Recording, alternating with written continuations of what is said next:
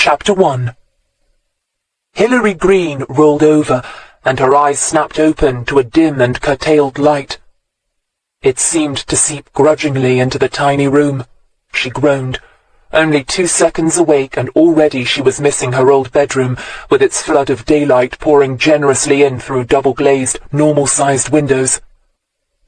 The noise that had awakened her cheeped once again, and she quickly groped one arm out from under the thin bed linen, banging her knuckles against the wall only a few inches, or so it seemed, from the bed. Yelping in pain, she managed to scuffle around on the floor for the mobile phone beside her bed and, eyes still half shut, pressed the right button. "Yes, D.I. Greene," she mumbled, knowing full well it couldn't be a social call so early in the morning. Damn it, what was the time? She peered downward, but the face of her wristwatch, also on the floor, was too small for her to make out more than an impression. Shit, what she wouldn't give for a decent bedside table. Not that she had room for one, of course. "Hilary, morning. Hope I didn't wake you." Hilary's eyes opened more fully.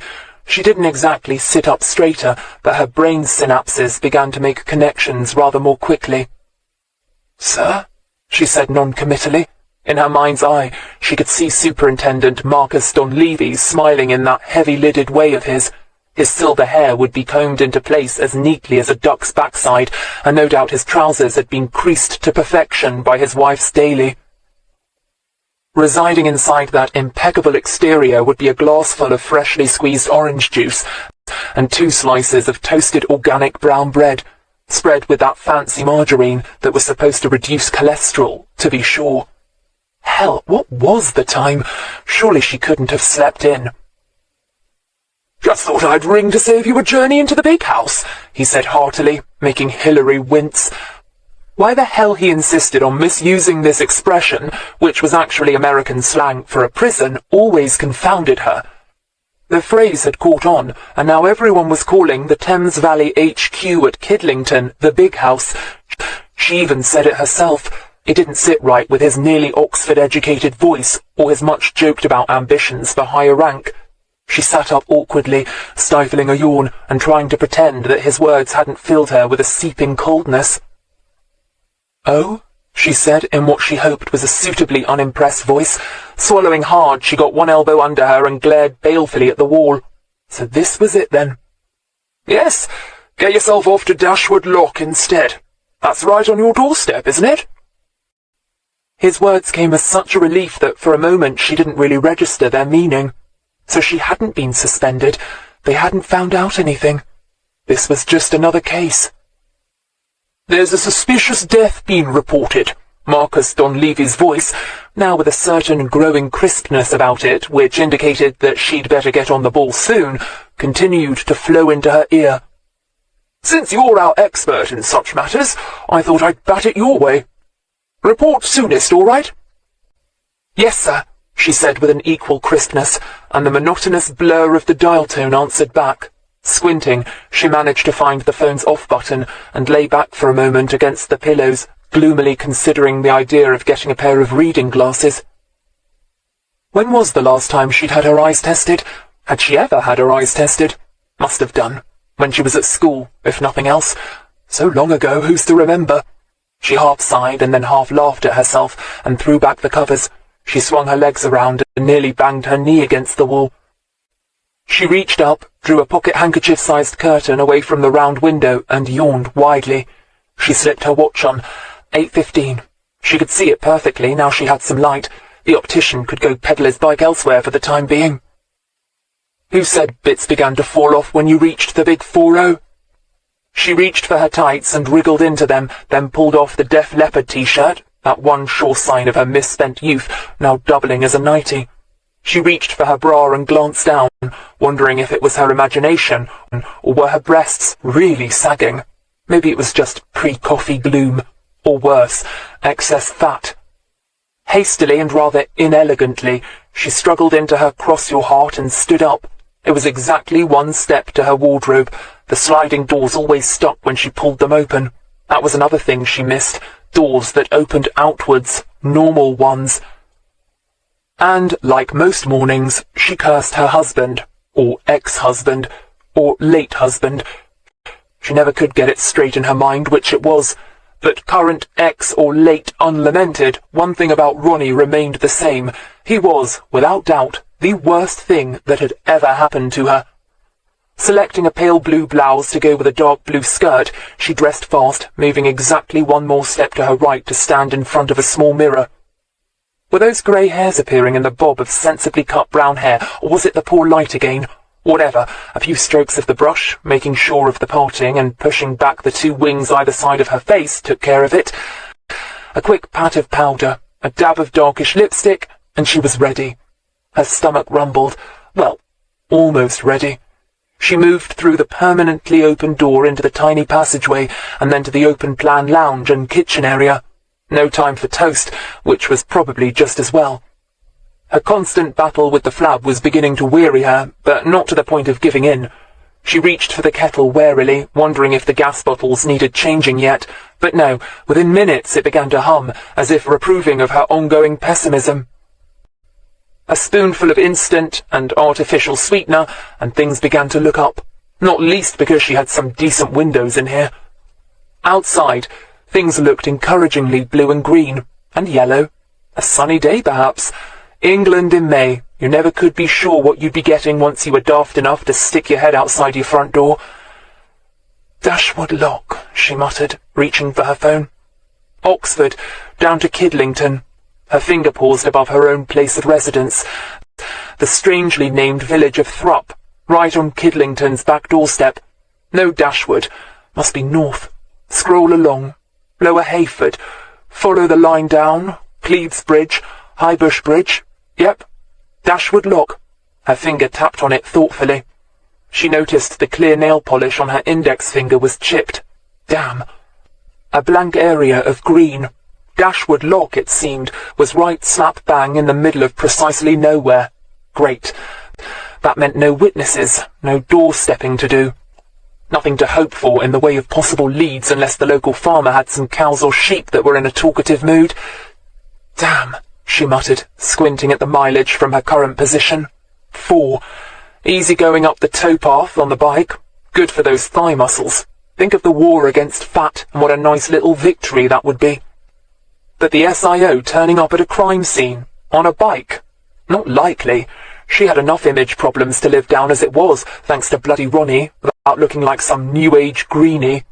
No, the car it would have to be, which meant finding the nearest village, which, by the looks of it, was Northbrook. Her lips twisted wryly as she contemplated the map, no doubt a regular hive of activity, full of eager citizens all anxious to assist the police with their inquiries. She gulped her coffee, keeping a wary eye on the clock. Barely 5 minutes since the phone call from Don Levy. But why had she had a call from Don Levy in the first place? Her brain, with its first shot of caffeine, began to wake up. Mellow Mallow, as DCI, was surely far more likely to be the one doling out the jobs. Unless he'd been told to lie low until the inquiry into Ronnie was over. In which case, Don Levy would probably be playing the kid glove angle with her for some time to come. That sick feeling was stealing back into her insides again, and she swallowed the last of the coffee hastily, hating the taste of the artificial sweetener and longing for sugar and comfort. But she knew she'd be getting neither today. She reached for her bag and jacket, and sidestepped into the narrow corridor. She glanced into the bedroom at the unmade bed, then shrugged, ducking comically low as she walked up the iron stairs. Several extremely painful bangs on her head during her early days here had taught her to keep on with the Hunchback of Notre Dame look whenever she went out. Unbolting the dual metal doors at the top, she emerged into a sunny May morning. A family of long-tailed tits were twittering their usual high-pitched calls in the willow opposite, and a woman walking her dog smiled at her. Yeah, Hilary thought, to both the birds and the woman, but she felt instantly better for being outside, with room to breathe and manoeuvre. She stepped off the platform and onto solid ground, shutting and locking the doors behind her. Hoisting her bag over her shoulder, she turned and walked the length of the Mollern, all 50 feet of her, and glanced idly at her paintwork in passing. Like most canal boats, moored in their posh private moorings at Thrupp, the boat was black-bottomed and well-maintained, but whereas her neighbours' boats were painted the cheerful bright blues, greens, reds and yellows that were so popular in native canal art, Her uncle's boat was a combination of pearly grey, white and black, with a touch of pale gold.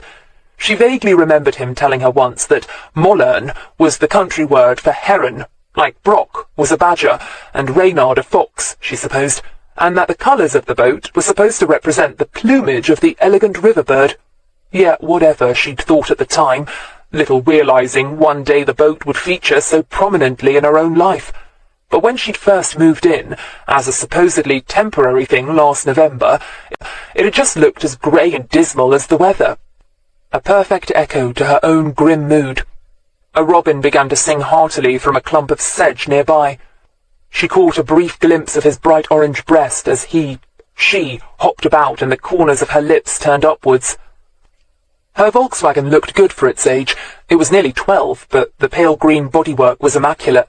When you couldn't afford to buy a new car, it was uplifting to realise how quickly the human spirit could embrace the concept of wax, even her own previously wax-free spirit. Hilary opened the door, slid in and turned the key.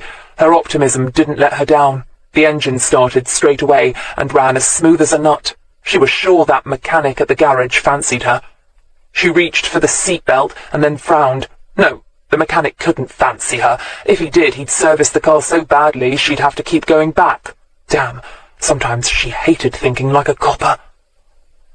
Heading north along the main Oxford to Banbury Road, she finally set her mind to work. And Dashwood Lock.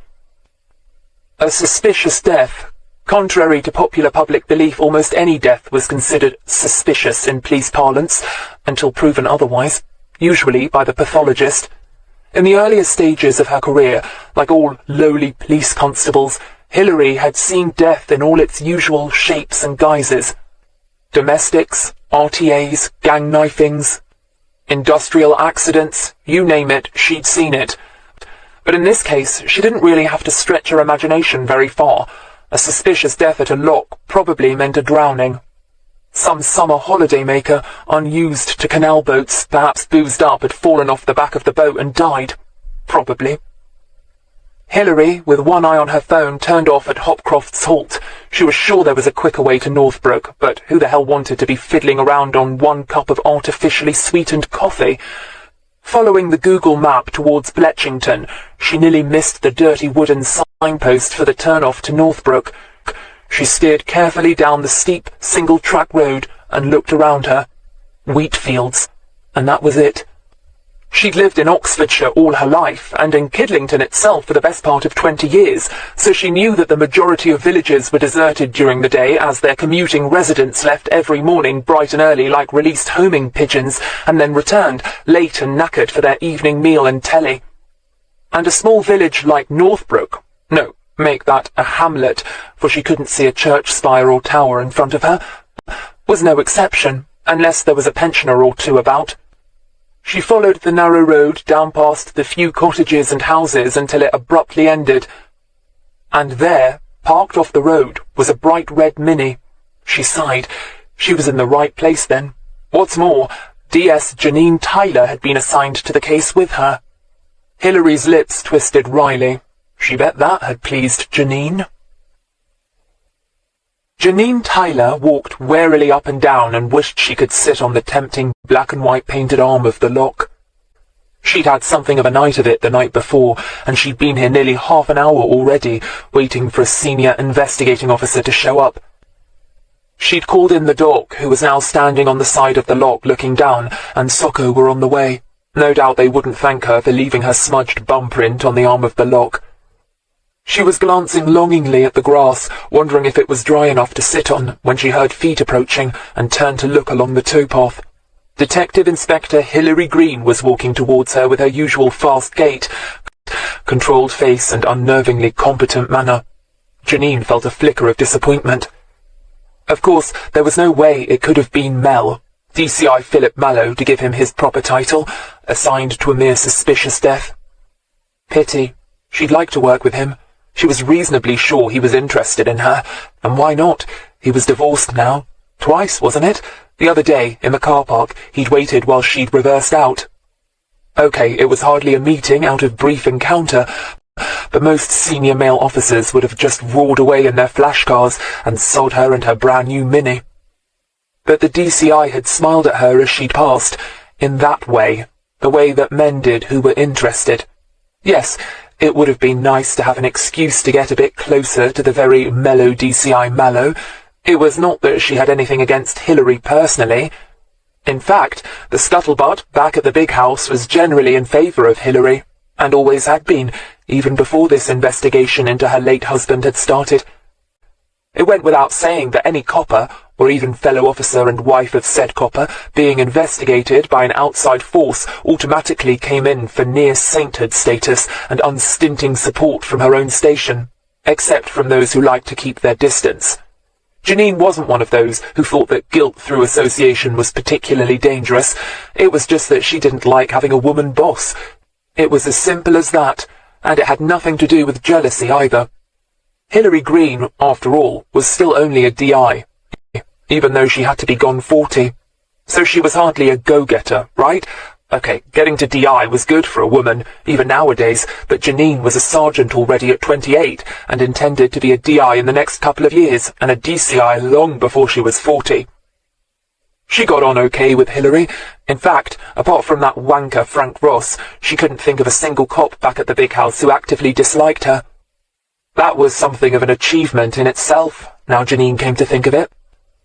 It was just that once you got two women working on a case together, out came all the nudge-nudge wink-wink jokes, and the all-you-girls-together mentality really pissed Janine off.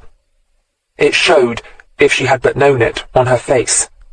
As Hillary drew level, she noticed the younger woman straighten up, as if expecting some kind of reprimand. Just what was the sergeant's problem? Hillary wondered warily.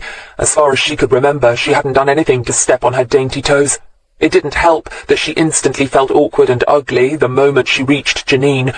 Janine, at 5'6", was a good 3 or 4 inches shorter than Hillary, and blonde, damn her, and thin, double damn her.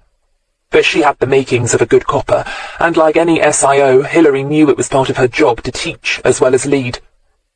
Even if the trainee would obviously rather be taking orders from anyone else but her. Well, perhaps not from Frank Ross. "What have we got?" she asked, trying not to sound like a growling dog that had just had its bone taken away. "Boss," Janine said, by way of greeting. "Mrs. Milliker was out walking her dog this morning.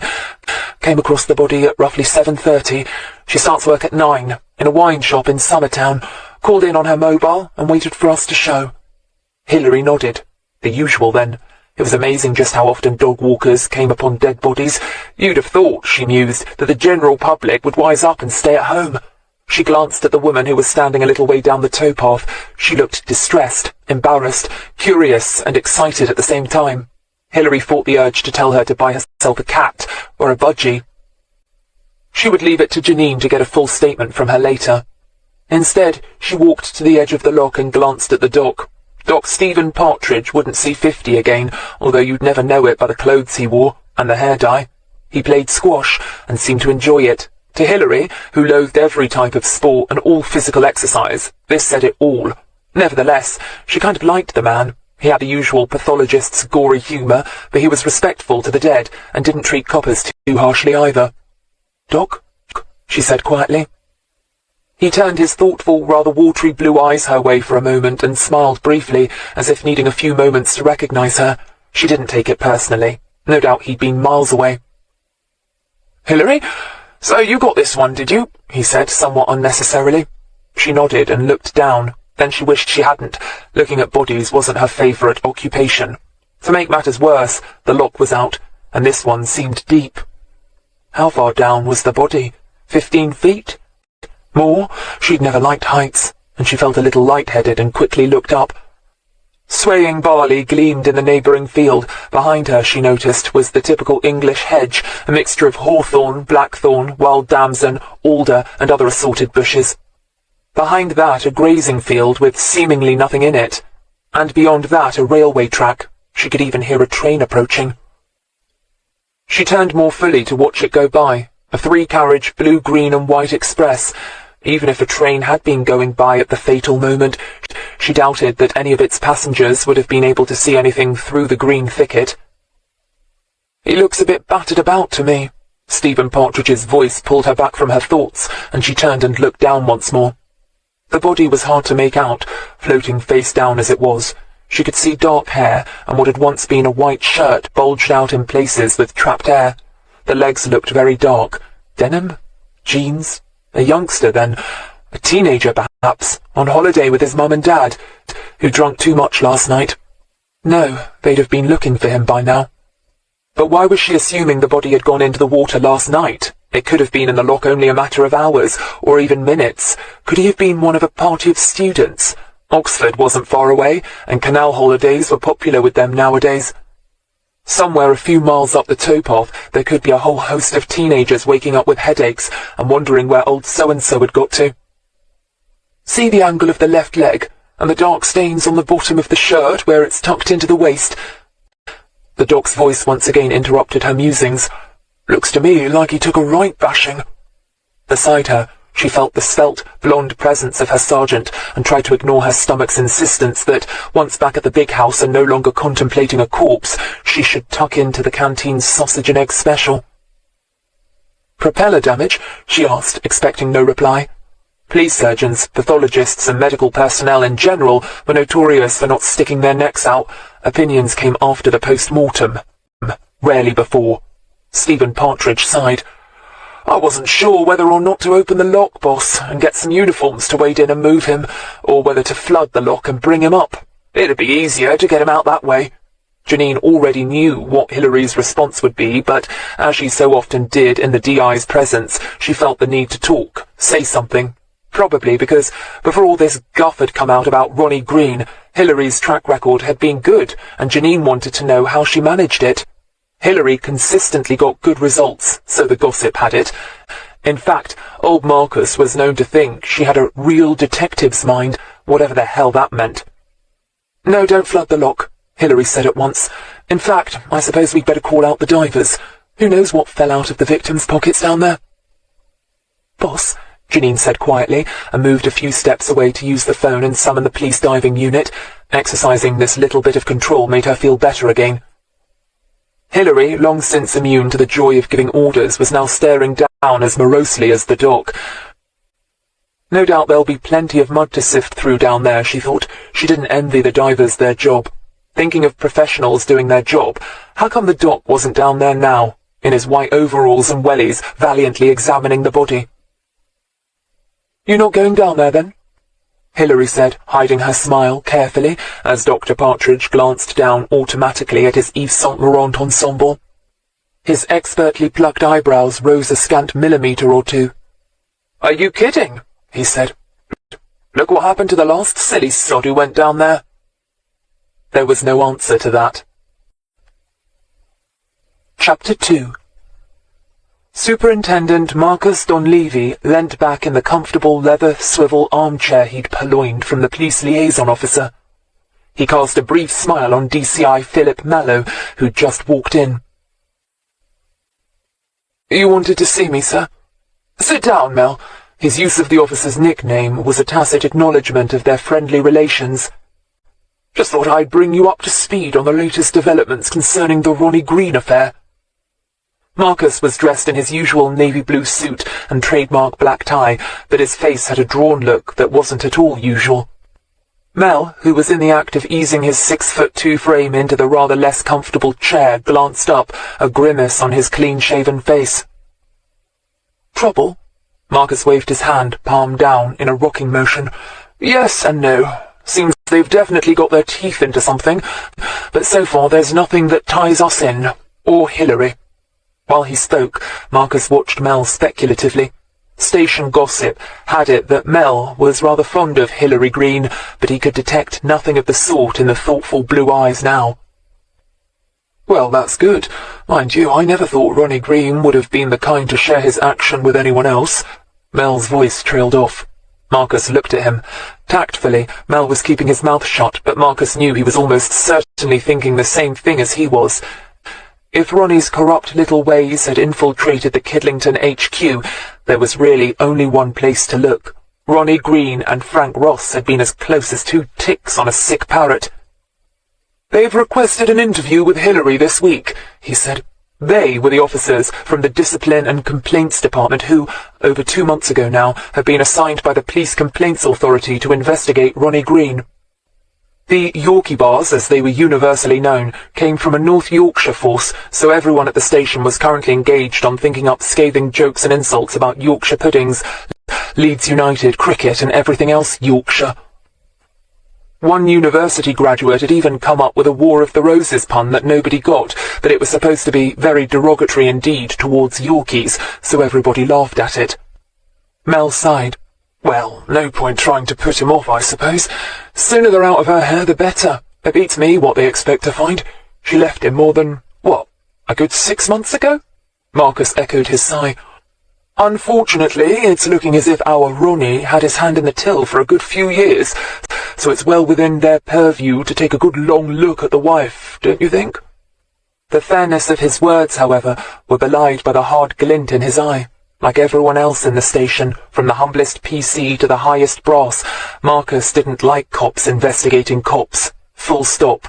Mel snorted. Yeah, right. I just hope somebody's put them right on Ronnie Greene's wandering hands and eyes, and made it clear that theirs wasn't exactly a match made in heaven. If Ronnie was raking in the dosh, Hillary's the last woman he'd have spent it on. Or trusted to hide it for him, for that matter. In fact, knowing her, she'd have been quite likely to donate the whole lot to the Sally Army, just to see the look on his face when he found out. Marcus grinned. Mel was certainly quick to defend Hillary, but was there anything more to it? No, Marcus couldn't see them as a pair. Mel, for all his laid-back reputation, was an ambitious sod, and although Hillary was too, there was a difference, a vast difference. Mel wanted to be chief constable one day. He was political. He knew how to cultivate friends in the right places and play the game. But Hillary, Marcus had always thought Hillary simply hated bad guys and girls, just liked doing the job, enjoyed seeing crooks take the fall. To Mel, that was almost a means to an end, but with Hillary, he'd always felt there was something far more personal about it. It was as if she enjoyed being a copper in a way very few of them did. He'd never known her to complain about public bias, for instance. Some cops got fed up with the pig jokes, friends' carefulness with their drinking whenever a cop was invited to a party, the endless innuendos about racism, elitism, or whatever ism was currently in vogue. But Hillary never seemed to care. If a member of the public baracked her at a crime scene, for instance, if anything, it made her smile. And, for all his mellow reputation, that wasn't something Marcus could ever see the chief inspector doing. Mel was too wise about himself not to have at least some idea that they were oil and water, and since masochism wasn't one of his faults, who did Mel have his eye on? One thing Marcus was sure of. Mel's 2 previous divorces hadn't been enough of a case of once bitten, twice shy to keep him away from the ladies. So, you want me to tell Hillary to keep herself available? Mel offered now, looking a little surprised when Marcus shook his head. No, I'll do it. Besides, I wanted to tell you, I've assigned her to a case. Mel looked even more surprised, as well he might. To all intents and purposes, Hillary had been practically desk-bound since her husband's death and the allegations of corruption that had quickly followed. He must be wondering why Marcus was giving her an assignment now. But a second later he nodded. Of course, if Hillary is working an ongoing case, she'll have less time to give to the D&C people. Marcus nodded back. Why make it easy on the buggers? So what's the case? Mel asked. Suspicious death. Mel frowned. Marcus knew exactly what he was thinking. A suspicious death could turn into a murder inquiry, and that might lead to ramifications in certain quarters. True, Hillary herself wasn't under investigation yet, but how long would it be before her bank statements were subpoenaed and her neighbours questioned? Had Mrs. Greene been going out a lot lately? New fur coat? New car? Where did she go on holiday last year? The year before? Of course they'd find nothing, because there was nothing to find, but to have someone under that kind of pressure heading up a murder case... Relax, he said, and Mel shifted uncomfortably in his seat. It's a body in a lock. It's bound to be some boozed-up boatie who took a tumble. It has death by misadventure written all over it, or suicide, maybe. Just serious enough to give her some good excuses to be out in the field whenever the Yorkie bars came a-calling. Mel nodded. Okay, I'll keep an eye on things. Marcus added thoughtfully. When I rang her this morning, she didn't seem all that up. Still, no one expects her to be chipper with her life in the crapper. Hey, didn't know I was poetical, did you? Mel smiled obligingly. I don't think she likes living on the boat. No? Marcus was genuinely surprised. I thought it would have been most people's idea of a dream come true. Life on the open road, well, open canal, all that wildlife, kingfishers and stuff, a small space to keep clean, no housework to speak of. Mel shrugged. I suppose it all depends on the circumstances, doesn't it? I mean, it wasn't as if she'd always wanted to live on the canal. It's just that when she left Ronnie and the bastard kicked up rough about not selling the house till the divorce was final, or letting her live in it either, she had nowhere else to go until her solicitor could flex some of his own muscle, and she'd have been mad to shackle herself to another mortgage before she'd offloaded Ronnie for good. You know what a tricky bastard he was. She had to stay local. And you know as well as I do, living so close to Oxford, what rents are like round here on anything even halfway decent. Marcus nodded. Luckily, he and his wife had bought their modest, but now very desirable detached house in the moors nearly 25 years ago, before things got so crazy. Right. Think the government's latest plan to help us and the nurses and firemen to buy locally will be any use? For a while their talk turned to more general topics. It wasn't until Mel was making moves to go that their conversation got back to the internal inquiry that was causing so much aggro. If Ronnie has been pulling in the dosh for so long, he must have collected quite a wad, Marcus said, automatically lowering his voice, even though the door was firmly shut and only Julie, his secretary, was sitting outside. I know he was a bit brash, but he could be surprisingly sophisticated in certain ways. But not with women. Marcus nodded, remembering the string of affairs, always with blondes, usually recruited from the restaurants, pubs and hairdressers of nearby Oxford. So, with a bit of luck, they'll never be able to pin him down, said Mel. No wads of cash packed around the central heating lagging on the boiler, no gold coins in a safety deposit box, no stocks and shares in a portfolio with a city stockbroker that would have kept a professional footballer's wife happy. Let's hope not, Marcus said with feeling.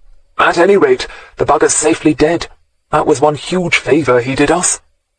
Mel laughed and nodded, then rose, stretching as he did so. Who'd have thought there'd be so much money in tiger pricks? The sun was definitely shining as if it meant it. Hilary glanced once more at her watch. It was now gone 10:30, and there wasn't a cloud in the sky. Behind her, some dog roses, the first of the season, were beginning to uncurl their pale pink petals, and a squadron of ducks and one brave moorhen, no doubt attracted by human activity, were clustered around her feet, looking for a bread handout. If it wasn't for the presence of a black, rubber-suited diver below, and the insistent presence of the bobbing corpse, it would be a perfect kind of day. The sort of day Evelyn Waugh would have set on the Isis, with Oxford's streaming spires shimmering around his characters, rather than the more prosaic Oxford Canal in the middle of nowhere. "Ready, Gov?" the diver called up to her, and she nodded, wondering why there wasn't a second one. Didn't divers always work in pairs for safety? Probably cutbacks were the reason, she thought, with a non-accountable person's smug indifference to the cost of things. Or perhaps, with the water being barely 4 foot deep, the other diver had managed to skive off. "Right, let's get the gate fully open," she said to the uniforms who'd since gathered. "Give the man some room." Then she wondered if she meant the diver or the body.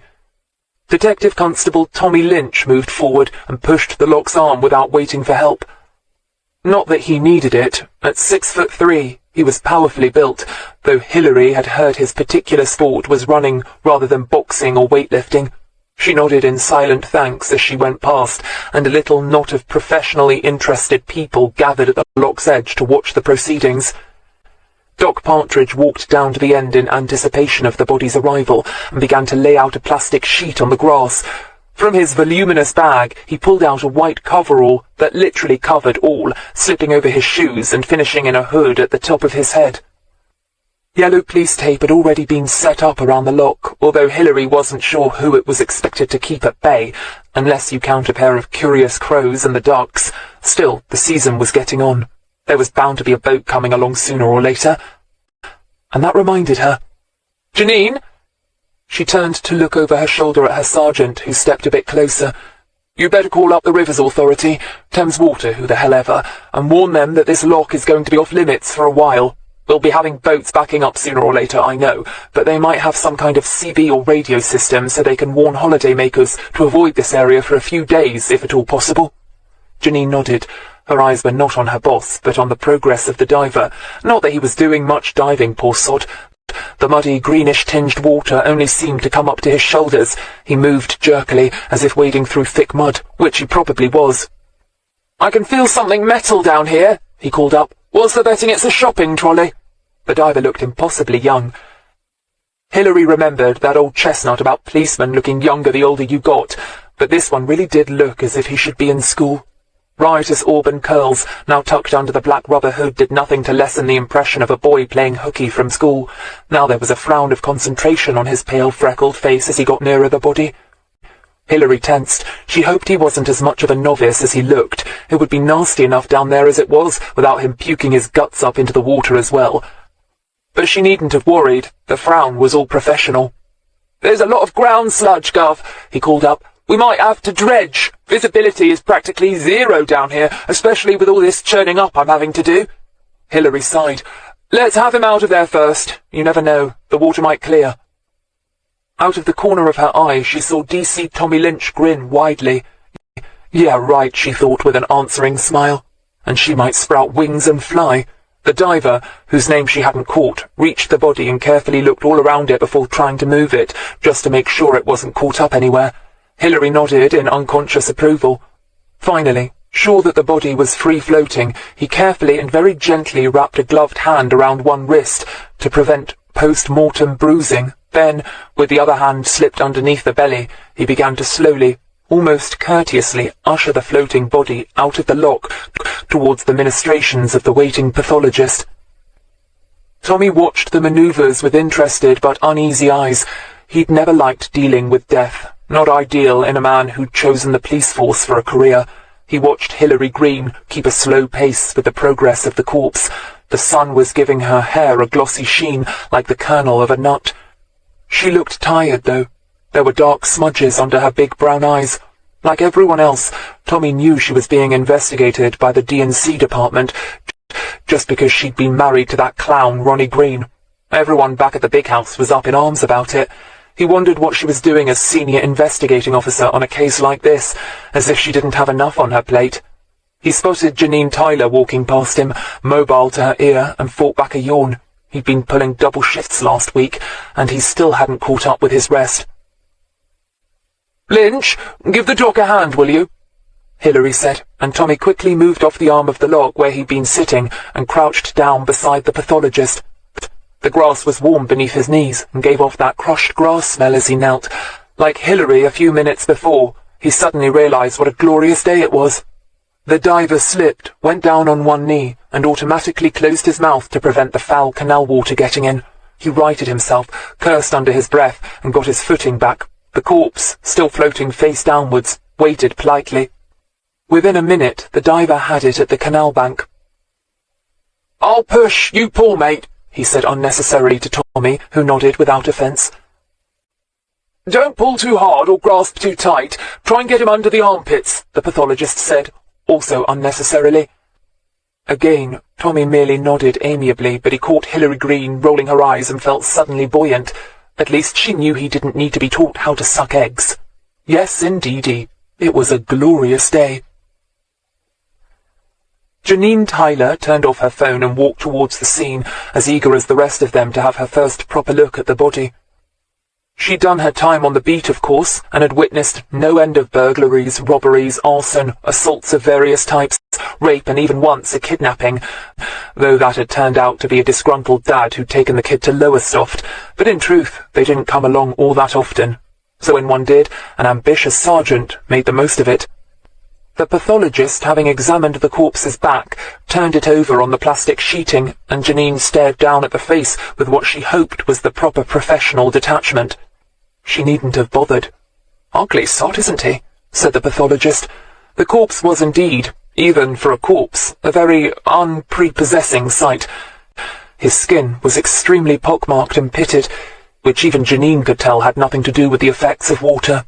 Also, a scar ran over his right eyebrow, interrupting its dark shagginess with a pale white line. His hair was dark, as were the sightless eyes, now slightly filmed over. He had an angular face that leaned more towards the ferret than the feline. His teeth were yellow and uneven, reinforcing the rodent look. An ugly sod, as Dr. Stephen Partridge had so aptly put it.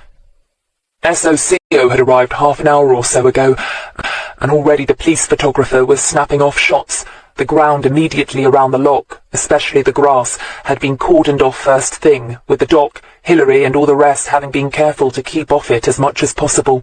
Still, Janine had known straight away that it would be useless. The ground was too hard to take footprints, and besides, the best crime scene of all, as far as SOCO were concerned, would be the boat itself. Finding it would have to be D.I. Greene's #1 priority. Hillary was thinking much the same thing. She knew that the speed limit on the canal was a whopping 4 miles an hour, not that she'd even so much as moved the Mollern from her mooring, so she doubted it could have got that far. In fact, she'd spent the entire morning half expecting to get a call on her mobile, patched through from the big house, saying someone had already missed one of their boating party. That, or a call from Mispa. Now, though, as she looked at the scarred and ugly face, she wondered if anybody would bother reporting this person as missing. Then she felt guilty. Just because he wasn't exactly a George Clooney look-alike didn't mean somebody didn't love him. Even so, she just felt in her bones that this wasn't going to be quite as simple as she'd first thought. "Any ID, Doc?" she asked, although she knew it was impossible to rush him. Stephen Partridge grunted and didn't so much as lift his eyes from his inspection of the corpse's crotch. Hillary sighed, walked to the arm of the lock, which SOCO had long since dusted for prints, brushed some black powder off and sat down. "Young male, about mid to late 20s, I guess." The doc was seemingly talking to nobody in particular, although Janine was the one taking notes. "As of now, I'd say, but don't quote me, that he went into the water sometime between 7 and midnight last night." Hillary rubbed the side of her nose with one finger. "Earlier rather than later, I think." Noticing several people turn to look at her, she explained. "Narrowboats don't travel well at night. The majority of them aren't fixed with any kind of headlights, for example, and the canal authorities actively frown on people travelling after dusk." "Oh, right," Stephen Partridge said absently. There was something about his tone that caught Hillary's attention. She left the lock and moved back to the canal side, careful not to get in the way of any of the SOCO team. She'd supervised so many crime scenes by now that this was second nature to her. She crouched beside the doctor. "What?" she said simply. Stephen Partridge glanced at her, then away. "There seems to be a lot of damage in the lower abdominal region," he said, deliberately non-committal. "Of course it's hard to say with the genes still being on." "And dog." "Propeller damage?" she asked. "Maybe." He moved his gloved hands carefully over the pelvic region, finally dipping into the pockets. It was not easy. The jeans were a tight fit. "No wallet," he said. The body was wearing a once white t-shirt and a black leather jacket. He tried the pockets of the jacket and shook his head. Hillary sighed. No easy ID then. No witnesses, unless one counted the woman walking her dog. Great. She got to her feet, feeling her knees twinge ominously. Ignoring her discomfort, she walked a few steps away. "Right, Janine, you'd better get back to the village and do some doorstepping. Not that you'll find too many people home at this time of day, so you'll have to come back tonight. The usual." Janine nodded and walked away. Hillary watched her go. She wondered what the pretty blonde got out of her job, then thought about why she herself had joined the force. Then she wondered why the hell Ronnie ever had. Unless it had been with the express purpose of hooking up with an illegal animal parts smuggler and making a fortune. She wouldn't have put it past him. "Mom?" The voice, a gentle prompting, came from Tommy Lynch. "You'd better take a walk along the towpath. Let's see. Say the boat came through as early as 7. 4 miles per hour. Say it did 8 before it moored. And this morning, say whoever." She nodded towards the corpse. "For some reason hadn't been missed, and the boat's done another few hours travelling. Say the boat could be 20 miles away max. The lock was open downstream, so head north first. Walk down the towpath for a couple of miles and talk to everyone on any moored boat you can find. You're looking for anything unusual. Allow party on one of the boats, a boat going by after dark. Any talk of a holiday maker who's gone home early or in a huff, the usual." Tommy nodded and grinned happily. "Mom?" Hillary talked to the dog walker, Mrs. Malacca, again, this time describing the corpse. Photographs might be a bit too grisly to inflict on the general public, she quickly decided, but the dog walker didn't recognise the description as that of anyone who lived locally. Somehow, Hilary wasn't surprised. Nothing was ever that easy. At least, not for her it wasn't. Chapter 3. Frank Ross shook his head at the proffered smoke. No thanks. Then he watched Sergeant Curtis Smith put away the pack with a twinge of regret. Like all public buildings, there was a strict no-smoking policy at the big house, and he'd have liked to indulge the chance to break the rules. But not with the Yorkie bars, not even Frank was up for that. So, D.S. Ross, the younger one began, leaning forward and ostensibly perusing the notes in front of him. We've been told that if anyone was close to Ronnie Greene, it was you. Is that right? Inspector Paul Danvers lifted his pale blue eyes from the file and raised one blonde eyebrow. Prat, Frank thought, typical of what the force was coming to. Smith was older and probably knew more about coppering than this blonde fairy ever would, but who was the mere sergeant and who was the high flyer? No doubt Danvers was putting in his time at D&C as a career boost before being shifted into something much sweeter. Buttering up the brass, showing he could do a nasty job if necessary, that he could be counted on to be unpopular and still come through. Still, he'd learn. Frank smiled. Sure, I knew Ronnie Greene well enough. We went through training college together, walked the same beat for a while. Then, when we got out of uniform and he got his DI, me and him handled a lot of cases together. He had a good arrest record, but I suppose you already know that. Right, sir? He gave another smile and a passing nod at the file on the table. He knew they didn't give a sod about Ronnie's arrest and conviction rate. Yes, D.I. Danvers' voice was smooth as butter. Goes with the colour of his hair, Frank thought, with an inward snort. But he's the sort who goes to the gym twice a week too. Different now from when Frank was his age. Then, just being a copper kept you fit. You got boxing lessons from the street gangs, and sprinting practice from the nimble young burglars who'd leg it as soon as they heard the whistle. But he doubted if old Butterface Danvers ever did anything more energetic than pull his chair out from behind his desk. Idly he reached up and scratched his ear. So, you must have been surprised when the allegations about Ronnie's dealings with these illegal animal traders came up. Frank shrugged his pudgy shoulders and held up his hands in a mock defensive gesture. He looked like a shocked Winnie the Pooh, a few stone overweight with thinning grey hair, a round pink face and deceptively innocent blue eyes. Could have knocked me over with a feather. So Ronnie never mentioned to you that he had a Jaguar XJS in a lock-up in Headington? You never went with him on all those weekend junkets of his to Paris, or the little side trips to Amsterdam? Frank grinned. Amsterdam? What a place that was. And the red light district. Sorry, I like to go to Benidorm for my holidays, and then only once a year, like. Right, said Paul Danvers dryly. So you never questioned his Patek Philippe watch, or all that gold jewellery he used to wear? Put in Curtis Smith. Frank snorted. Give me a break. Ronnie didn't wear no gold jewellery when he was working.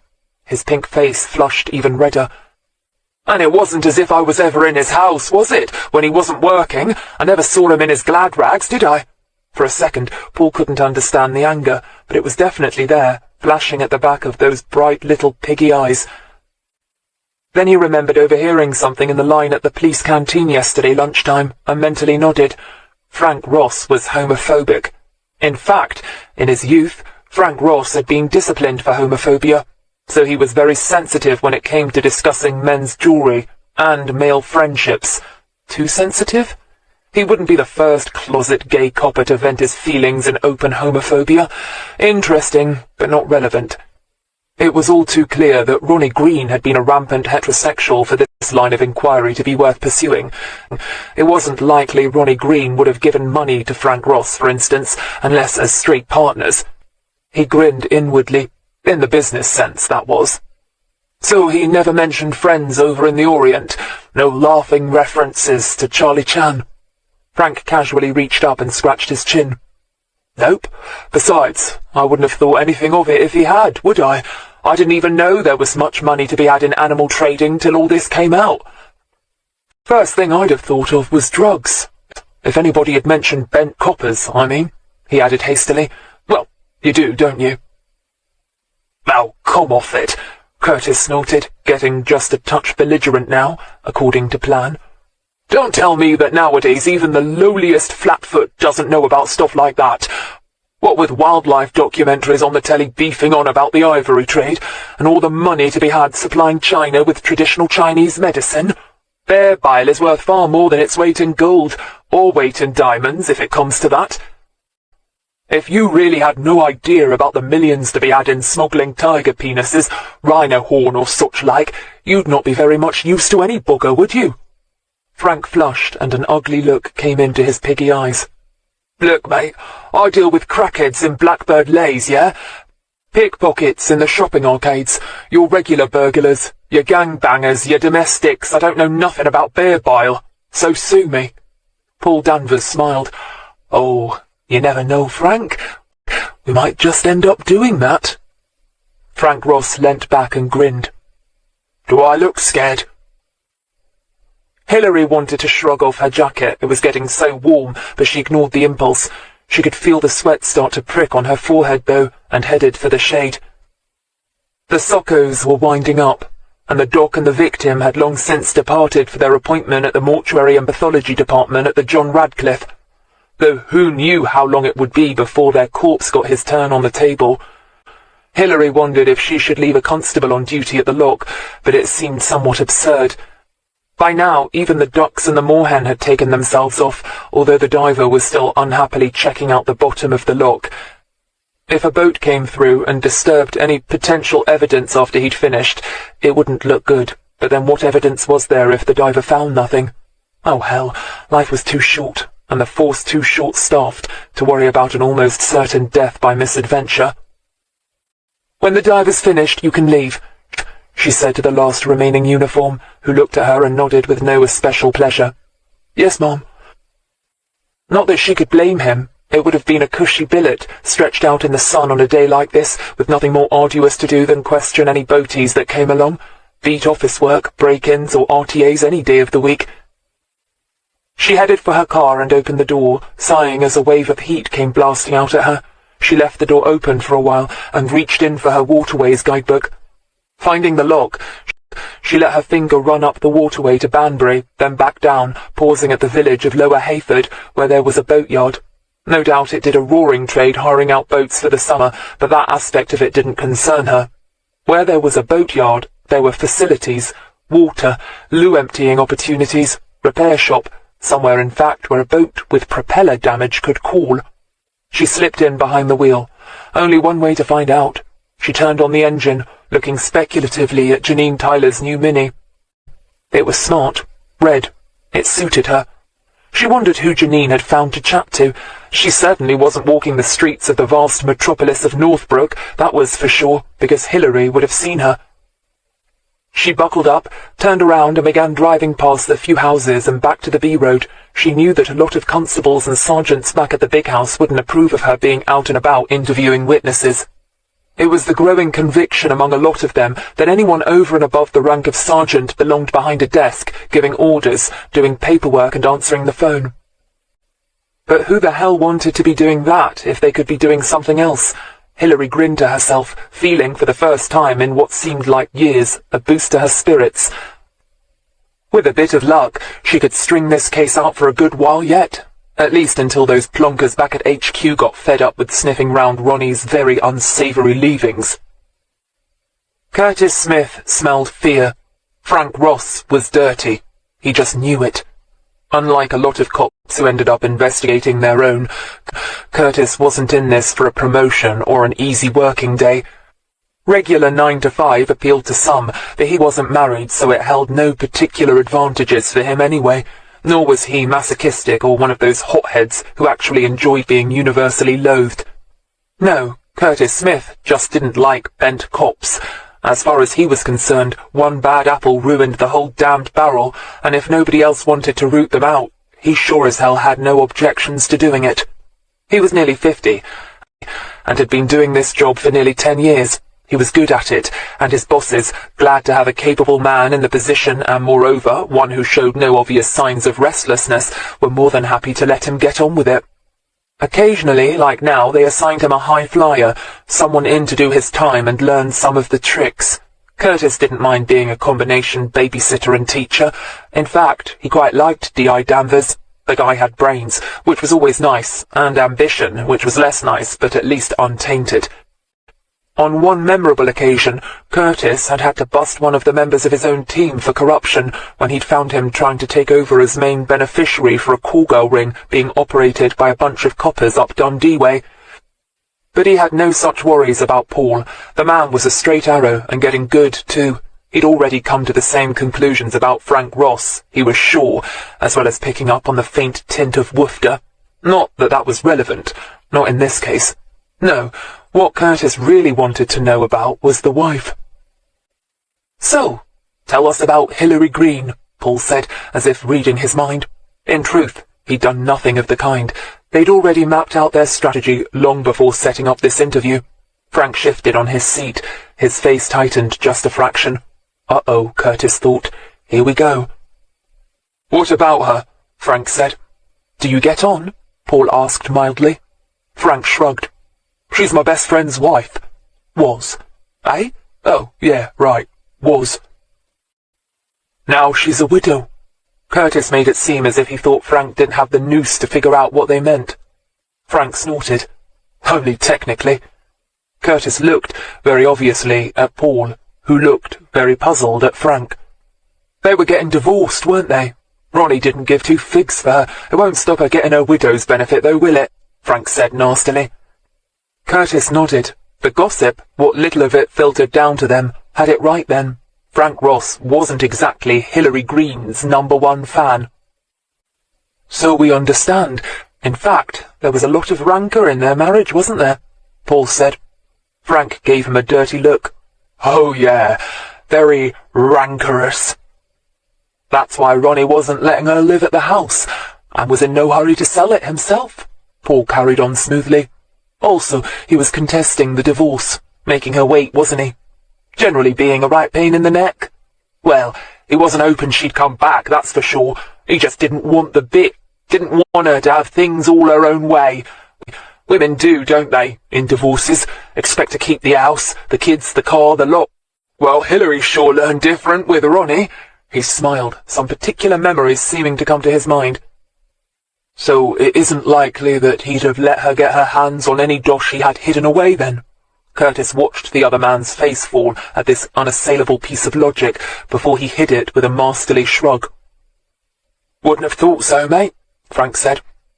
"Still, before things went sour," Paul put in smoothly, "it wouldn't have been the same, would it?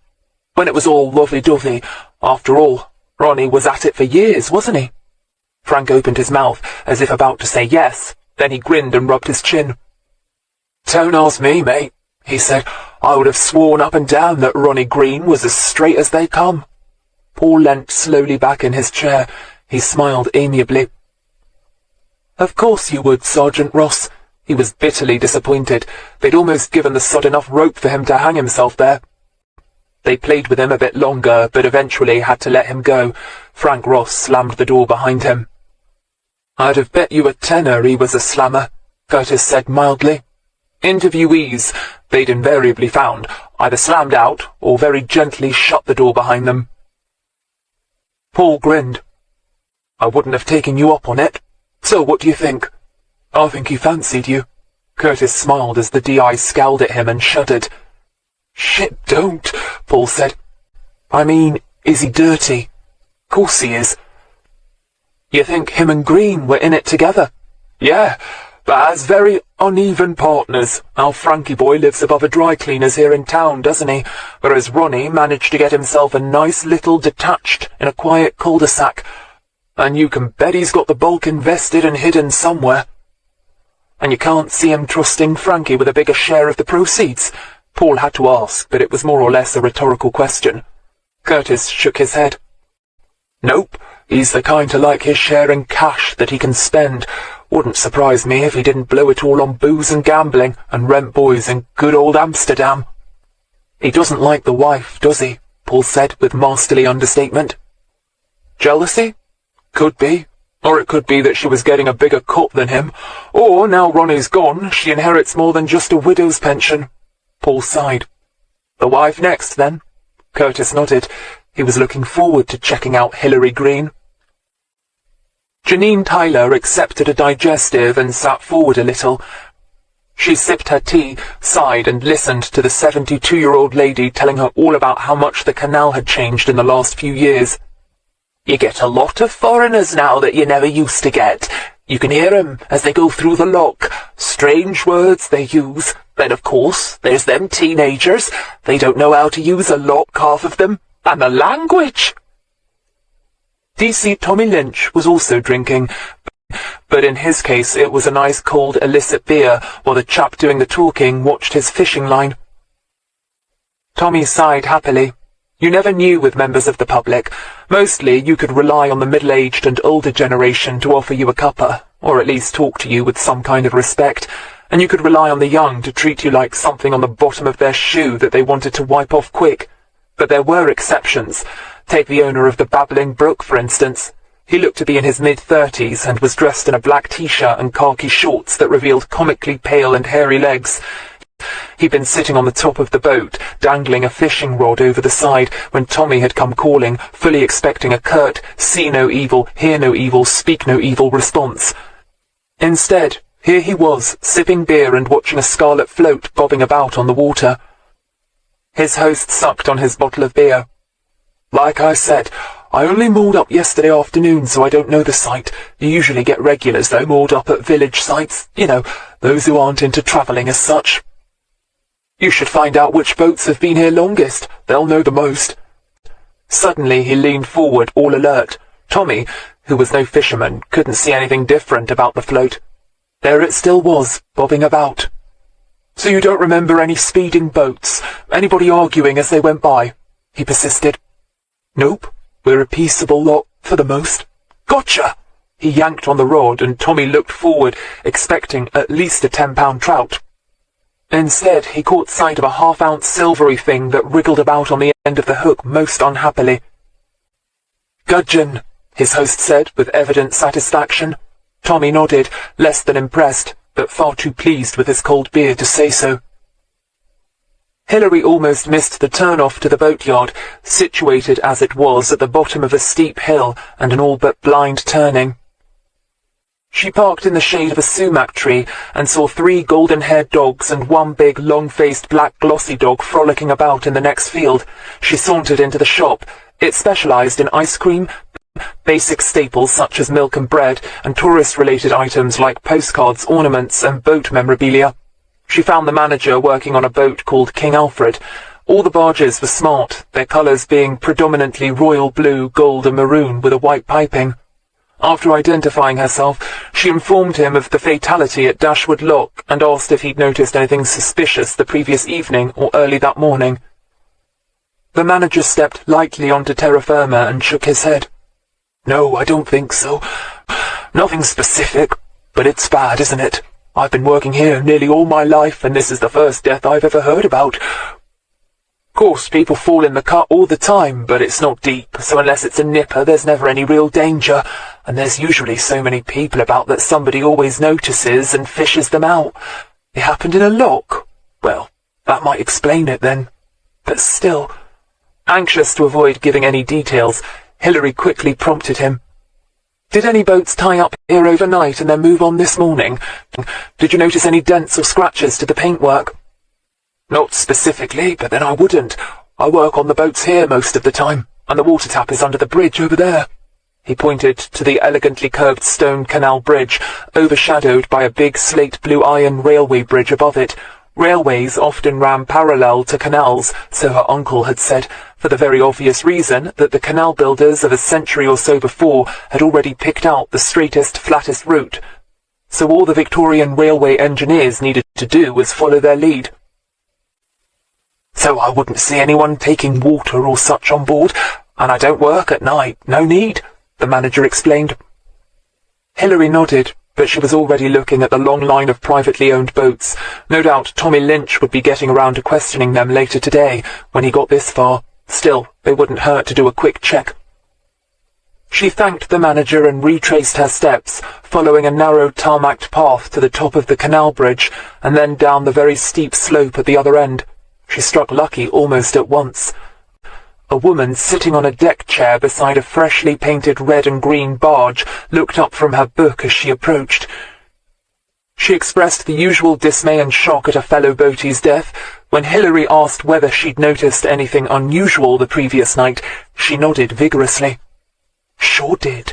A boat come through. Oh, it must have been nearly 9. It was practically full dark. Probably couldn't read the signs. She pointed to a British Waterways sign that asked passing traffic to please travel slowly past moored craft. Going more than the speed limit, huh? Hilary asked, with heartfelt sympathy. She'd lost count of the times in the past few months when she'd felt her boat being rocked as some Hooray Henry passed by on a speedy little river cruiser. It usually happened when she was dishing out soup or trying to pour a cup of coffee. It was yet another thing she couldn't seem to get used to. Your home rocking under your feet. The woman grimaced. Hell yes, I don't know how they could see where they were going. There's a narrowing up ahead. I was half expecting to hear them hit it, but they didn't.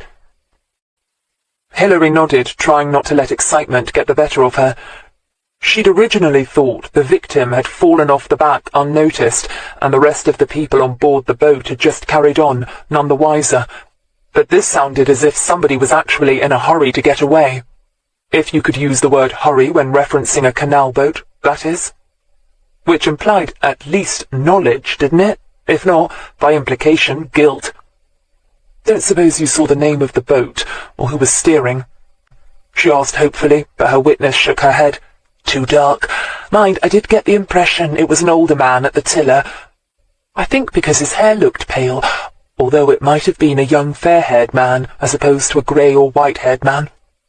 Hilary nodded and sighed. I expect a constable will be along sometime this afternoon. Would you mind making sure you don't leave before giving him a statement? Sure. We're staying here for another week or two before heading up to Stratford anyway. Hilary smiled and walked on, only to pause a few minutes later when she saw someone walking a spaniel. Of course, their body might not have come from a boat at all. It could have been a walker. She retraced her steps to the manager of the boatyard. He described several regular walkers, from a tall, thin, grey-haired man who walked a handsome Dalmatian to a woman with a pretty Sheltie and several owners of assorted Labradors and Collies. None even remotely resembled the corpse. Tommy peered into the boat's open door. Hello? Anyone home? He felt like calling, Ahoy on board, but manfully restrained himself. The beer had put him in a good mood, but humble PCs never forget their station in life, or the station they belonged to whom members of the public could, and often did, complain about the behaviour of flatfoots. He was glad he had restrained himself. A nervous-looking middle-aged woman stuck her head up from the depths of the well-appointed narrowboat and regarded him with anxious eyes. Big black Tommy Lynch didn't like it when people, especially women, looked at him like this. He felt belittled. He smiled widely and quickly reached for his ID. Detective Constable Lynch, Mom. He watched the fear fade out of her eyes, which was good, to be replaced by curiosity, which could be even better. I'm investigating a fatality that occurred sometime last evening at the next lock. He paused, waiting for her to make the usual noises, which she did, then continued. I've been asking all the other boat owners in the vicinity if they noticed anything strange last night. The gentleman on the babbling brook suggested I ask those who've been moored here the longest. It was a roundabout way of putting her at ease, but it seemed to be working. Have you been here long, madam? Oh, a few weeks, yes, but you should really speak to the man on the flyer. He's an artist. He notices everything. Tommy took her through the usual routine, but she was the sort who saw little and noticed even less, and cared least of all. He thanked her, and, with some relief and a little bit of trepidation, he'd never met any artists before, made his way along to the flyer, a small but conspicuous boat, since every inch of it was painted with elephants. Nothing else, just elephants.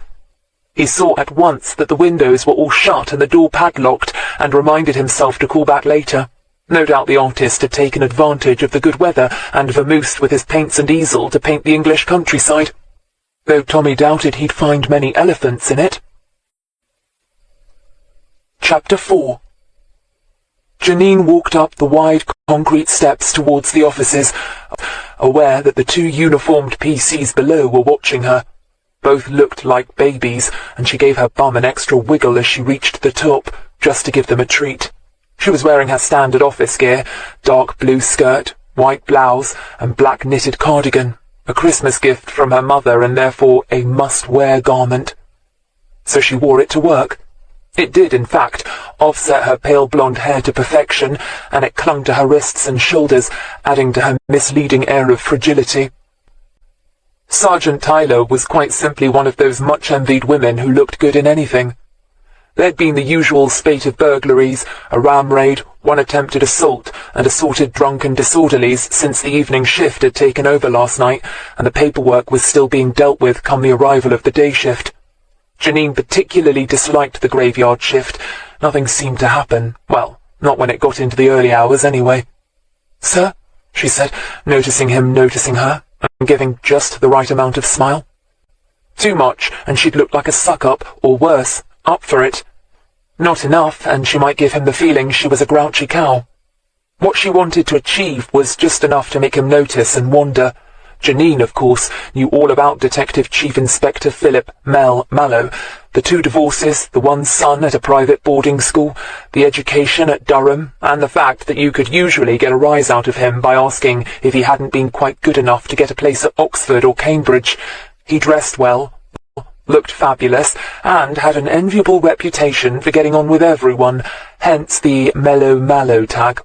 But Janine wasn't sure that it wasn't all just a nice little persona for the real man to hide behind, and she wasn't sure, not yet, that winkling out the real DCI Mallow would be worth all the effort. "Janine, how did it go yesterday?" he asked. It could be just a simple conversational gambit, a response to her smile, a way of getting her to chat. On the other hand, he might want to know how Hilary Greene had handled herself yesterday, and what the hell did she say to that? She didn't want to be anybody's spy in the camp. "Routine, sir." She spoke with what she hoped was the right amount of respect, tinged with back-off overtures. Mel smiled. "Good," he said vaguely, and wandered off to his office, leaving her staring after him. Shit, he had a type behind. He had a way of wearing clothes that she'd only ever seen on male models. Just once she'd like to see him looking nonplussed.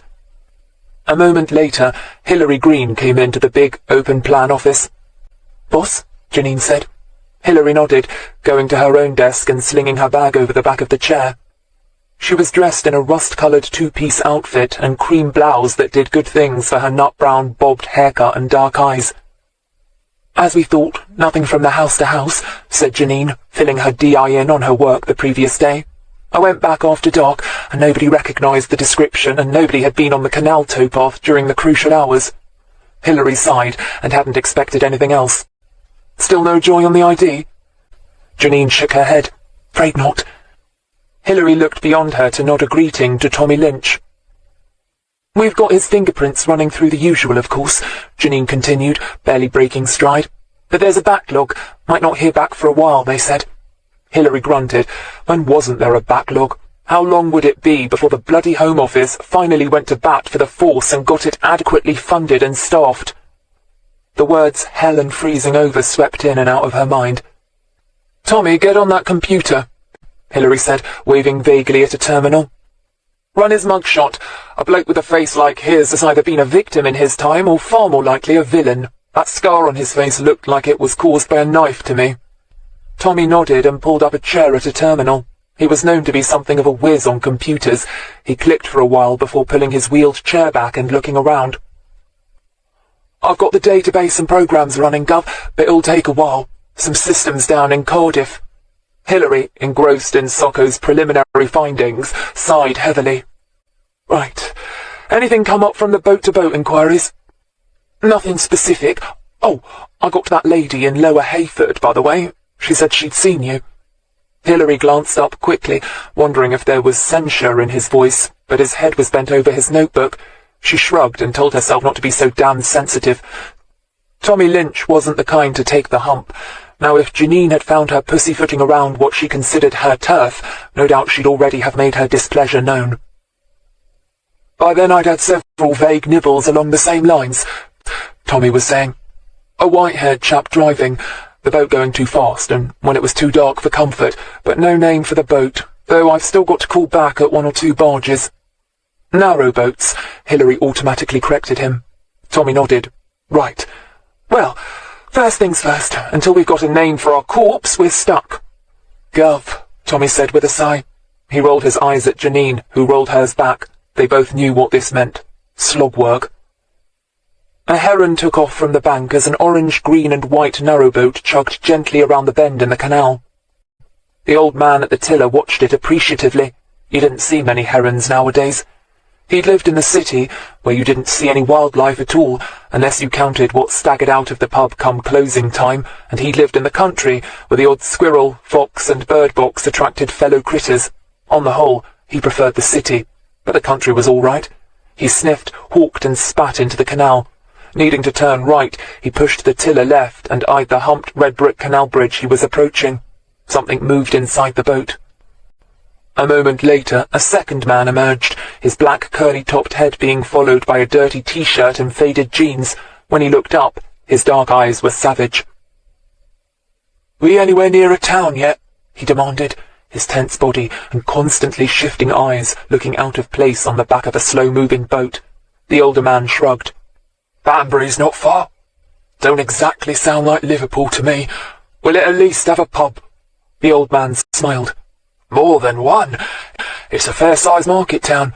Remember the nursery rhyme? Ride a cock horse to Banbury Cross to see a fine lady upon a white horse. Eh? You been drinking or something?" The old man sighed. "There's no booze on board, you know that. Luke's orders." The younger man spent the next 10 minutes graphically describing what Luke could go and do to himself, most of it being a physical impossibility. The old man let him rage on, knowing as well as the other man did that if Luke Fletcher was actually here in person, he'd be treated with the same fawning respect he was used to getting from everyone else, except coppers, of course, and even then. The old man steered under the narrow bridge with ease, looking up at the dank brickwork as they passed through. The sudden chill made him shiver. He was getting so that this was all becoming more bother than it was worth. Everyone knew he was just waiting to retire, if he ever got the chance. The younger man watched him and smirked, as if reading his thoughts. Then he scowled. A second later, a knife glinted in his hand. The older man's knuckles whitened on the tiller as he instinctively gripped it tighter, but his wrinkled face, with its hooked nose and slightly receding chin, didn't falter. The younger man pretended not to notice this display of toughness and began to clean his nails nonchalantly. You had to hand it to the old bastard. He had guts. He'd known a lot of people shit themselves, literally, when he'd done that trick. Course, he had a proper knife halter strapped to the underside of his wrist, which helped. As a teenager, he'd practiced and practiced with it until he could make the 4-inch steel-bladed stiletto appear in his hand as if by magic. Then he'd learned how to throw knives, and finally how to use them for real, close up and personal. That was why he liked knives. They were far more intimate than guns. He began to whistle listlessly under his breath. He wanted a drink and a shag, maybe even a hit. No, perhaps not a hit, not this trip, not after what had happened last night. Now was a good time to keep a straight head. Besides, everyone knew the old bastard was Luke's eyes and ears. Best not to antagonize the old buzzard. He went below and lay down on one of the narrow bunks. Sodding boats, he hated them. They were so narrow and cramped and slow. Hell, he didn't know it was possible for any motorized form of transport to be as slow as this. It was driving him crazy. Hilary looked up as Mel appeared in front of her desk. "How's things going?" Hilary leaned back. "Slowly. We've still not got an ID." "Suspicious, you think?" Mel perched one buttock on her desk and swung a leg. "Maybe," Hilary said.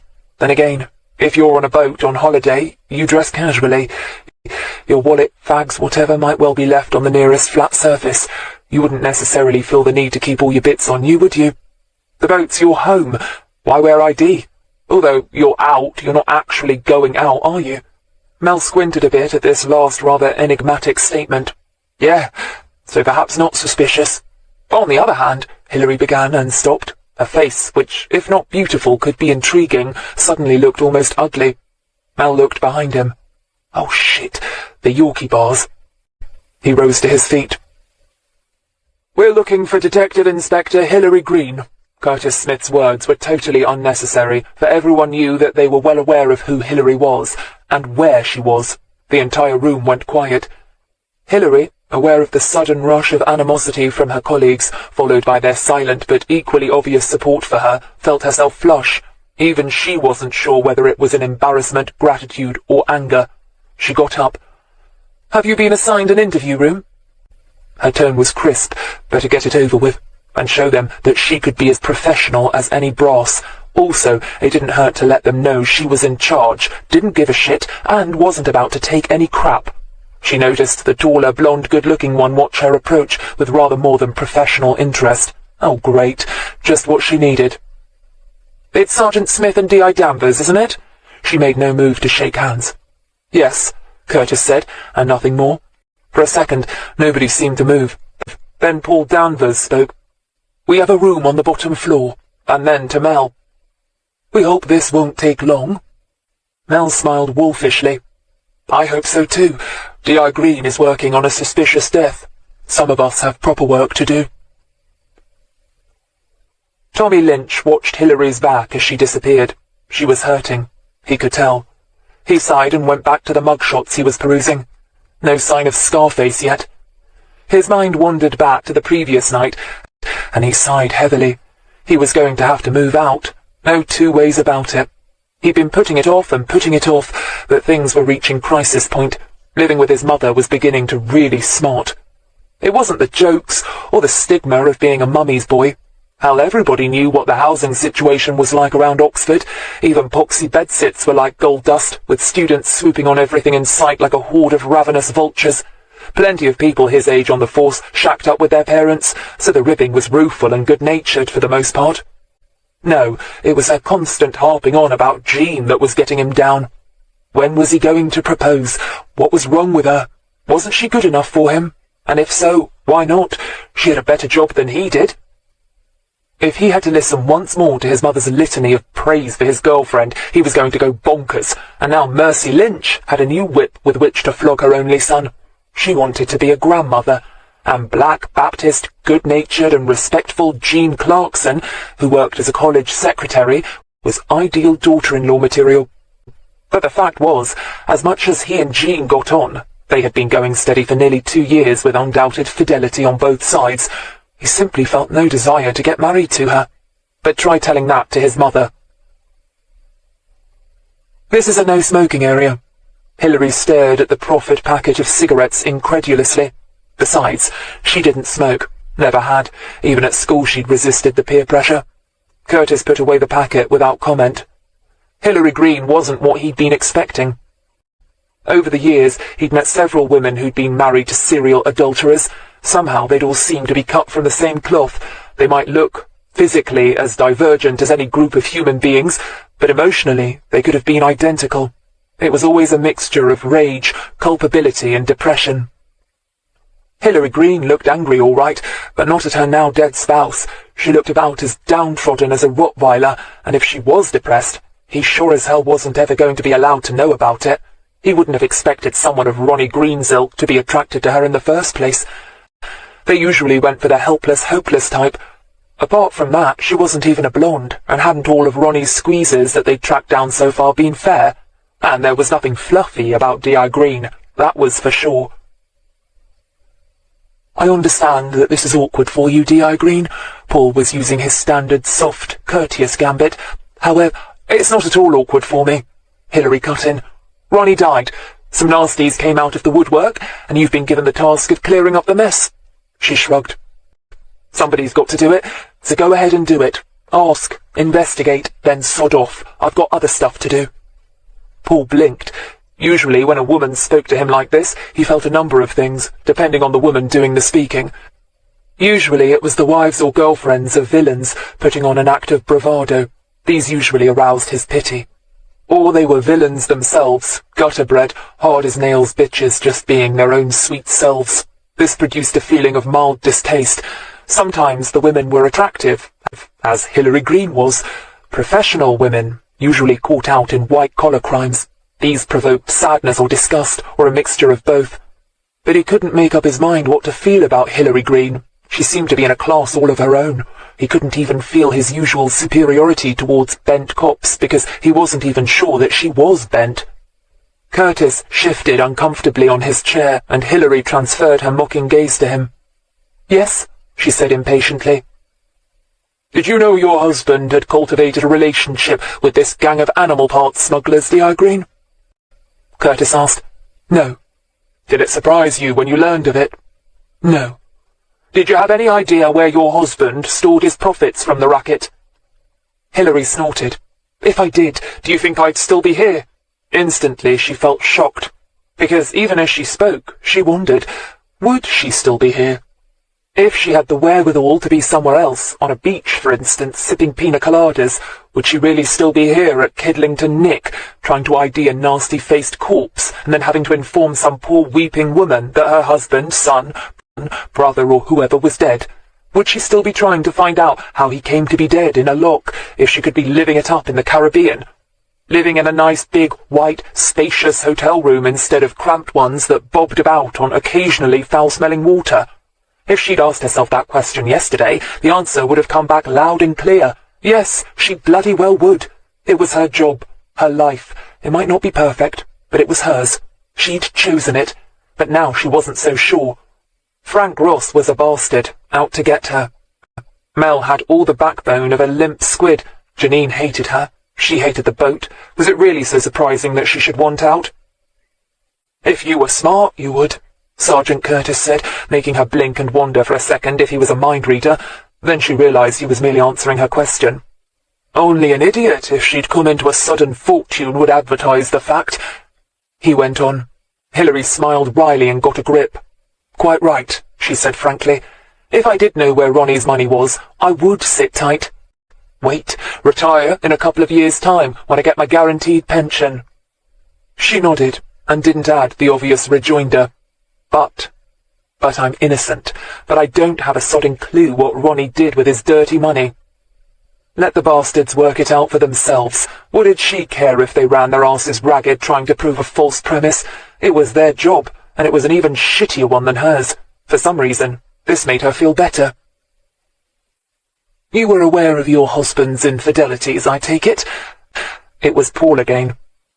Hilary turned her disconcertingly open, unafraid, and nearly amused dark brown eyes to him.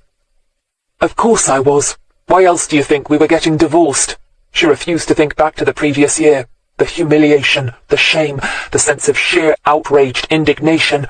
She wasn't sure what had hurt her the most, the fact that Ronnie had been cheating on her for years, or the fact that she'd only just found out about it.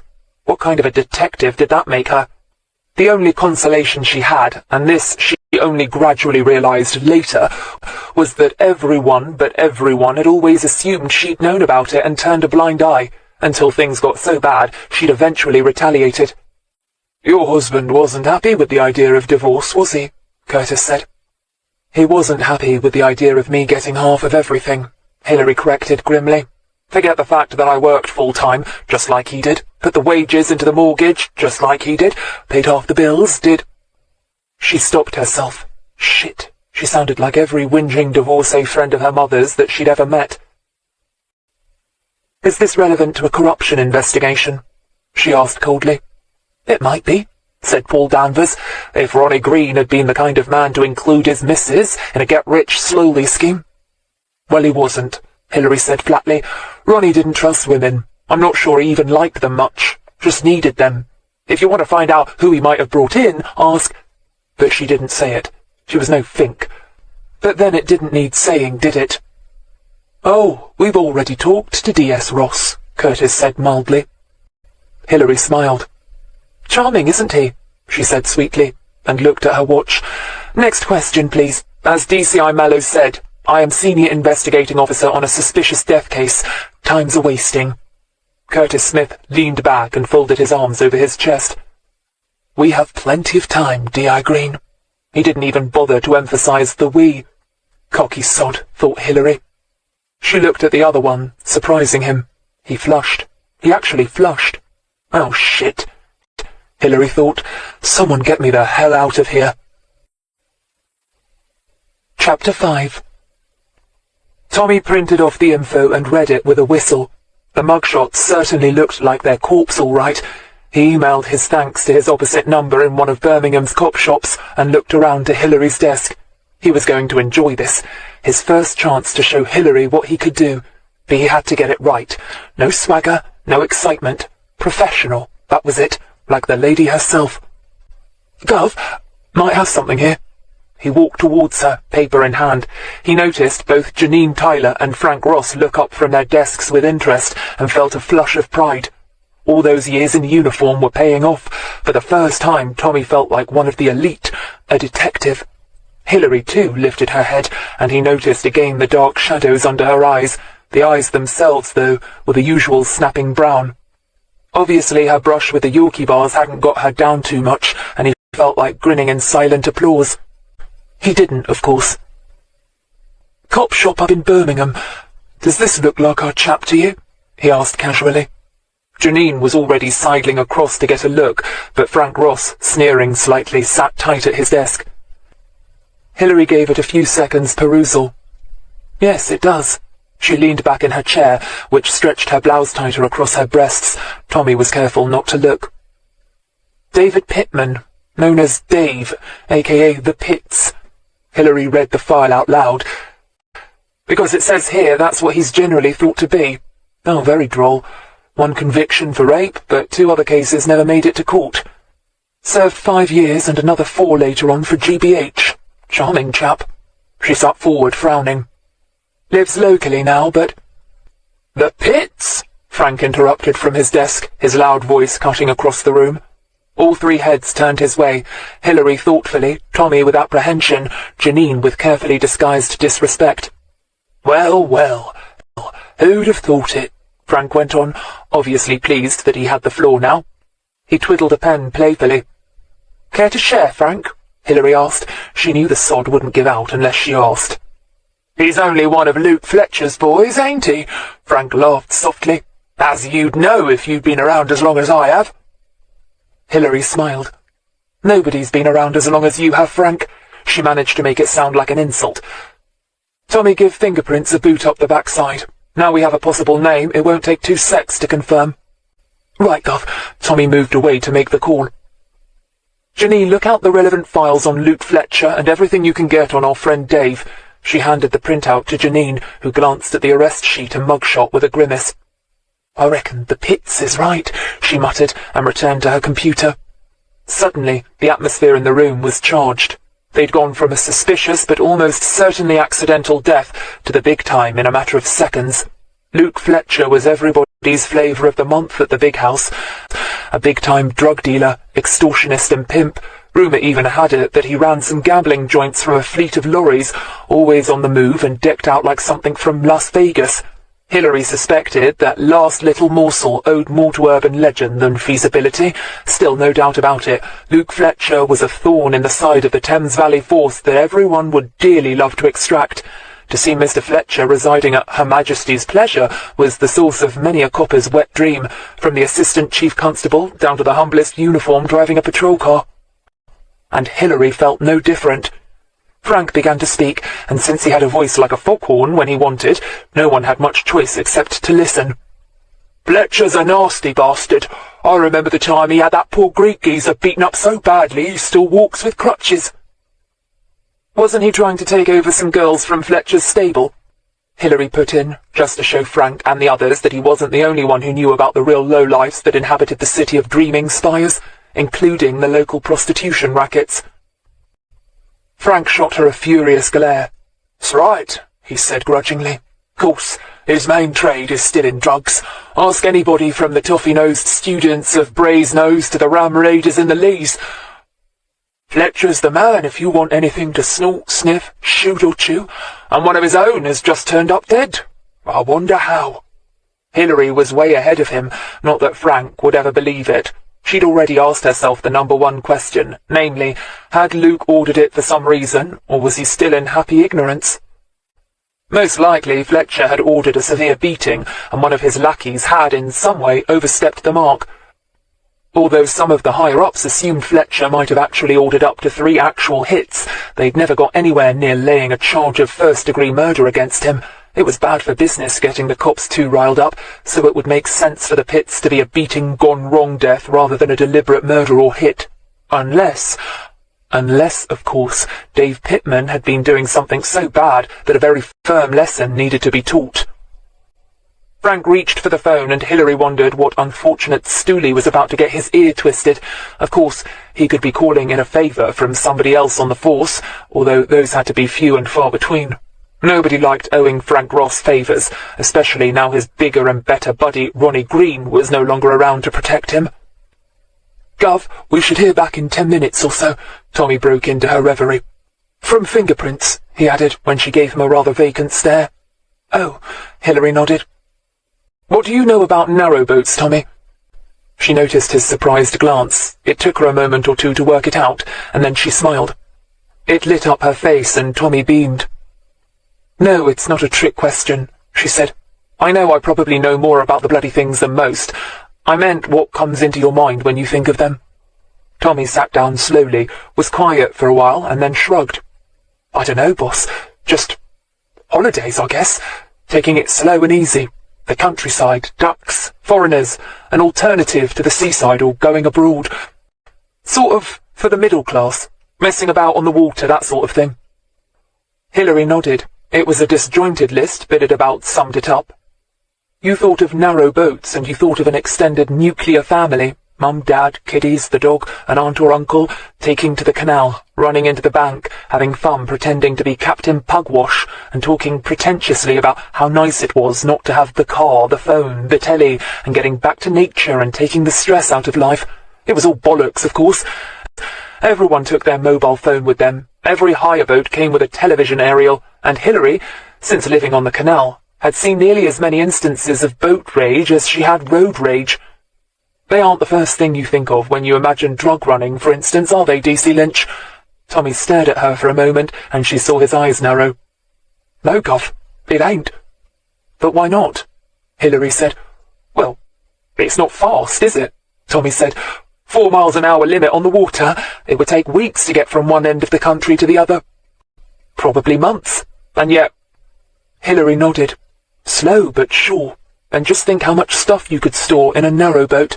Take the flooring out, install some cargo boxes, and you've got no end of square feet of space.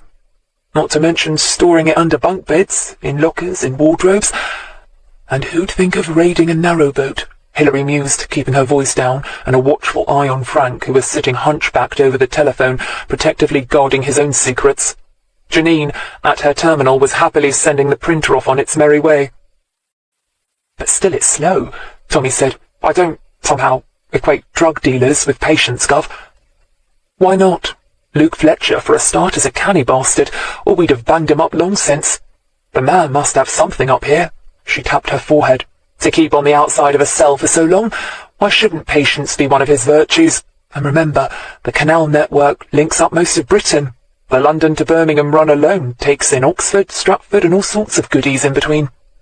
People tended to think only lower-class, poverty-stricken minorities made up the bulk of drug addicts. Cops knew better." "Right," said Tommy. "And I suppose, if you had enough boats and they set off at, say, 1-week intervals, within a few months you'd have a regular network with a guaranteed supply all set up." Hilary nodded.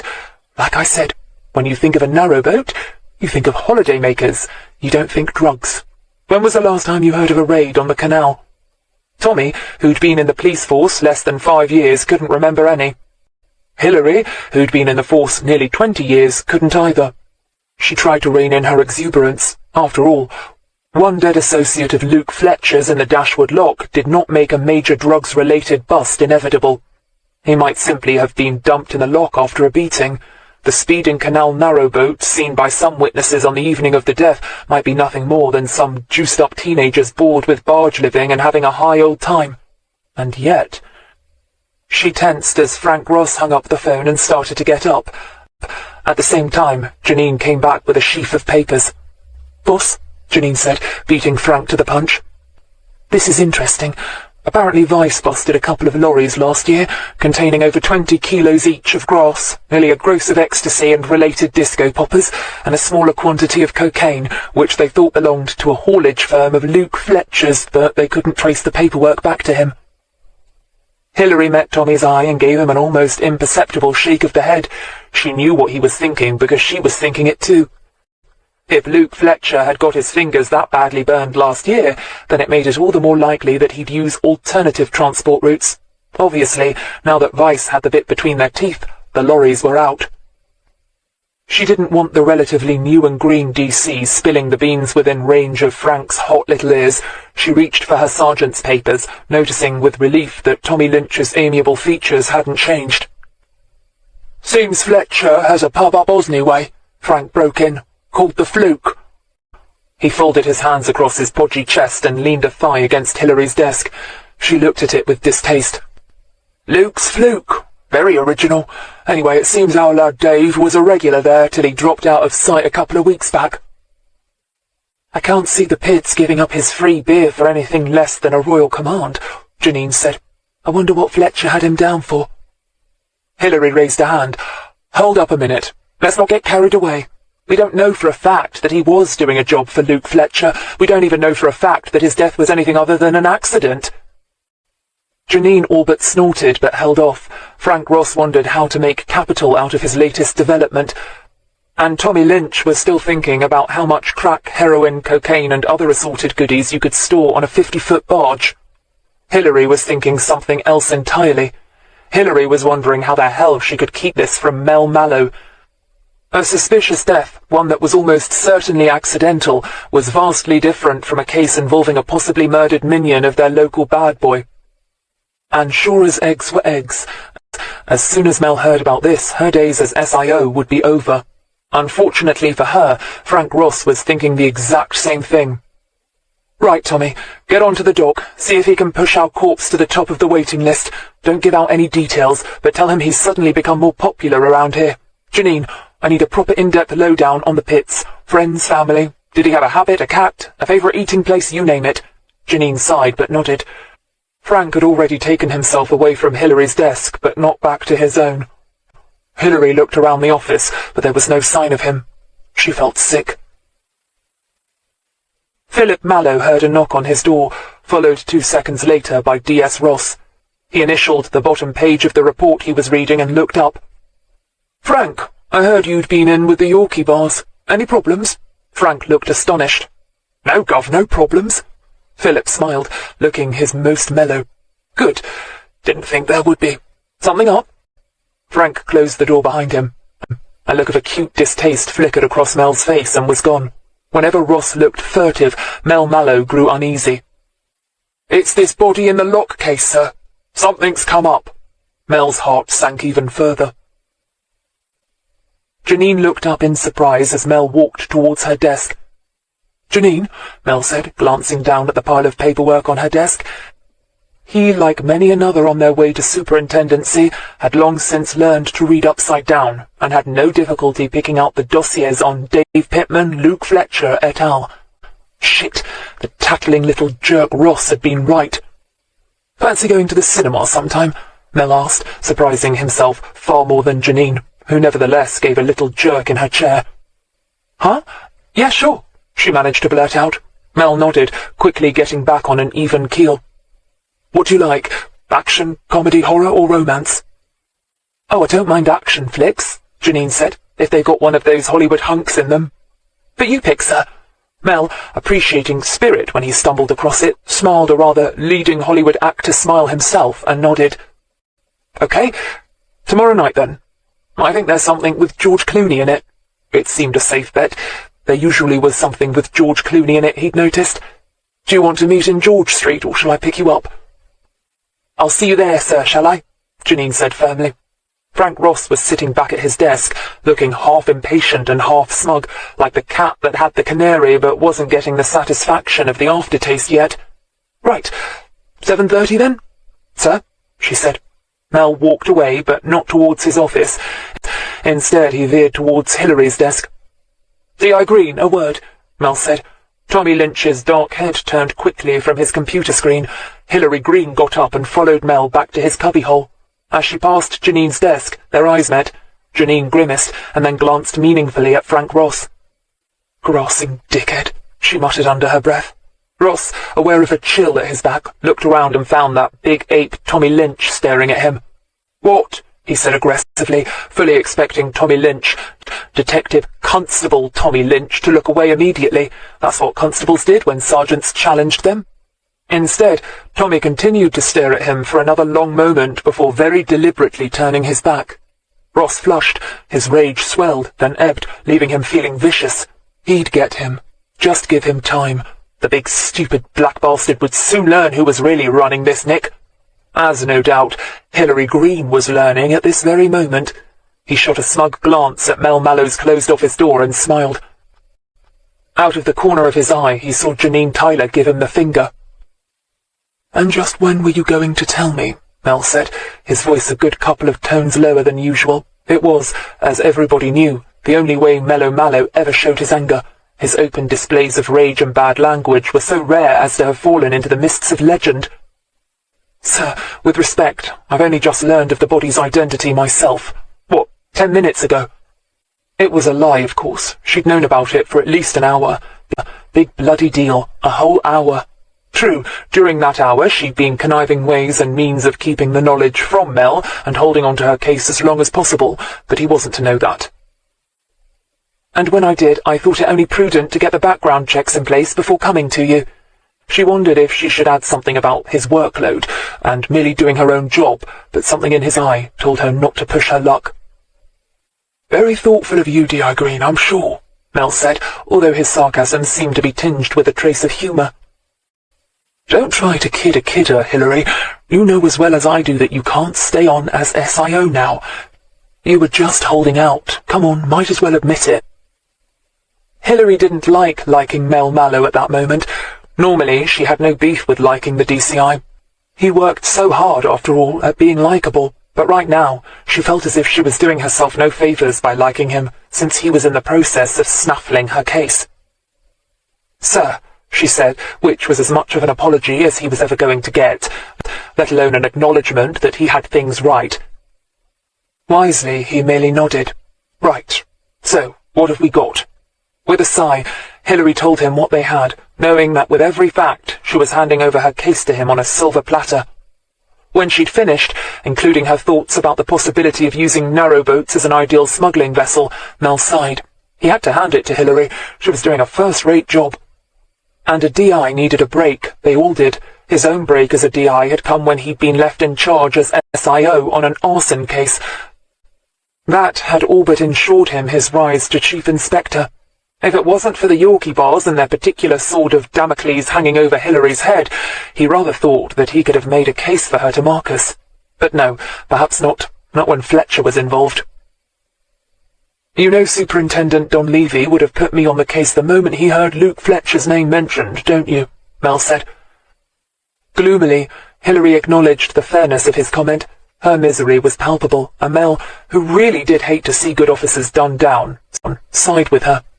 "Look, Hilary, as far as I'm concerned, you've done well, bloody well, and that'll be in my report to Marcus. In fact," he added, "I'm going to need an assist in this case anyway. I've got a feeling it's going to be big, and since you're already up to speed, you're the obvious choice. Fancy it?"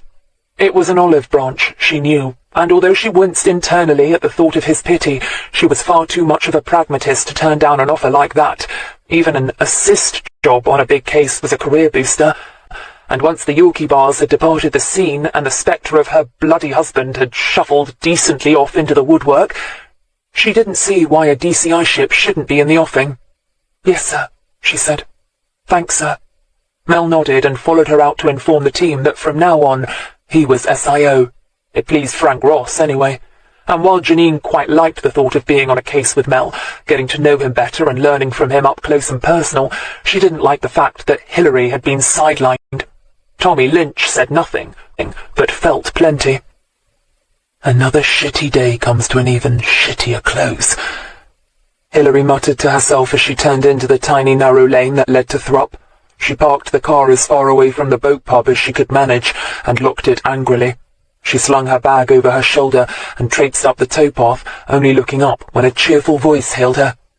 "Hey, Hill! You look like you need a good long G&T.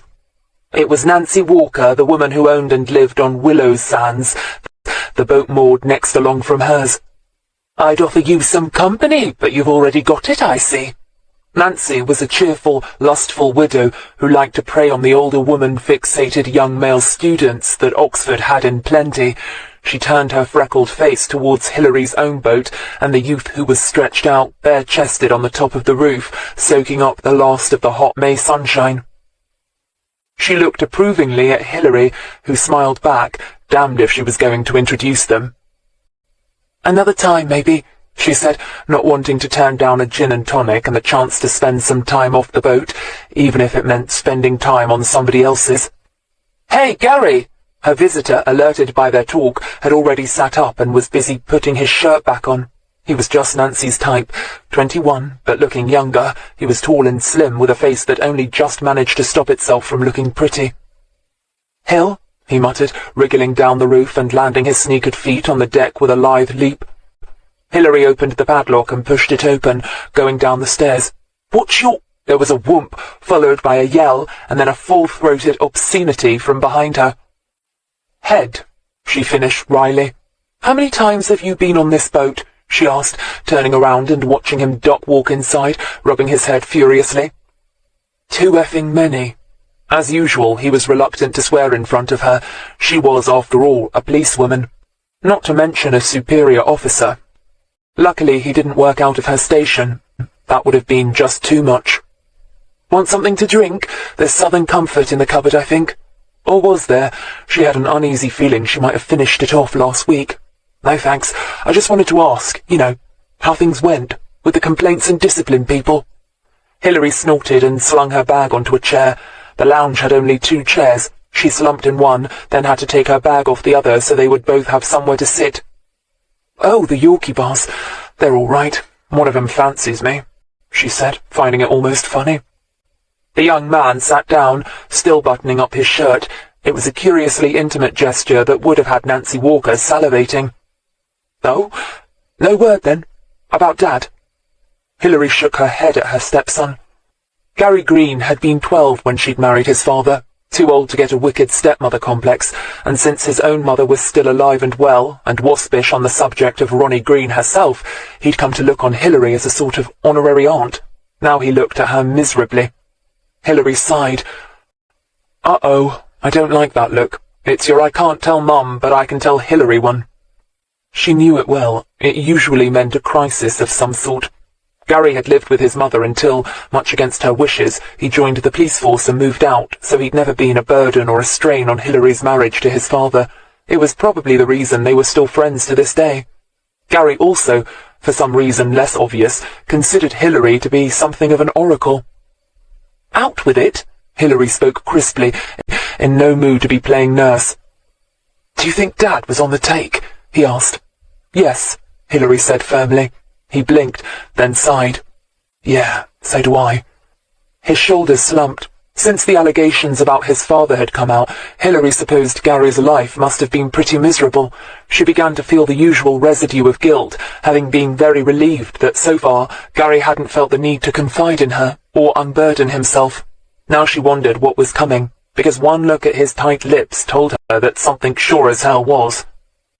"See, the thing is, Hill," he lifted his sandy-coloured hair off his forehead and looked at her with woebegone eyes. "Dad once joked about this account he had in the Cayman Islands. Said he'd set it up so you didn't need a signature or even identification, just the number. At the time, I thought he was joking. Then, later, I thought he was probably giving me a hint. Son and heir and all that, in case anything happened to him." As it had. Their eyes met. Hilary wished she'd accepted Nancy's gin and tonic. She wished she hadn't finished the last of the Southern Comfort. She wished, in fact, that she could get nice and cosily sozzled. "Oh, shit," she said softly. Chapter 6. "Uh-oh, here comes Vice," Janine muttered under her breath. Tommy heard her, though, looked up and scowled. Nobody felt particularly friendly towards cops who poached on their turf. It was a bright new morning, still sunny, although the weather pundits were predicting the usual rain later.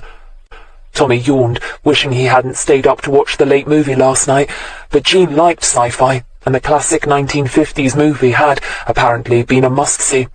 If his mother hadn't been asleep in the next room, who knows? They might have got around to a little... "Right, listen up, everyone!" Mel's mellifluous tones cut across his vaguely lascivious musings, and he stiffened automatically in his seat as if he'd been caught out. "This is D.I. Mike Regis and Sergeant Colin Tanner from Vice. I filled them in on our case last night, after our super had their super assign them to our case, since we think Vice might have precedence. I expect your full cooperation." Frank Ross was evidently less than impressed. In fact, Janine thought she heard a snort. Regis looked like a tough sod, she mused, eyeing the D.I. warily. Short, but with that vicious look you often got with little dogs. Just ready to give your ankle, or anything else he could reach, a nasty nip. He was balding, and could have been anywhere from 35 to 55. He had the craggy, couldn't-give-a-monkey's look of the cop who'd seen it all and done most of it. They could either be the best bloody things since sliced bread to work with, or sheer hell on wheels, especially if you were female. She'd have to wait and see. She couldn't say that Hilary Greene looked all that apprehensive.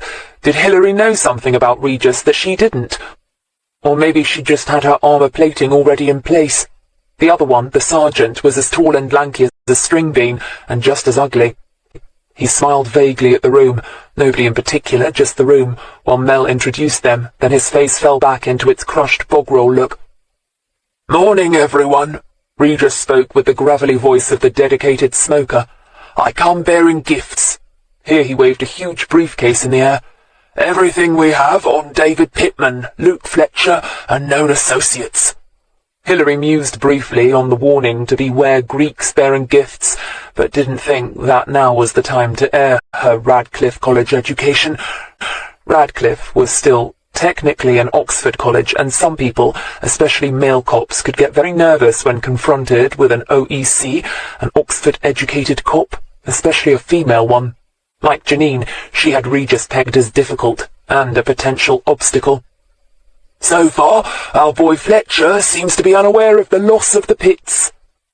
Regis had obviously guessed that the room's single unused desk had been seconded to him and his sergeant, and he strolled over to lean against it, already looking right at home.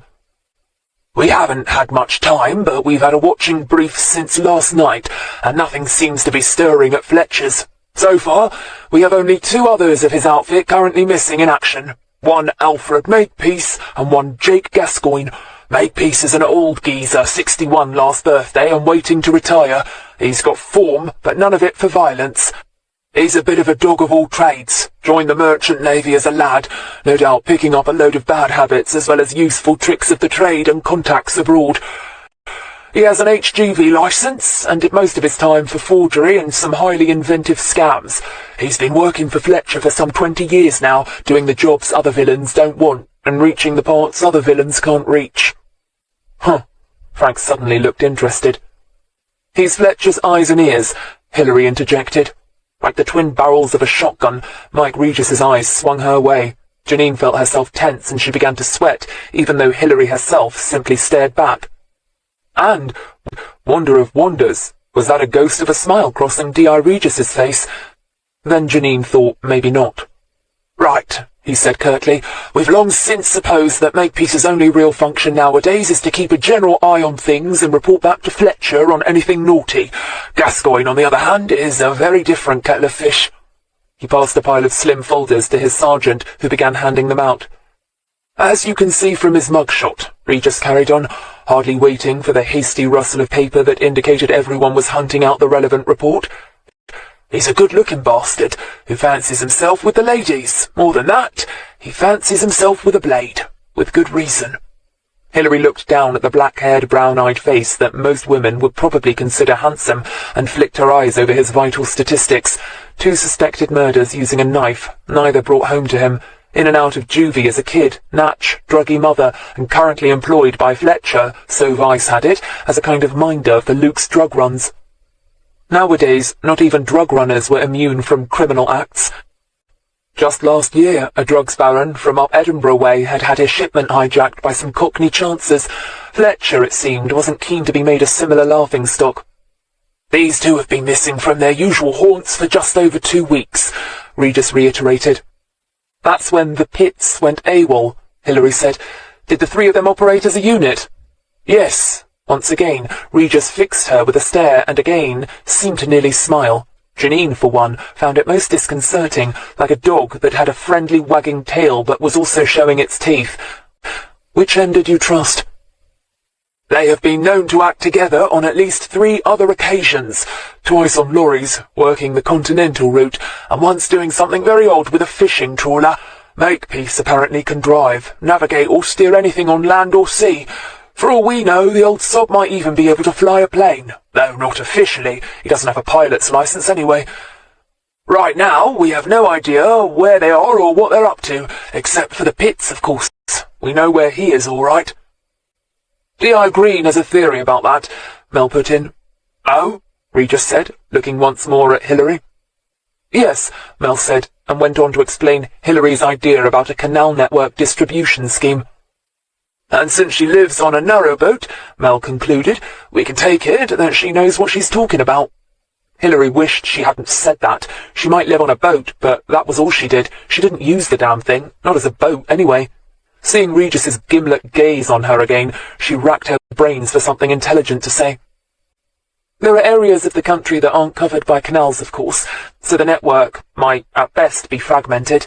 Still, there are plenty of places to hide contraband, and narrowboats are so low-key as to be almost invisible. The only thing that worries me is the Pits turning up in a lock," Regis said. Hilary nodded, glad to be able to knock around ideas with someone so on the ball. "Right. If Fletcher is using narrowboats, why advertise the fact by leaving a body in one?" "Accidents happen," Regis said, and nobody quite knew whether to laugh or not, because nobody could quite figure out if he was joking. Not even Frank Ross seemed to be sure. Mel decided it was time to take control. "So, we have to get cracking and find out. Tommy and Janine, see whether Fletcher owns any narrowboats. Remember, his haulage firm was hidden under a barrage of paperwork, so be careful. And extra thorough." Regis folded his arms across his chest and watched his temporary co-workers sort themselves out. Quietly, Colin Tanner moved up to stand beside him. "Frank, you know the lowlifes around Fletcher better than anyone else," Mel continued. The bite to his voice had Tanner perking up with interest. "That can be your field. Get on to your snitches, find out if there are any rumours about the Pits or either of these other two, Makepeace and Gascoigne. If there are any fallings out between thieves, I want to know about it." "Well," Regis said quietly. Tanner didn't hesitate. "Greene is knocked at having the case taken from her, obviously. She seems to be the brightest of the bunch. Something else is going on here too, but I'm not sure what." Regis did. Before coming in this morning, he'd made it his business to find out about the people he'd be working with. He'd fill his sergeant in on the investigation into her late husband later. "The big black guy has got the hots for her, but is being careful not to show it. He's being successful too. I don't think anybody's twigged to it yet. Ross hates her guts. The pretty blonde has plans for our DCI, and I wouldn't be surprised if they don't coincide with his for her." Regis sighed. Usual mix then. So long as none of it interfered with his plans to finally get Fletcher, he didn't give a shit. "Sir, aren't we rather taking it for granted that this death is drugs-related?" Hilary said, not liking the way Mel was giving everybody except her prime bites of the pie. "After all, we've barely begun an even bog-standard investigation yet, and if this turns into a high-flying case, we don't want to give the media or anyone else reason to point the finger. Pitts might have had any number of enemies willing and able to kill him, people that have nothing to do with Fletcher." Frank snorted. "Right," Mel said. "Hill, you can cover that."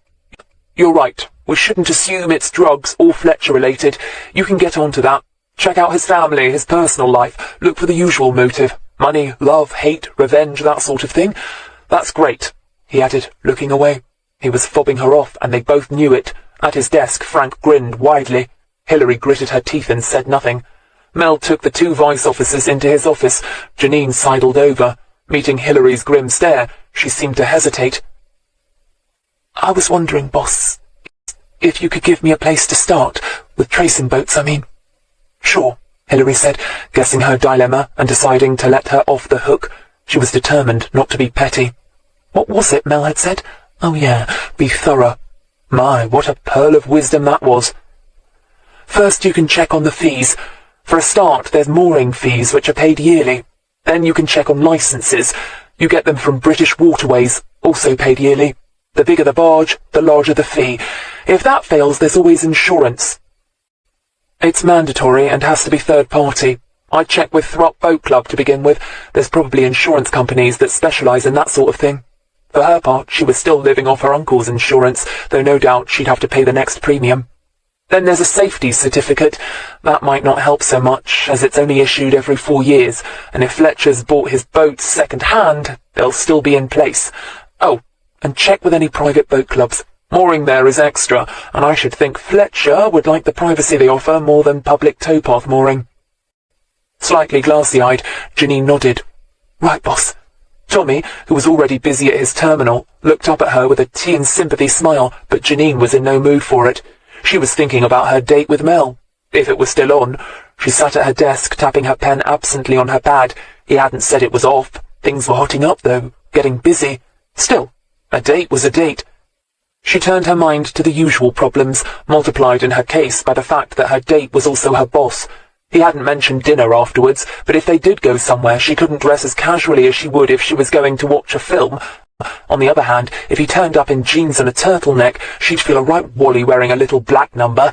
And what about the goodnight kiss? Awkward or what? She sighed heavily and turned to her screen. Boatyards. As good a place to start as any. Just another exciting day in the life of a Thames Valley detective sergeant. When, oh when, was she actually going to see some action? She'd joined the police force so she could kick ass. As it was, she might just as well have become a secretary, like her mother had always wanted. Hilary, feeling even more cheesed off than Janine, and without even the prospect of a mildly problematic date to relieve the monotony, read through the latest reports. Some of them were standard, things that had been implemented without her go-ahead. The Pitt's mother, for example, had been traced and interviewed at her home. The constable's report was scrupulous, though it told her nothing. A little postscript, almost apologetic, stated that, in the constable's opinion, Mrs. Pittman was afraid of her son. It did little to enhance her mood. Pittman, rapist and all-round thug, was somebody that she assumed even his mother would be afraid of. It meant that, even if the poor old soul had known where her son was or what he'd been up to, she'd never talk. Even with him dead, no doubt he still cast a long shadow. She sighed and penciled her in for another interview, then shook her head. She'd be damned if she'd go over the leavings of a constable, not even to suit Mel Mallow. No, if she was stuck with the booby prize, she'd bloody well make the best of it. Even Frank Ross had a better assignment, with far more chance of getting a shot at glory. She picked up her bag and, deliberately not telling Mel where she was going, marched out of the office. Tommy was the only one to see her go. The address she had for Dave Pittman's first suspected rape victim was nearly 10 years old, and she didn't hold out much hope. The house in Banbury was nice enough, one of those Victorian villas converted into flats. Sure enough, the flat number had a different name beside it. No knowing where the victim might be now. Rape victims and victims of violent personal assault often moved away, as if they could outrun the nightmares. But as Hilary well knew, a change of scene doesn't do a thing to alter what is in your head. She ran her eyes down the 6 names by the door, pausing on the third. Miss E. Carmichael. It sounded like the name of a spinster aunt. Probably she'd turn out to be a 30-something highly efficient PA for some advertising firm. But no, the voice that came over the intercom was reassuringly old and wary. Hilary introduced herself. Detective Inspector Hilary Greene, ma'am. I was wondering if you knew Diana McGraw. She lived here about a decade ago. The lobby door buzzed, and she pushed through, walking across cracked linoleum and up one flight of stairs. She turned the bend into a gloomy corridor and saw that the door at the far end was already ajar. She was glad, and sad too, to find the chain was still firmly attached. Had Miss Carmichael been the victim of a forced entry, or did she just read the papers? Hilary had her warrant card ready and showed it carefully through the gap. A moment later the door opened. Miss Carmichael was old, but she wasn't little. She was a good inch or 2 taller than Hilary, but she had white hair, weak blue eyes, and an air of vulnerability. Hilary wondered uneasily if she might not herself wear such a look in another 30 years' time. "Come in, Inspector." "Yes, I'm you, Diana." 10 minutes later, Hilary was sitting on a settee sipping Darjeeling and admiring the canary. It wasn't hard, the tea was good and the bird could sing prettily enough. Since she was in no hurry to get back to the big house and watch Frank smirking his triumph at her, or dodge Mel's hangdog not-my-fault looks, she was prepared to take her time. And it had been a while since she'd done any interviews. Getting out of touch with the public was an occupational hazard as you climbed the ladder, one that could be a grave mistake. Poor Diana. She never was the same after the incident. It didn't help that her mother was dead. It might have made a difference, having a mother to talk to. Obviously, Miss Carmichael had known the McGraws well, unless she was just the resident busybody. And then her dad died a couple of years ago, but by then, Diana was gone. To London, or so her father said. Hilary sighed. That was one potential suspect out of the way then. She'd known fathers who'd tried to kill men who'd attacked, raped, or robbed their loved ones, though in this case, the timing was all wrong. Usually, if a family member was going to take revenge, it happened while the attacker was out on bail, if bail had been granted, or when they first got out of jail. In this case, the alleged rape had happened too long ago. "I dare say her brother keeps in touch," Miss Carmichael said, momentarily raising Hilary's hopes before dashing them again. "He's in oil, an engineer in Saudi Arabia. His father was that proud of him." Hilary lingered for a few more minutes. Outside in her car she made some notes in the margin, then checked the details of the one rape victim who'd at least succeeded in getting the Pitts jailed. Not every woman was prepared to testify in open court. But she'd been in care, she read, and had had priors for prostitution since then. She'd also disappeared into the city's underbelly long ago, either moved on, married, or ended up dead somewhere.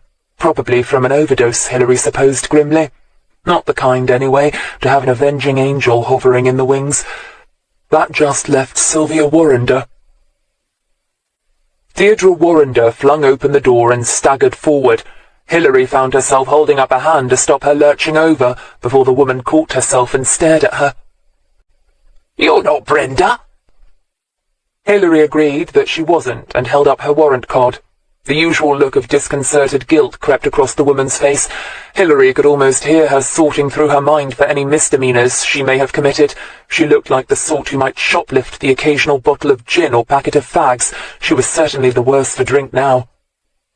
"Oh." Deirdre blinked at the warrant card. She had frizzy blonde hair, very much dyed, and a once-good figure running to fat. Too much makeup badly applied, and she was wearing what was probably her best dress. A floral tent-like construction. "I thought you was Brenda," she said, her words carefully enunciated like someone not quite drunk. "We was going to Mecca." Hilary blinked. With her nearly Oxford-educated brain, her first thought was that Deirdre Warrender made an unlikely Muslim, let alone one who even knew which way Mecca faced. "Bingo," Deirdre said helpfully. "It's really your daughter I wanted to see, Mrs. Warrender. Sylvia, is she here?" "No, she ain't, see?" Deirdre Warrender spoke aggressively, the mother hen instantly aroused to clucking fury over a threatened chick. "At work, perhaps," Hilary said mildly. "No," Deirdre said reluctantly. "Got made redundant last month. She's on the social." She sounded ashamed of it. Sorry to hear that. Hilary wondered if she was ever going to get invited in. "It's about her." She looked around, lowering her voice, but she needn't have bothered. The street, lined with poor terraced houses on either side, was as deserted as a pub after closing time. "Trouble a few years back. The attack." Hilary wasn't sure she was getting through. She deliberately avoided the word rape. "Oh," her mother said blankly, and swayed back into the hall. "You'd better come in, then." She led the way to a tiny and cold lounge. "Didn't think you Rossers were still on that. Bugger got away with it, didn't he?" She fell, rather than sat, onto an overstuffed sofa, and stared belligerently up, rather cross-eyed. Hilary wondered if she was seeing double. "Your daughter accused David Pittman of the attack, didn't she, Mrs. Warrender?" The older woman's eyes, clear blue and set in puffy, red-veined cheeks, narrowed. Suddenly she looked very sober indeed. Hilary had her down for a mother who was loving but useless at the job. She'd have been furious at anybody who'd hurt her lamb, but basically impotent. She might have, on the spur of the moment, attacked Dave Pittman with her handbag or a bottle of gin or whatever she happened to be holding. Had she run across him in the courthouse or on the street, for she couldn't see this woman planning or executing a cold-blooded revenge killing. She was also the type who stayed close to home, home being, in this case, Cowley. She doubted if Deirdre Warrender had even been outside her portion of the city, let alone ventured into the countryside. In fact, she probably despised the country and all it stood for, a city sparrow down to her marrow if ever Hilary saw one.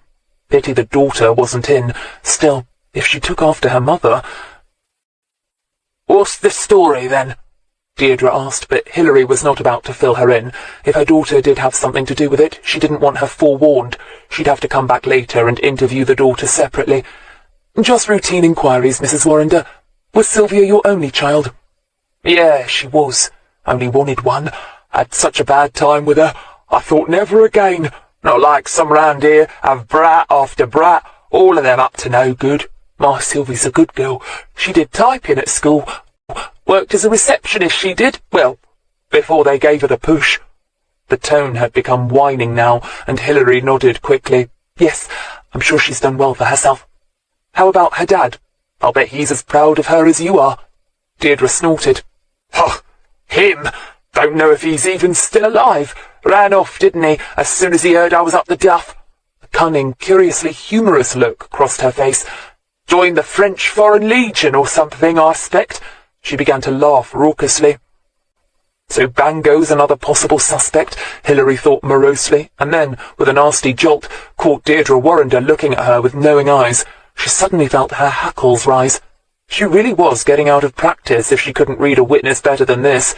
She asked a few more desultory questions, but was soon forced to call it quits. She got back into her car, feeling out of sorts, then she laughed. People such as Deirdre Warrender and her poor bloody daughter just didn't like cops. It was that simple. And since they'd failed to jail the man who'd raped Sylvia, who could blame them? Besides, it was obvious that whoever killed the Pitts had something to do with Luke Fletcher and one or other of his crooked schemes. She was just wasting her time with this personal angle stuff. But thanks to Mel Bloody Mallow, it was all she had to play with. Unless she wanted to linger around the big house and get pounced on by the Yorkie bars, which she didn't. Chapter 7. It wasn't George Clooney, but Brad Pitt. Janine didn't seem to mind, though. Mel watched the action up on the big screen and found himself wondering idly how the actor would react if he'd really been hit in the gut like that. One thing was for sure, he wouldn't bounce back like a bloody rubber ball and proceed to vault a 6-foot-high wall. He'd probably bend over and groan, then be spectacularly sick all over the street, maybe even cry a bit. He'd seen men, punched in the stomach, do variations on all three, be they big bad villains or bigger badder policemen.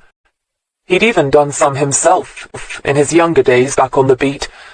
Pain brought tears to the eyes, and a fist to the stomach after a plateful of fish and chips was a recipe for disaster for anyone, except Brad Pitt, of course. Beside him, he felt rather than saw Janine Tyler smile.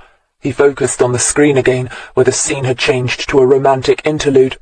What had made him suggest a film anyway? Why not dinner? That was far more his line. He hadn't been to the cinema in years. Perhaps it was because, unconsciously at least, he'd realized that Janine would prefer the cinema to a dinner in a smoky little jazz club. And why would he have thought that? He followed this line of thought wryly, like a man with a toothache, compulsively and painfully probing the cavity with his tongue. The answer came back loud and clear, because she was just the age to enjoy big Hollywood blockbusters and to find escapism in them rather than world-weary skepticism. She was, in fact, just the age to be nearly 12 years his junior. He sighed heavily. He felt old. Very old. In the boat, one of Thrup's 2 pubs, the night was hotting up. Hilary resolutely refused to patronize the jolly boatman. She might have been forced to become a boatswoman, but jolly she sure as hell wasn't. Of course, in Thrupp, hotting up meant somebody had a darts match going. She walked through to the bar, intending to order a very large vodka. She didn't get the chance to do so much as open her mouth. Sitting at the other end of the nook was a Yorkie bar, the good-looking one. the one who fancied her. He saw her, of course, and a brief look of consternation, followed by wry guilt, chased across his even, eye-pleasing features. No wedding ring, she'd noticed, but she bet there was a girlfriend somewhere. She could just see him in 10 years' time, probably a DCI, or even a super by then. Married with the mandatory 2.4 kids, a new car, and a crippling mortgage. Paul Danvers came over to her and indicated the bar with a nod of his fair head. "Dear Greene, can I get you a drink?" Hilary snorted. "Don't you have to watch that sort of thing?" She heard herself jeering like a belligerent teenager, but who the hell cared? "What if your DS caught you buying me a pint? Wouldn't he begin to look at you sideways too?" Paul laughed. "I'll risk it," though, now he came to think about it, he could imagine Curtis raising a knowing eyebrow. He uncomfortably ordered a cider for himself, and Hilary reluctantly asked for and received her vodka. They took one of the tables at the back, away from the rowdy darts game. Those women from the tea emporium could get rough, especially when they took on the toughs from the baker's oven. Hilary smiled wickedly. "So, found out anything interesting about me and my nefarious and highly suspicious activities, or are you going to say you don't know what I'm talking about?" "No, I wasn't going to say that," he said with discomforting seriousness. "You've had no recent fancy holidays abroad, no luxuries coming onto the boat. So far as anybody's noticed, you've not even bought a newer second-hand car." "I've got a Volkswagen. I won't need another new car until, at least another 10 years' time." Paul smiled, but Hilary didn't. The fact was, she really could see herself still driving her VW when she was 50. "So, how's the investigation going?" she asked, then immediately held up a hand. "I know. Sorry I asked." It occurred to her briefly to wonder why she was being such a prat. Still, the vodka helped her push the thought away. Paul looked back at her steadily from across the table. "So, why did you ask?" Hilary looked away, feeling somehow ashamed, like a kid who'd been caught pulling wings off a butterfly. Great, just what she needed, to be psychoanalyzed by a Yorkie bar over a vodka at the boat. Surely there wasn't anybody in the city having a better time than her right now. Mel opened the gate to a small, weedy little garden and looked around nervously. Terraced, converted, Victorian. Say that, and you've said it all. He knew what went on in bedsit land. Beans on toast, and the laundry basket always full. He had lived in digs like these himself. Years ago.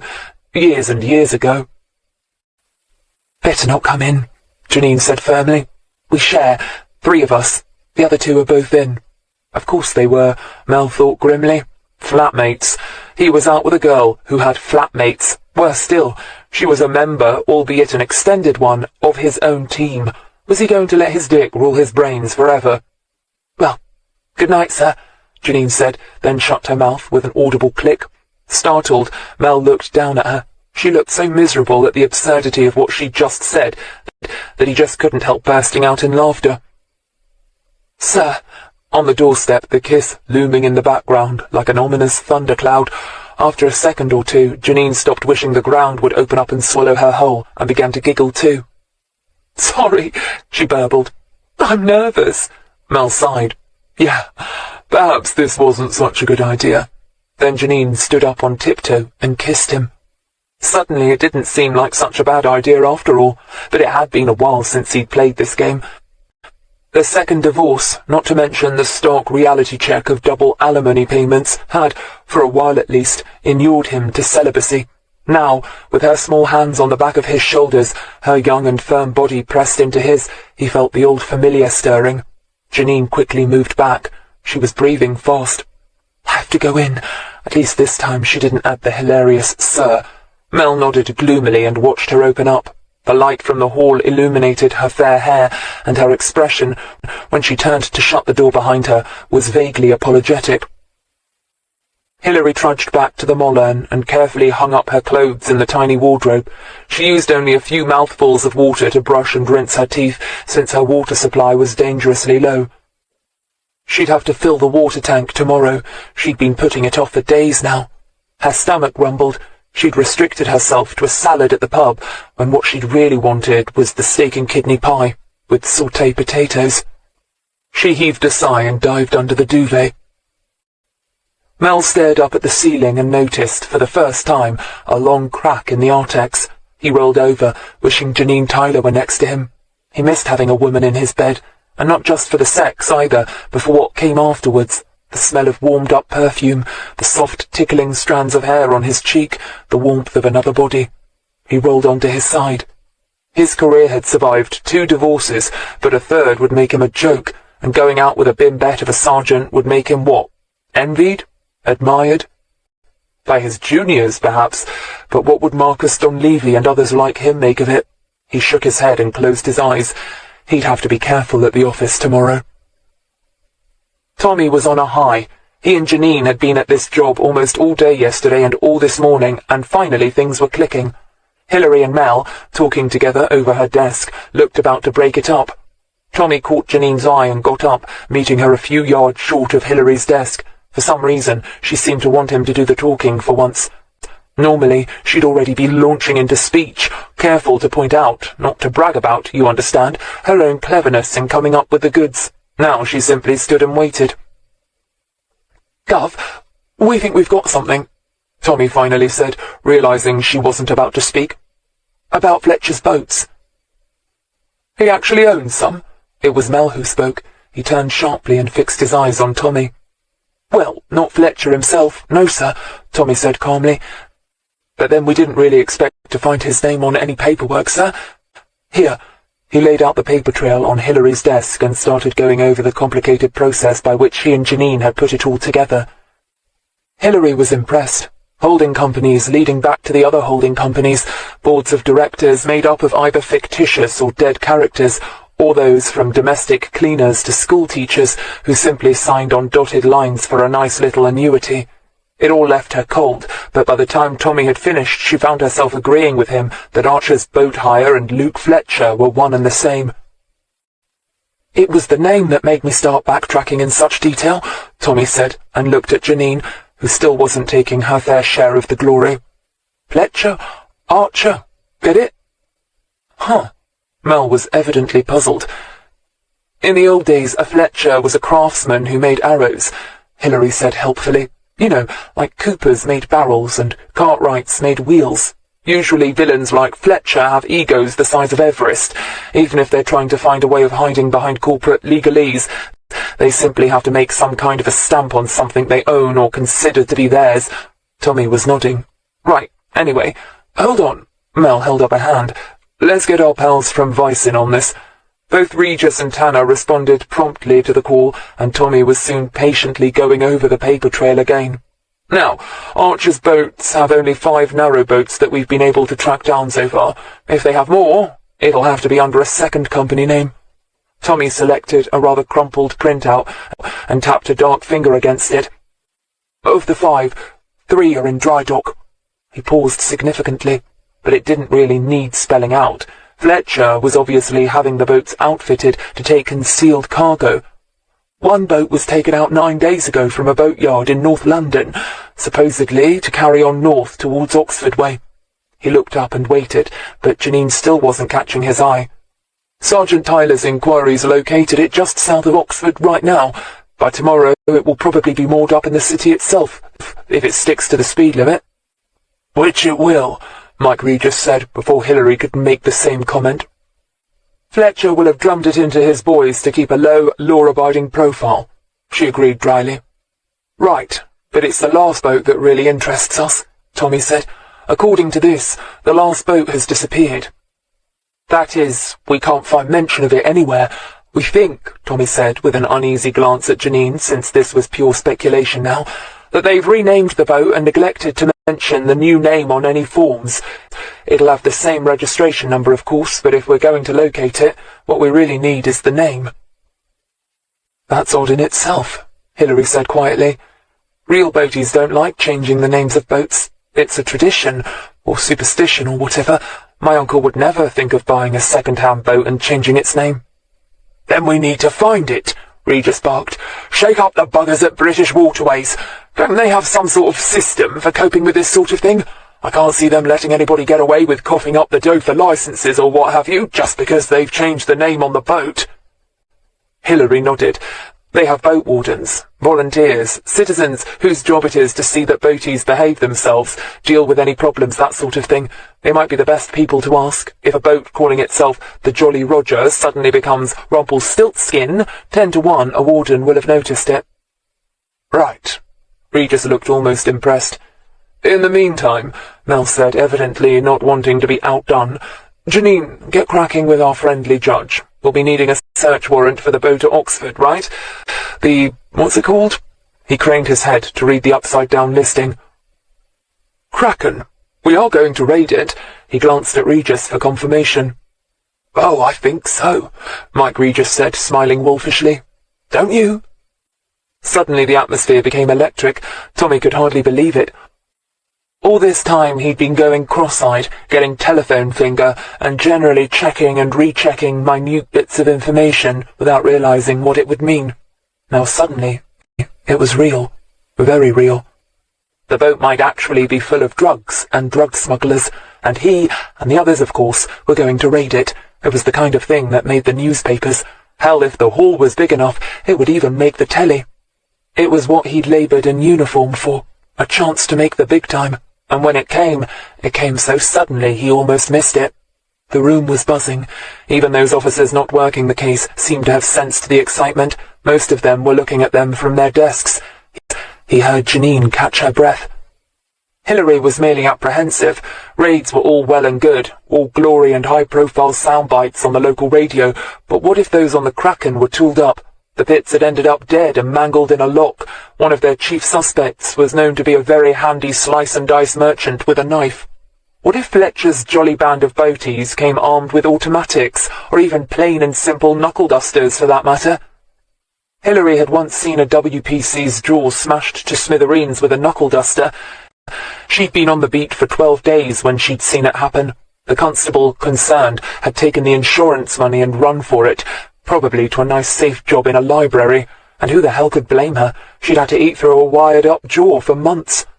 But Hilary's fear, as even she was well aware, was a calculated thing.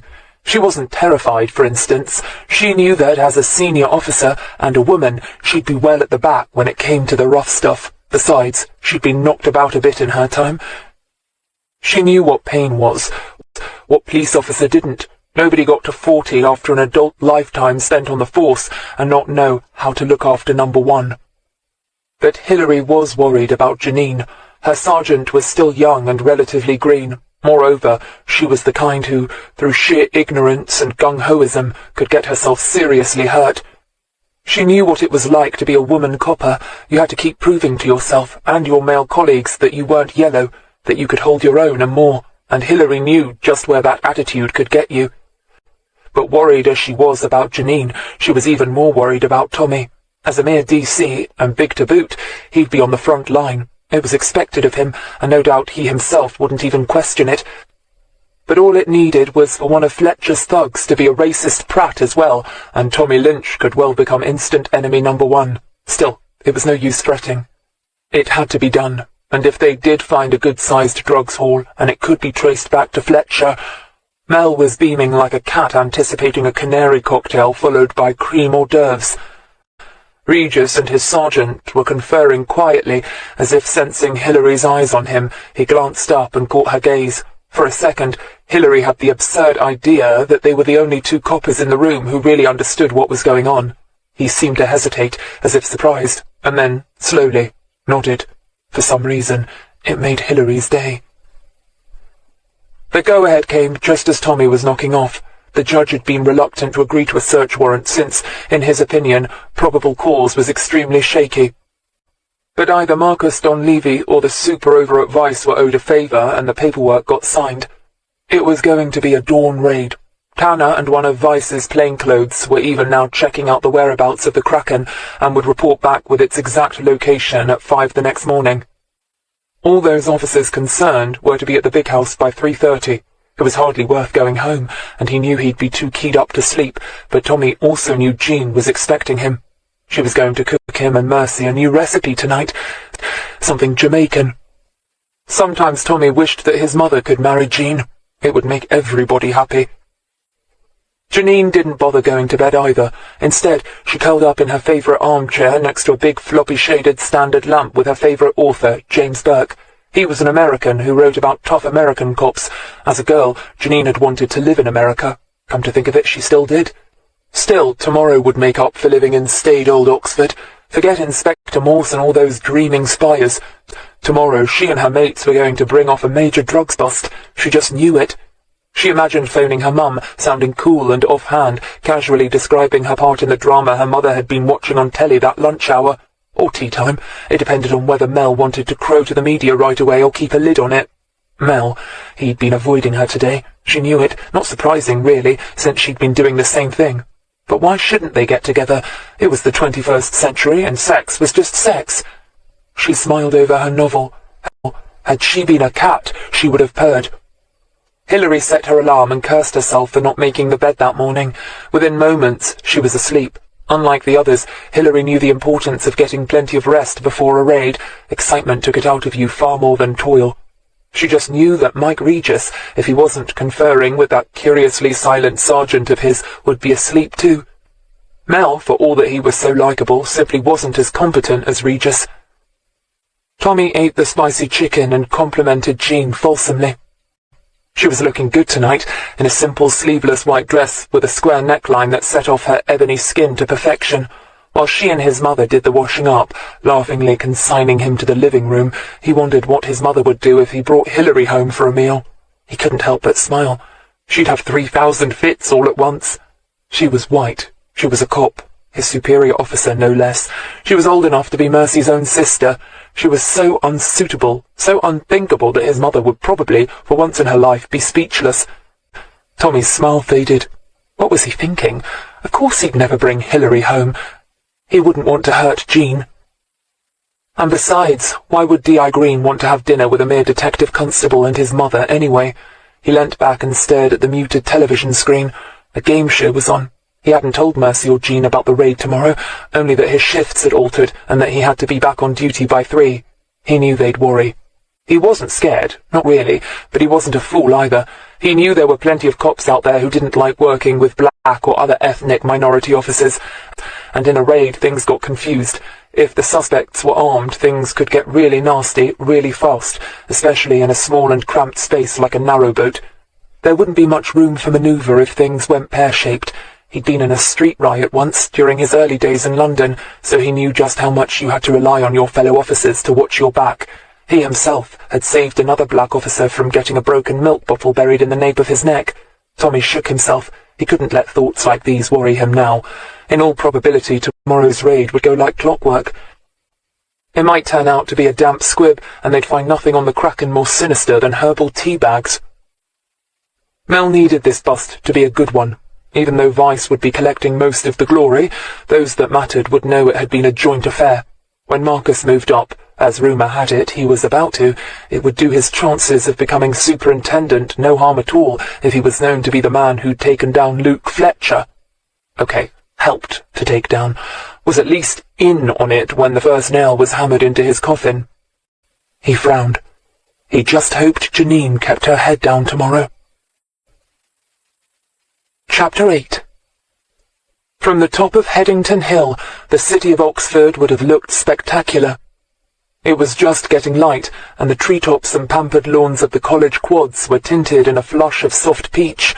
Some of the lawns, centuries old, rolled, trimmed, fed, and almost venerated, were playing host to the early birds of legend. Blackbirds mostly, out to catch the worms that had been lured to the surface by the mist and morning dew that dampened the ground.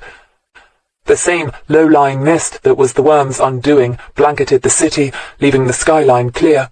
Through this dreamlike, peach-tinted miasma poked every one of the spires, pergolas, arches and domes that the city was so famous for. Any photographer who happened to be awake at that hour would have been snapping away like crazy, happily thinking of all those commissions from postcard manufacturers, calendar makers and the tourist board. For working cops, however, the mist was a bit of a salt. Frank didn't mind it so much. In his opinion, if you couldn't get a clear view of the bastards, then it meant the bastards couldn't get a clear view of you either. Frank rather liked it when they couldn't see you coming. Nothing on the canal was moving, not even a cat. The bottom end of Walton Street all the way up to Canal Street was devoid of students, Japanese tourists, or even milkmen. It was unusual, even at this hour, not to hear the sound of a car, but here, on the canal, the city might have been a million miles away. There wasn't even the sound of lapping water, for the canal wasn't tidal, and the water just sat there in its narrow confines, a dull, greenish-brown ribbon. In the muffling mist, even the church bells rang out the half-hour as if from some distant land. Hilary checked her watch. It wasn't even 4:25 yet. That was the thing about Oxford. It had hundreds of damned church clocks, college clocks, bell towers, and chiming gongs, and none of them seemed to keep the right time. She glanced across at Mel. The raiding party had met up in Walton Street. It was being coordinated by Regis, who undoubtedly had more experience of this kind of thing. It reminded Hilary of her days in training college. There were cops in protective gear everywhere, but none of them, as far as she was aware, were actually armed. She wondered uneasily if not calling in the armed response unit had been a mistake. Even though Tommy Lynch and all the rest looked impressive in protective padding, with riot shields, hard helmets, and nice big, hefty truncheons, she knew how false such a look of imperviousness could be.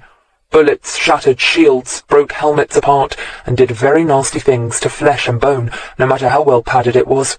Still, she could understand why the powers that be had vetoed guns. For all that they were on the canal, they were also in the heart of the city, with snoozing terraced cottages on one side and other boats moored around the Kraken. She listened in approval as Regis outlined his softly approach. There was no point going in there yelling like a horde of Mongols. Sergeant Pix Pickering, older than Methuselah, had been co-opted to see if he could get into the boat without the aid of a battering ram. When Hilary had arrived at the big house over an hour ago, she'd been the first person he'd approached, asking about boat doors, locks, safety features, alarms, and such that he'd be likely to come across on a narrowboat. She told him all she knew. Her own boat had bolts, top and bottom. Her uncle had never fitted a Yale lock since the doors on boats weren't anything like the front or back doors of houses. At least they weren't on the Mollen, but then she was an old boat, 20 at least. Hilary wasn't so sure about the new state-of-the-art ones.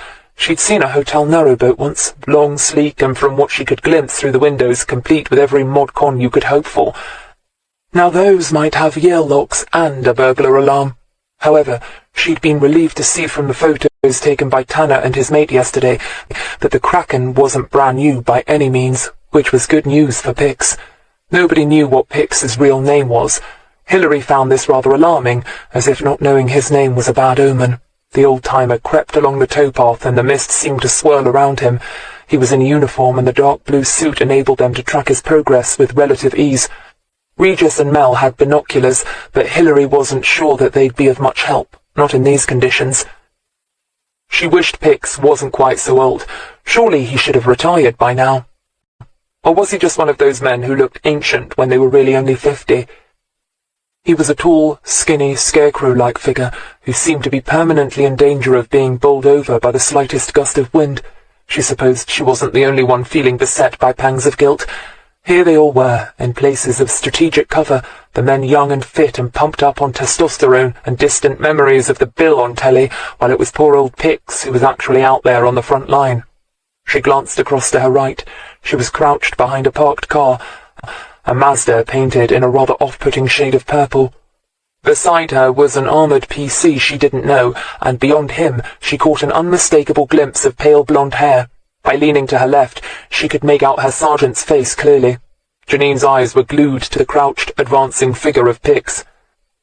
Behind him, as per plan, crept the first of two big police constables. It was their job to come to Pix's aid, if he woke the sleeping crew as he tried to gain access. As Regis had said, raiding a narrowboat was going to be a bit of a bugger. For a start, it was narrow, and Hilary had warned them it would be even narrower inside. The alleyway between front and rear, where the bathroom was located, for instance, would allow for single access only. Cops on raids, as a rule, preferred to stand shoulder to shoulder to shoulder, covering each other front, back and sides if possible, but there was no way you could do that on a narrowboat. This meant they had to be very sure of the plan. They had to go in single file, hard and fast. No keystone cop stuff like getting jammed in the doorways. They had to be quick and silent. Hilary had seen the pictures of the boat yesterday and had been able to give a good guess as to its internal layout. Most canal boats either had the lounge area at the front, like hers, incorporating the kitchen area, leading off to a narrow corridor that allowed access to the bedrooms and shower toilet that were at the back, or vice versa. From the pictures of the Kraken, she was sure that the layout was much the same as that of her own boat, but without blueprints, which weren't available, it was impossible to be sure. Regis's plan was, therefore, simple. If Pix succeeded in gaining access at the rear door, he was to leave one PC stationed at the rear and give the signal to the others. He'd then immediately go to the prow of the boat with the other PC and see if he could gain access quietly through that door as well. Providing that was successful, the raiding party would split into two groups, one coming in from the rear, the other from the front. They were to meet outside the bedrooms. That was the plan. Hilary could think of 100 things that could go wrong with it, but then no doubt so could Regis, Mel, or even the greenest cop fresh out of training college. Pix disappeared briefly from view in a particularly thick patch of mist, and Janine cursed. Then he re-emerged. She sensed someone staring at her and looked around, finally encountering Hilary Greene's unnerving, unruffled gaze. She nodded coolly, still resentful of the way her DI had zeroed in on her during the briefing in Walton Street, all but lecturing her about safety. It made her feel like a kid at school, told by a bigger kid to keep out of the way of the school bullies. Hilary looked away. Janine found it impossible to know what she was thinking. She supposed the DI was getting past it now, and was just trying to look out for her. Her heart was probably in the right place.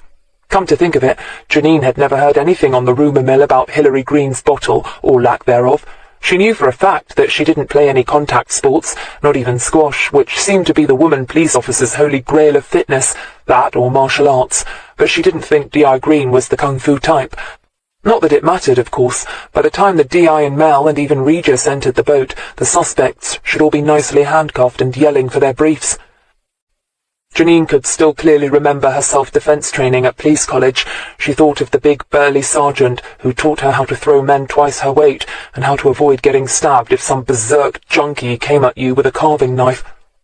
She wondered briefly if they'd even had training sessions like that when Hilary Greene had attended college. Come to think of it, hadn't she heard that her DI had been a university copper? For all Janine knew, in her day fast-track intellectual female officers might not have had to even go to training college. So where the hell did she get off telling her to keep back and keep her head down? On the other side of Janine, crouched behind a big dumpster used by the boaties as a communal waste bin, Regis saw Pix reach the boat and stiffened. Hilary had warned him about how a boat moved when someone got on it. She'd even had him and the raiding party down to Thrupp to demonstrate on her own boat before they'd set off for the city. It had been useful. He wished he'd thought of it himself. Now he watched approvingly as Pix, mindful of his early morning lesson, stepped right into the boat's centre of gravity and carefully, very carefully knelt down. Through his binoculars, Regis couldn't see the boat make any appreciable movement. He glanced at his watch. Good, it was getting lighter now.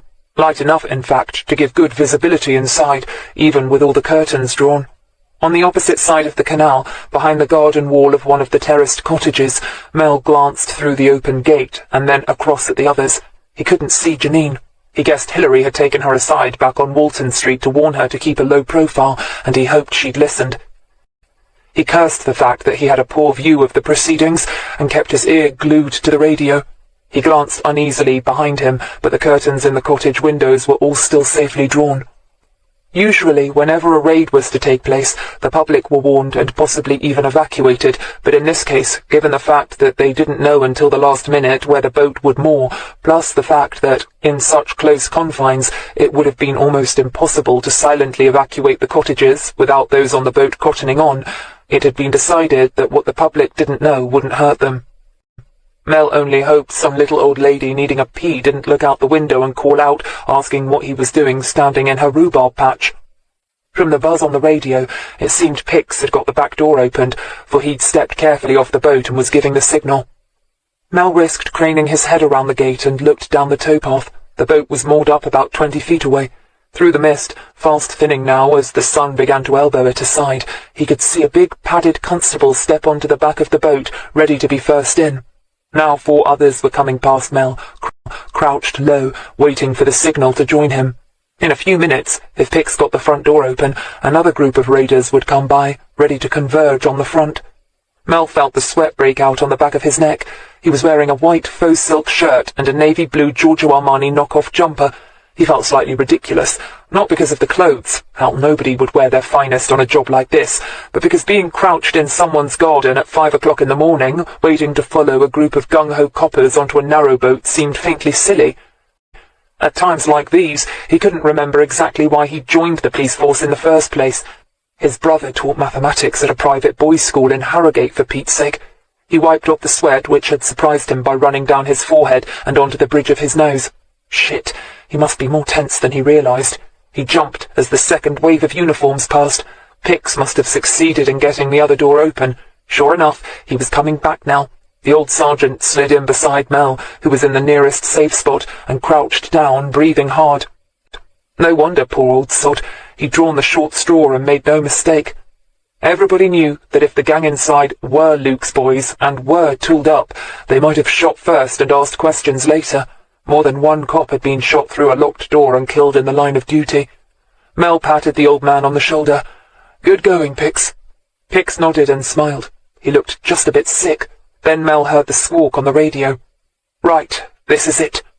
He duck-walked a few paces to the open gate. Pix stayed leaning against the wall, looking at the cottage and wondering how much one would cost. He'd always fancied retiring to the city. Most of his pals did it the other way around, living and working in town, and then moving to the seaside or a country village on collecting their pension. But he'd always lived in villages and quite fancied being an Oxonian in his old age. His youngest granddaughter reckoned he looked quite Don-like. Perhaps he could buy a pair of pince-nez and hang out near the Bodleian, reading a book and fooling the tourists into thinking he was some emeritus professor. With a start, he realized he was maundering. It was something he always did after a shock or a particularly stressful episode. He also realized he was alone. DCI Mallow had gone. From her position behind the car, Hilary watched the by-the-book, best-of-all-scenarios playing out and took a few deep breaths, letting them out slowly. So far, so good. They had both doors unlocked, one constable at each end, and 4 others, also at each end, ready to go. She glanced across at Regis, who was holding the radio to his mouth. "Come on, come on," Janine muttered between ragged breaths. Then Regis spoke quietly into the radio. "Go." Something went wrong. It was a simple thing, and should have been foreseen. Somebody had used the lounge sofa as a bed. They were designed to convert to single beds, of course, since holidaymakers like to cram as many people onto a boat as possible, making the cost of their Canal holiday cheap. From the size of the Kraken, Hilary had, rightly as it turned out, estimated that it could sleep at least 8, maybe even 9. It would have at most 2 bedrooms, probably doubles, but could, at a pinch, be converted into bunk beds, sleeping 4 in each. But they hadn't expected anything like that number to be on board. Given that they were almost sure that the Pitts, Makepeace and Gascoigne made up one unit, they were expecting 3 or maybe 4 tops to be on board. One, like Makepeace, to be a sort of dog's body, driver and probably cook. 1 or possibly 2 for muscle, like Gascoigne and the Pitts. Gascoigne to guard the hall at all times. The Pitts to help out at locks, drawbridges and such like. But this team was a lot bigger. The constable who went in through the front entrance was the first to figure this out. Rising from his left, and moving frighteningly fast, was a near-naked figure. Aware of Regis's plan to keep everything quiet, the constable's first instinct, to yell "Blue Murder," was quickly stifled. Even though he could hear the sound of footsteps at the rear of the boat, meaning the other raiding party was already moving in on the bedrooms, he still didn't call out. He did, however, swing around to meet the challenge. Behind him, the other constables were already boarding, but so confined was the space that only one was coming through the door. He lifted his shield just in time. The dark-haired suspect, dressed only in a pale blue pair of boxer shorts, lifted something that looked like a radio alarm clock and tried to smash it down on his head. Behind him, he heard one of his pals shout out a warning. After that, several yells, thuds, curses, and assorted sounds came from the back of the boat. But for the PC in the lounge, who was called Brian Herbert and was 21 next Monday, the heartening knowledge that the rest of the gang had been caught napping didn't help him much. He pushed forward with the shield to try and squash his opponent into a corner and contain him until he and the others could cuff him. At the same time, he was trying to shift his rear end so that his pals could get in behind and give him the necessary backup. At this point, the suspect did something totally unexpected. Like an eel, he slithered out of the open window. Brian hadn't even realized that the barge window was open, let alone that it was big enough to allow somebody to get out. He gave a startled yelp and darted forward to grab an ankle, but his shield was in the way, and he had a truncheon in the other hand, and by the time he'd dropped the shield and transferred the truncheon to his weaker left hand, it was too late. He heard a splash and swore. To make matters worse, the two cops still outside hadn't seen a thing. Brian ran to the window and looked out, expecting to see the dark head and flailing limbs of someone swimming raggedly to the bank. He saw nothing. He swore again, graphically. Surely the cut wasn't all that deep. Why wasn't the bastard wading along the side of the boat? He backed up, bumping into the last of the four men who'd come in at the rear. They were already heading for the back of the boat, where there were sounds of furious scuffling. Shit! Brian ran to the front of the boat and again looked fore and aft. Where had the slippery little bastard gone? He reached desperately for the radio strapped to his collar. But he needn't have bothered. Mel and Regis were already running along the towpath. If Brian wanted to tell his superiors what had happened, all he had to do was shout. He began to do so. There was a lot of noise now coming from the Kraken, waking everyone in the surrounding cottages. Heads began to poke out of windows, and irate sleep-interrupted residents were calling out and asking what was going on. Brian didn't panic. He knew plenty of binoculars and pairs of eyes had been watching the boat. They would have all seen one of the suspects trying to leg it. Greene certainly had. She noticed Tommy Lynch's large figure going in the rear just as something white darted out and seemed to fall from the front of the boat. She saw the feet first, the unmistakable kicking motion of an expert swimmer. But why swim in only 4 feet or so of water? Why not stand and wade? The answer to that was obvious. You swam to go underwater. Why did you go underwater? To hide. Shit.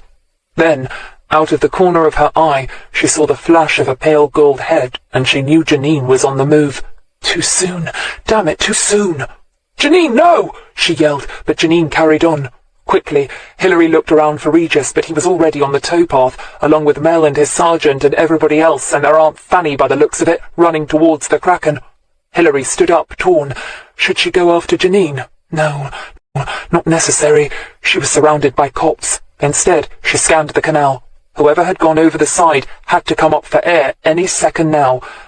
How far along could a strong swimmer go before surfacing? She had no damned idea. 20 yards? More? She glanced left, then right. The trouble was, the canal water was filthy. The muddy surface was still undisturbed by bubbles or anything else. Had he gone behind the boat? No, surely not. It was overrun with coppers. She saw a single constable on the front of the boat who, like herself, was searching fruitlessly for air bubbles. Brian Herbert swore frantically under his breath. He could see it now. His furious superior officer barking out questions, asking why it was that every other villain on the boat had been nabbed, save for the one in the lounge, the one that PC Brian Herbert was supposed to nab. He cringed, imagining the sarcasm as he tried to explain. Oh, like an eel, was he? Slithered through the window before you could catch him, did he? Greased, was he? Like one of those pigs at an old-fashioned fair, was he? Brian was so agitated he was almost sobbing. Where the hell had the bastard gone? Janine ran along the towpath, keeping her eyes fixed on the back of Mel's head. From the back of the boat, the first of the suspects emerged, handcuffed and wearing, comically, a pair of pyjama bottoms with some sort of kiddie characters on them. Boy, was he going to be embarrassed later when the pictures came out. Then something hit her. Hard. One moment she was running, the next she simply wasn't. She was skidding painfully along the towpath, her hands, knees and cheeks flaming as if they'd been torched. In fact, they'd been scraped on the rough stone mix that the river authority used instead of concrete or asphalt. She didn't have time to yell. She didn't really know what was happening to her. All she knew was pain and sudden, stark fear. From her spot behind the parked car, Hilary Greene saw exactly what happened. Seeing a break in the line of coppers running along the towpath, a pale figure emerged at the edge and stood upright, holding something long and thin, no doubt a pipe, or some other such piece of metal that had been tossed in the canal, who the hell knew when. The swimmer couldn't have seen it, not in the gunge that passed for canal water. He could only have felt it with his fingertips as he'd swum along. What Hilary couldn't understand was why he used it in the first place. Panic? Hatred of cops? More likely hatred of women. Whoever the suspect was, he must have known in his heart of hearts that there wasn't any getting away. For a start, the stretch of canal side where Hilary stood was lined with corrugated iron and too steep to climb. Even if he'd managed it, there were cops all along this side of the street, and the side he was on now was even worse. The towpath was lined with them, from Mel to Regis to the PCs now emerging victorious from the boat. Even if he'd managed to get out of the canal unseen, he was hardly likely to blend into the background and slip away unnoticed. Skinny, white, and dripping foul-smelling canal water, he looked like nothing on earth. But, as Hilary well knew, his adrenaline would be up. He'd be feeling pumped and pleased with himself for getting off the boat at all. He'd be feeling like Superman. So why not floor the silly bitch copper running by? Perhaps he even thought her colleagues would all be so filled with chivalrous concern that they'd go to her aid and forget about him. Who the hell knew what was going on in his mind? Hilary knew what was going on in hers. He was out of the canal now, on his knees, but with the weapon still in his hand, and Janine, stunned, was an easy target and the closest to hand. One swing of that metal bar on her head and... "Hey you! You bastard, look at me!" Hilary bellowed, her furious voice cutting across the air, making everyone, including the perp, look her way. It was Regis's sergeant, the silent, unimposing Colin Tanner, who saw him first. He yelled, a nameless word that seemed to be yanked out of him, and he spun round and sprinted towards the woman police officer lying on the ground, her golden hair spread around her, looking wildly out of place. Then everyone was moving. One of their own was in trouble. They absorbed the fact by osmosis without thinking. The perp looked confused for a moment, and then he began running for all he was worth, away from Janine. Hilary, too, was moving, hardly aware of doing so. She knew vaguely that there would be someone coming across the bridge ready to tackle the fleeing suspect. It simply wasn't procedure to have everybody together in one place. There was always backup, and so there was. Even now she could see two uniformed cops, not in armoured gear, true, but both men of a good size, running across the bridge to intercept the perp. She was just coming up behind them when the suspect did a crazy dodging manoeuvre that made her think of a ferret. Brian Herbert, still watching from the back of the boat, felt justified in losing him in the first place. "See," he could say, "I told you he was like an eel. The sod must be as double-jointed as a bloody snake." Tommy Lynch was the first to see the obvious danger, that Hilary was now directly in his way. And being on the boat, he could do nothing to help her. Hilary had very little time to feel dismayed. She watched wide-eyed as the white-skinned perp dodged a lunge and then ducked under the unloving embrace of the second cop like a manic limbo dancer. She heard both of her colleagues curse, even had time to see them bang into each other, fumble, and start to turn. But by then, the perp was almost upon her. He looked young, desperate, and mean, very mean. Worse, he could taste freedom. She could almost hear his thoughts. He'd been on the boat, trapped like a rat, but he'd got off it, hadn't he? He'd given that tart of a cop a good whack and dodged those other two like some ace footballer shrugging off a whole arsenal load of defenders. Now all he had in front of him was one middle-aged, suit-wearing, desk-jockey woman cop, and he'd have the whole city to get lost in. No doubt it stretched out behind Hilary like the promised land. Hilary knew there must be other colleagues behind her, some probably no more than a few yards away. There had to be. But that didn't help now. He came at her with the swiftness of youth, high on adrenaline. All the strength his situation conferred on him, his fear robbing any finer feeling he might normally have had. All he wanted was to steamroller over her and be away. Hilary briefly contemplated just stepping aside and letting him steam on past her. She doubted that anyone would blame her if she did. The two cops behind him were nearly on him anyway. And she could hear angry shouts behind her, telling her that backup was indeed on the way. Some might even argue she'd be right to do just that. The brass didn't like it when women officers got hurt, especially not detective inspectors. But she couldn't just stand there and let him pass, could she? Of course she couldn't. When he was just the right distance away from her, she lifted her foot in a classic high kick, stylish as a veteran of the Folie Bergère, and kicked him squarely in the balls. Chapter 9. He didn't seem to like it much. His face went white and then suddenly suffused with blood, and his mouth formed an O of agony. He bent double, unintentionally headbutting her in the stomach. She took a hasty step back, but he was down on one knee now, heaving and retching. The two uniformed officers were already reaching out for him, cuffs at the ready. Behind Hilary, a ragged cheer went up. Mel, puffing a little from his dash across the bridge, pulled up beside her, grinning fit to make even the Cheshire Cat look at him askance. "Shit, Hill, that was the best kick in the Ghoulies I've seen in a long while." "Yeah, 9.9 for artistic merit."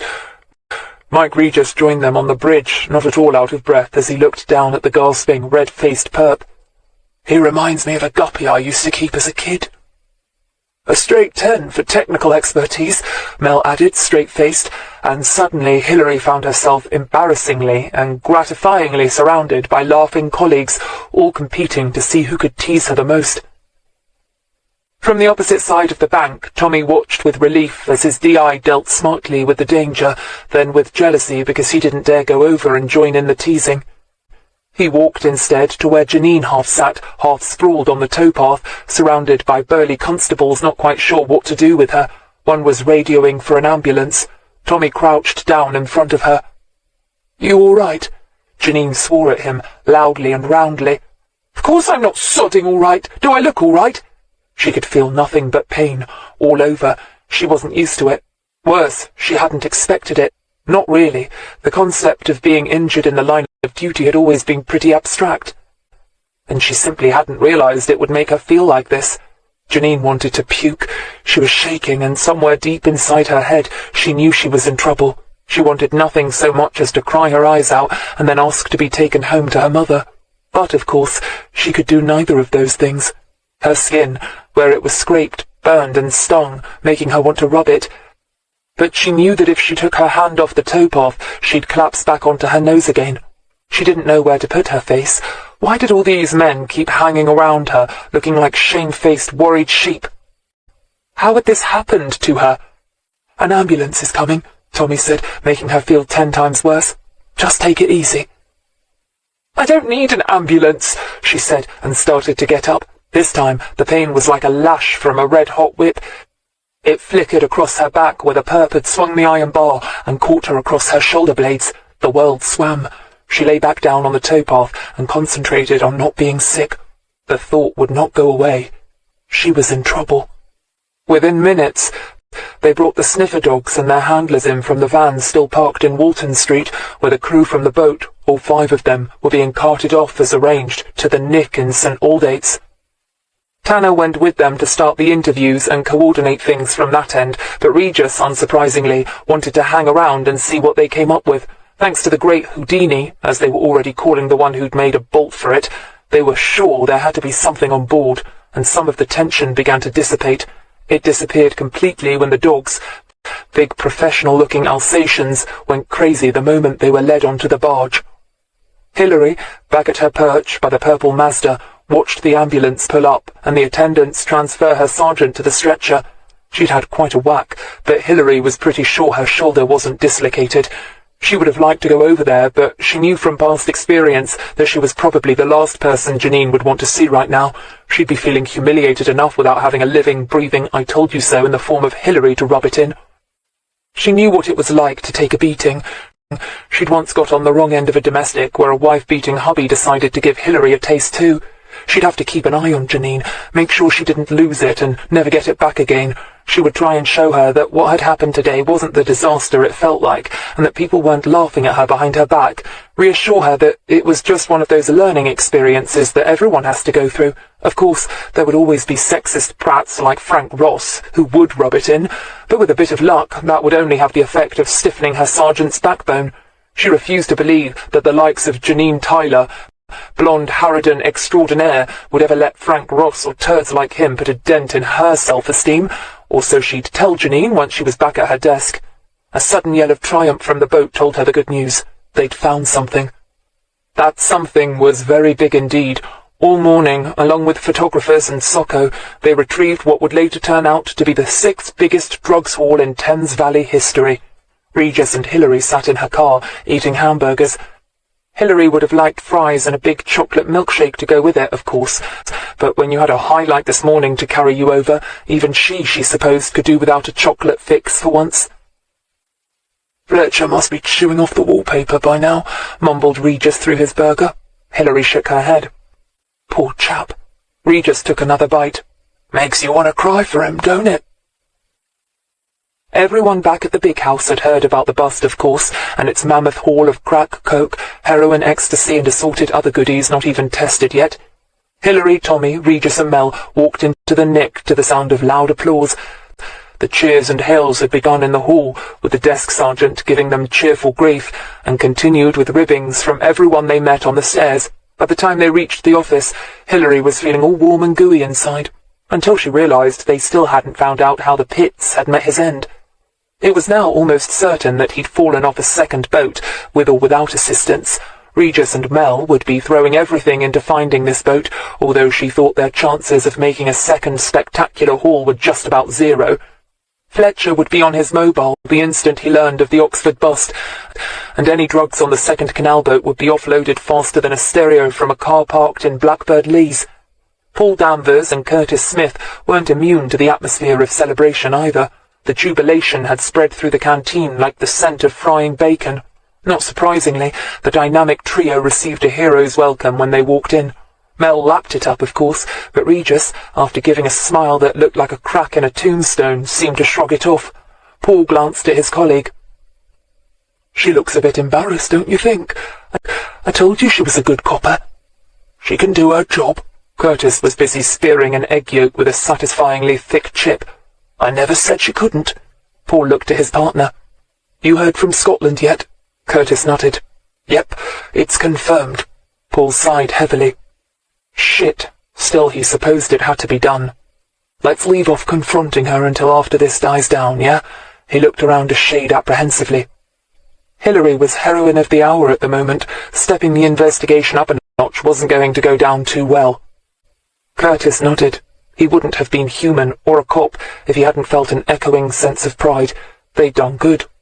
And, like every other cop in the place, he liked the thought of a big-time drug dealer going to the wall. "Sure, we can wait a while."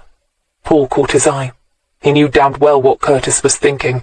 Hilary Greene might be a good cop, but if she were as bent as her husband, she'd be going down. Paul pushed his uneaten vegetable lasagna aside and wished he still smoked. Gary Greene pulled off at the Bicester straight and signalled left. The old grey metallic railway bridge hove into sight, and he sighed. He signalled left again and drove his marked patrol car into the new pale, gleaming nick that was supposed to be Bicester's answer to the rising crime statistics. He hadn't been here before.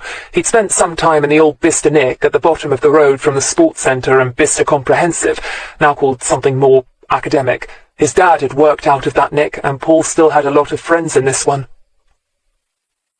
He just wished one of them hadn't called him last night and told him he might like to pop around when he had a moment, like soonish.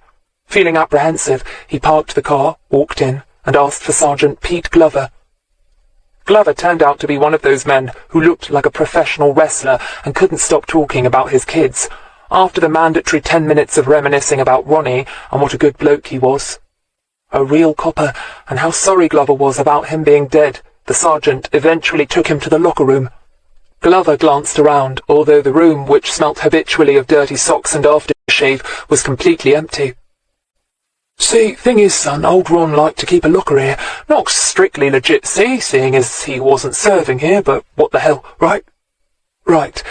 Gary, totally miserable, put on a bright smile. "So, when I heard there were some nosy Parkers sniffing around up the big house, I thought I'd better check, see, just to make sure, well, bet there weren't nothing hanging around that you wouldn't want your old lady to see?" Gary nodded, trying to dismiss the sick feeling in the pit of his stomach. "Turns out there was nothing much. Well, a bit of porno. Got off a raid years ago, but you can buy worse than that in W.H. Smith nowadays. Get me?" Glover gave him a painful nudge in the ribs with his elbow and laughed like a blocked drain. "But I thought I should clear it out anyway, just in case them sods from down your way get to hear about Ronnie's little arrangement here. I bagged it up." He opened the locker concerned and dragged out a Tesco shopping bag. I got rid of the porno." Glover avoided Gary's eyes. "Didn't think you'd want to run the risk of getting caught with it. You still being a nipper of a constable and all that?" What he really meant was he'd sold it to some sleazy geezer he knew. Gary nodded, relieved. So that was it. Just some wary sergeant wanting to cover himself. Fair enough. He took the bag, admired Glover's youngest, an unprepossessing brunette of around 10, and left, feeling like laughing. Being big bad Ronnie Greene's son was both an asset and a liability. He knew damned well he'd have to keep his nose extra squeaky clean to get promoted. The brass would always see his name and wonder. On the other hand, a lot of the troops in the trenches secretly admired Ronnie Greene, who'd made a few spectacular collars in his time, before things turned sour. So he walked a tightrope and prayed for the memories to fade soon. He drove off and then pulled up in the nearest lay-by. The bag contained a pair of old trainers, a wallet with no money in it, but credit cards that he was sure Hilary knew nothing about, some toiletries caked around the rim with green, pine-smelling ooze, and a paperback novel. The novel was a Dick Francis thriller. He glanced inside, surprised to see an inscription from Hilary. He'd give it her back. Who knows? She might want a small keepsake. Yeah, right. She'd probably burn it. When he was alive, his father had given her nothing but grief. And now that he was dead, he still couldn't seem to get out of the habit. Tommy was back on the towpath, miles from all the excitement of Oxford. Right now, the Kraken was cordoned off and being gone over by jubilant cops from the Oxford station. When he'd got back to the big house, feeling the usual washed-out lethargy that came after an adrenaline rush, Hilary, far from coming it with the compliments, had rather sourly reminded him they still had a suspicious death to investigate, even if Regis and Mel seemed to have forgotten all about the pits. Her grim reminder had sent him back to his notebook, where he came across his reminder to go and question the missing boaties from up Dashwood Lockway, in particular the artist who liked elephants and who, according to one witness, had seen everything. The day was overcast now, the earlier sun having slunk off over the horizon, but in other respects he was in luck. A door on the elephant-bedaubed boat stood open, and the sound of a radio floated out. With nothing to knock on, he stood outside and coughed. Nothing. Excuse me? Hello in the boat? Tommy began to feel like an extra from a pirate movie. Well, at least he hadn't said ahoy there. The radio went silent, and a second later a mass of blonde hair poked out. Somewhere in the middle of it was a face. The long hair fell to bare shoulders, the long beard lay on a bare chest, and a furry blonde caterpillar crossed the lip and made inroads into the cheeks. A pair of dark brown eyes twinkled out of the hairy mass. A moment later, the rest of him followed. He was covered in paint smears and something that looked like sawdust. Tommy hadn't expected a walking cliché. Didn't this guy know that the 60s were like, gone, man? Or was this the New Age look? Tommy had no desire at all to know what he'd been doing down in the boat. He tended to shy away from anything to do with paint. He introduced himself and showed his warrant card. He tried not to notice that the artist was running his eyes over him like he was a prime Aberdeen Angus at a cattle show. Tommy said his piece about a body having been found. So, I was wondering if you noticed anything unusual that night. He tried hard not to sound accusing, but if the artist had taken offence, he didn't show it. Instead, he seemed to crinkle up his eyes and think. It looked painful. A long silence ensued. Tommy cleared his throat. For instance, did you notice a boat going faster than it should, or travelling after dark? Oh, yeah. The time out it was. I thought it was rather twee. The artist, who hadn't given his name, spoke for the first time in a thick Welsh accent. For a second, Tommy had trouble deciphering the sing-song words, then grasped their significance. The boat was called Time Out, and it was definitely the night of the 8th.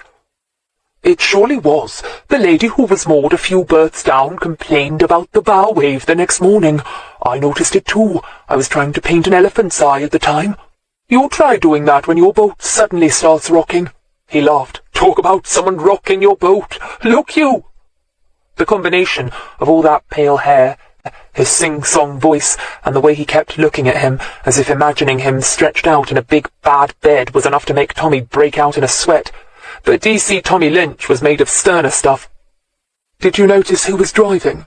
He tried to assume his most constabulary tone. Navigating? Yeah, sure, an old bloke, about 60 I should say, silver hair, and lean as a whippet he was. Good facial bones. If I was into portraiture, see, I might have been interested. Tommy blinked, hoping his facial bones were of the common or garden variety. Real common or garden. I see. Did you notice anyone else on the boat? Oh, no, they had the curtains drawn, look you. Floral ones. He shuddered, and it set all his hair rippling. Tommy managed to keep his eyes averted. Did you hear any conversation from the boat? He pursued doggedly. Not a dicky bird. Tommy tried a few more questions, but got nothing more. Still, it was a starting point. Of course, the Time Out might be a boat with nothing more to its discredit than breaking the 4 miles an hour speed limit. Although Makepeace, one of Fletcher's gang, was supposed to be in his 60s. It was something to take back to Hillary anyway. Frank liked scaring his stool pigeons. He refused to call them narcs, let alone informers. The specimen now in front of him was particularly loathsome. He'd pulled him from one of his regular haunts at the dog races, and a little light slapping around plus the offer of a 20 to put on the 437 had produced results of a kind, but nothing earth-shattering. "Look, I don't know nothing about no drugs, honest, Mr. Ross, only what I already said," he snivelled. Yeah, Frank turned away in disgust and lit up a foul-smelling cigar. "Word has it that Alfie Makepeace asked for the pits specially for this holiday of his. Don't suppose you know the name of the boat he was going on holiday in, d'ya?" He slapped the little runt around some more, but he wouldn't even admit to knowing that Makepeace had rented a canal boat. "I thought he was off to Tenerife or somewhere, you know." Frank did. A lot of Fletcher's lads went on holiday abroad and came back via Amsterdam. Very lucrative. "So why did he ask for Dave Pittman's special, like?" Frank pressed. But the snitch wasn't saying. After a while, Frank believed he really didn't know and reluctantly tossed the little git a 20. He drove back to the big house in a pensive mood. He'd been left out of the raid on the Oxford boat, ostensibly because they didn't need another sergeant there. They had the likes of Mel and Hillary bloody Greene, and Regis's sidekick, plus the muscle boys. Frank thought Hillary had probably put the boot in and made sure he was out of the action just for spite. So he was already in a foul mood by the time he got to the office. Word was beginning to filter out about the size of the bust, and the brass were all beaming. The atmosphere of celebration still hung in the air, so when he got to his desk and found that Tommy Lynch, of all people, might have come up with the name of the boat they were now all hot to get their hands on, his cup of happiness really overflowed. Not. Now they had a name. It wasn't long before 2 sharp-eyed constables from Banbury way spotted the Time Out moored north of the market town. It was unusual to find a boat there at all. Most boaties either liked to stay in the town, where they had close and easy access to the shops, or else get right out into the countryside to the peace and quiet, so finding a boat moored up far from the shops, but still not quite out in the sticks, struck them as unusual, even before they'd confirmed the name. They radioed back their find to their station, who got on to the big house at Kidlington. The switchboard put the call through to Mel, who wasn't answering, mainly because he was having his ego massaged by Marcus Donlevy up in the superintendent's office. No doubt they were both licking their chops over the press conference they were about to give. It would go down a treat on the 6 o'clock news. Hillary, who happened to be walking by, answered it instead and took down the details gleefully. When she got back to her desk, she was surprised to see Janine Tyler's fair head drooping over her computer terminal. She went over to speak to her. "Have you been discharged, then?" she asked. Her sergeant swung around to face her, looking nervous. "Sure. You know how it is. The usual 6-hour wait in casualty, followed by 10 minutes of a quack prodding and poking you about, then another 2-hour wait for an X-ray only to be told nothing's broken, given some painkillers and told to go home. Who says the NHS isn't wonderful?" "So why aren't you at home?" Hillary could tell from the way Janine's pupils were working, or rather weren't working, that she'd taken the painkillers all right. Janine started to shrug, remembered just in time that she really didn't want to move her shoulders, and smiled instead. "Nothing there. Besides, I thought I'd just call in for a while. Shift's nearly over." "Yeah," Hillary said thoughtfully. Obviously her sergeant didn't want to be alone. Understandable. Being attacked, no matter how hard-bitten a copper you were, always left you feeling shaky. It was only human. So was the desire to get back on the horse before you had time to become afraid of falling off again. Still, she wished Janine hadn't chosen to come back to work just now. She glanced at Mel's still empty office and knew she was about to do something stupid. Knew it, but didn't intend to do a damn thing about it. "We've got a lead on the second boat," she said casually. "I was about to nab Tommy, and probably Frank, and go check it out." She didn't really want to take Frank, but still he was a very useful ally to have in a scrap. He was a vicious little jerk, and after this morning, if the Time Out really did prove to be the boat they were looking for, things might get hot. She should, at the very least, tell Mel about it, but she knew what he'd say, or rather do. Take control, call out a small team and do things by the book, and it might all be for nothing. The boat might contain nothing more dangerous than a granddad who liked to go to the wire by speeding in his boat, two grandkids bored out of their mind with only an overexcitable dog for company, and a grandma who resented cooking on a tiny stove. "Yeah?"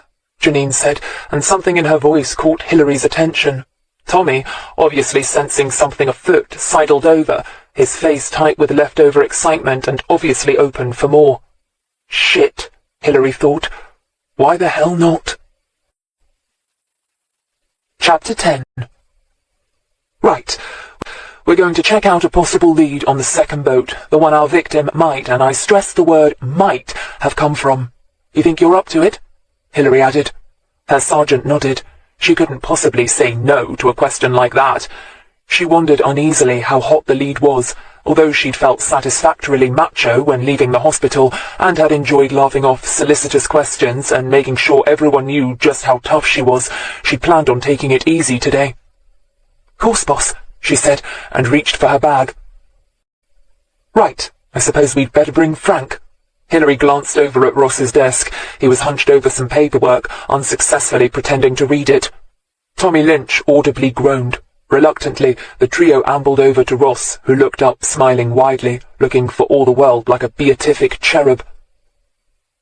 "I hear you got whacked, love," he said to Janine, eyeing her pretty face eagerly for signs of bruising, but apart from a scraped red patch on her cheek, there was nothing to be seen.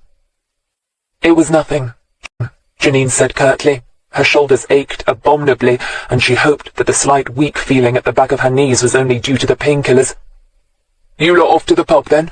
Ross said, smirking unpleasantly. "No doubt you and old Mello have got some celebrating to do." He addressed Hilary with such obvious meaning that Janine stiffened, then bit her lip as the pain pulled tight across her back. What was it with Ross? Did he think everyone was at it like rabbits, as he no doubt wished that he was? "That's right, Frank. Want to come?" Hilary asked sweetly. "I'll even buy you a pint." For a moment Frank looked surprised, then he scowled ferociously. "Nah, don't think so. Not in on the raid, so not in on the party afterwards." He turned his back dismissively, ostentatiously flipping over a page on a fingerprint report from Socko. Hilary abruptly turned and headed for the door, knowing she was being an idiot. She was going to a possibly dangerous interview with one injured sergeant and one solitary DC. Not smart. Why did she persist in letting Ross push all her buttons? Frank waited until they'd gone, then chucked his pen down in disgust. It was all right for some. The shift still had, he checked his watch, half an hour or more to run, and here she was, the heroine of the hour, swadding off with her little gang of arsehole creeping acolytes to live it up at the pub. It made him feel sick, but there was no way he was going to let the bitch buy him a pint. Hilary drove, fast and skillfully, towards Banbury, conscious of the way Janine, sitting beside her, leant forward so as to prevent her back resting against anything. In the rear, Tommy sprawled massively and reassuringly across nearly all the back seat, still looking ready to take on anything. She drove through the centre of the town, negotiating the nightmare roundabout marked by the famous Banbury Cross, and thought of the description of Gascoigne, and his handiness with a knife. She glanced at the radio, wondering if she should call back to base and tell Mel where she was and what she was doing. But he'd still be in with Don Levy, and by now the press conference would be underway. She smiled to herself. She could hardly interrupt her boss in the middle of a press conference now, could she? Once she reached the northern part of town, she slowed to consult the map. Only then did she realize that she wasn't quite sure how far north of the town the Time Out was moored, or even if it was still there. Going on a guess, she turned down the next narrow, rutted path that the map told her ended at the canal. It was still overcast, but warmer now, and the cloud was thinning. It was hard to believe this was all one day, so much had been crammed into it. Over in a wheat field, a skylark was bursting its lungs in the usual fashion, and May blossom dotted the hedgerows.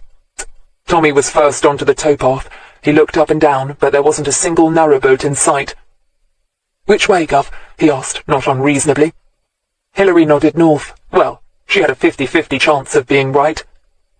Frank only realized that the press conference had started when two DCIs came in, talking enviously about it, which meant, of course, that Mel and Superintendent Don Levy, and probably a CC or two, must be down in the media room right now.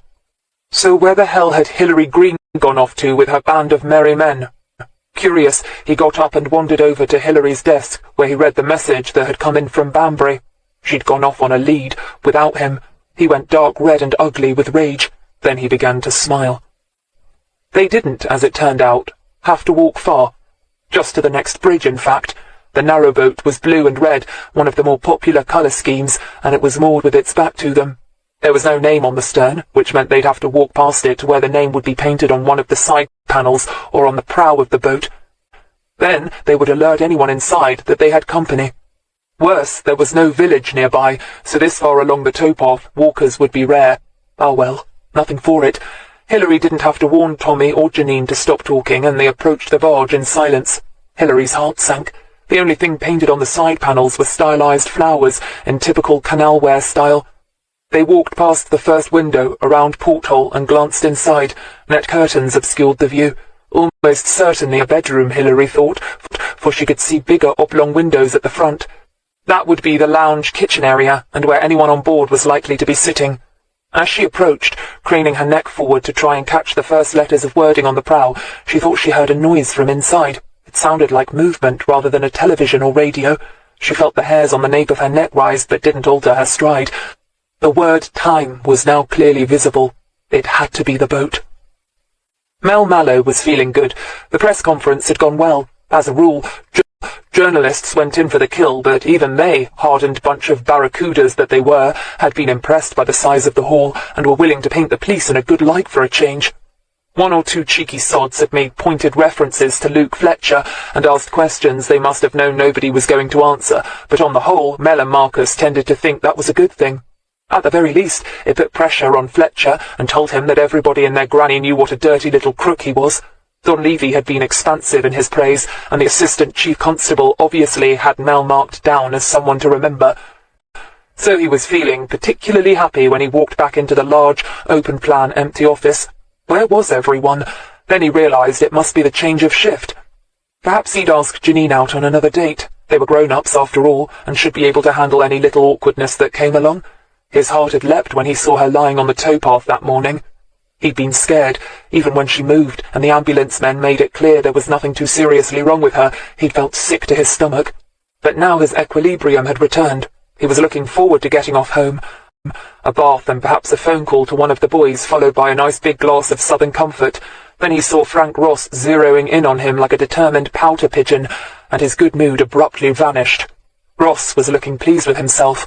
Never a good sign. Hilary glanced at Janine and then at the closed door which, no doubt, led to 2 or 3 steps that in turn deposited a visitor inside the tiny space that passed for a narrowboat lounge. She shrugged, stepped onto the boat and knocked loudly.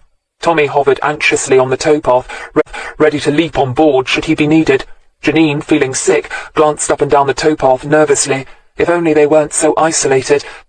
There was nothing but rows of willow trees on one side and a row of sedge bordering a wheat field on the other. Not a sign of civilization. A group of jackdaws were having an argument in the trees, and the noise was getting on her nerves. Her back hurt. She felt sick. What the hell was she doing here? Her mind snapped back from its precarious descent into self-pity as a snicking sound told her someone was opening the barge door.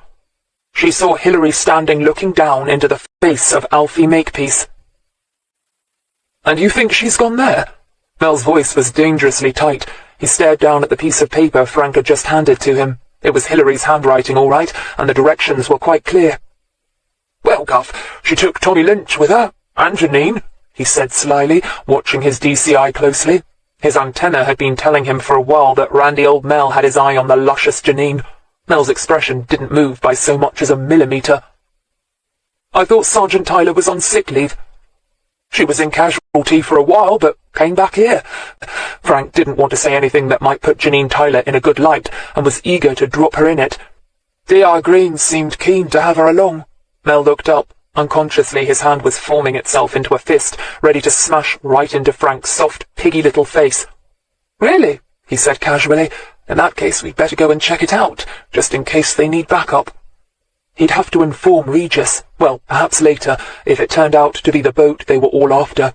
It never occurred to him that he was doing exactly the same thing that Hilary had done, namely trying to hog the good stuff for himself. And even if it had, it would have done nothing to cool the anger simmering under the surface. Nothing was going to stop him from giving Hilary a right bollocking. "Yes?" Alfie Makepeace asked. He was chewing on something, a digestive biscuit, as it turned out, when a moment later he took another bite.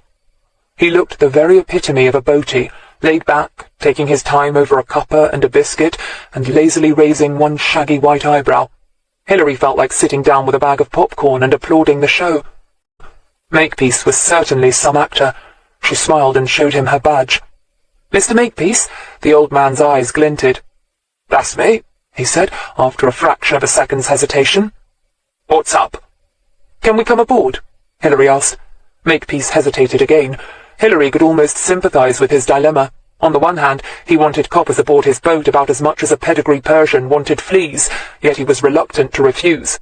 To make things difficult would put backs up and rouse suspicions that were already sky-high. Besides, Makepeace most likely wanted to know how much they know, and he could only gauge that from the questions they asked him. Eventually he shrugged and stood to one side. "Course, come on in. I've just made some tea. Want a cup?" "I prefer coffee if you have it." Hilary threw her two juniors a significant glance. Tommy was on board at once, his bulk surprisingly graceful, and she noticed Makepeace running an expert eye over him. Janine was much more careful, obviously uncomfortable in both body and spirit. Hilary Greene watched Alfie Makepeace with thoughtful eyes.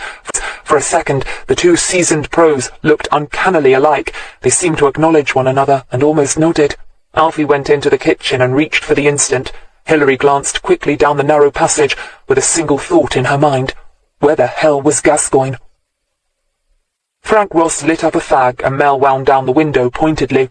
The two hapless uniforms he'd picked up on the way out sat in the back, quiet as church mice, probably wondering just what Mellow Mallow wanted with them.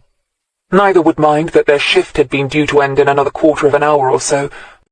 Mel was the man of the moment, and every uniform welcomed any way of getting in on even a little of the action.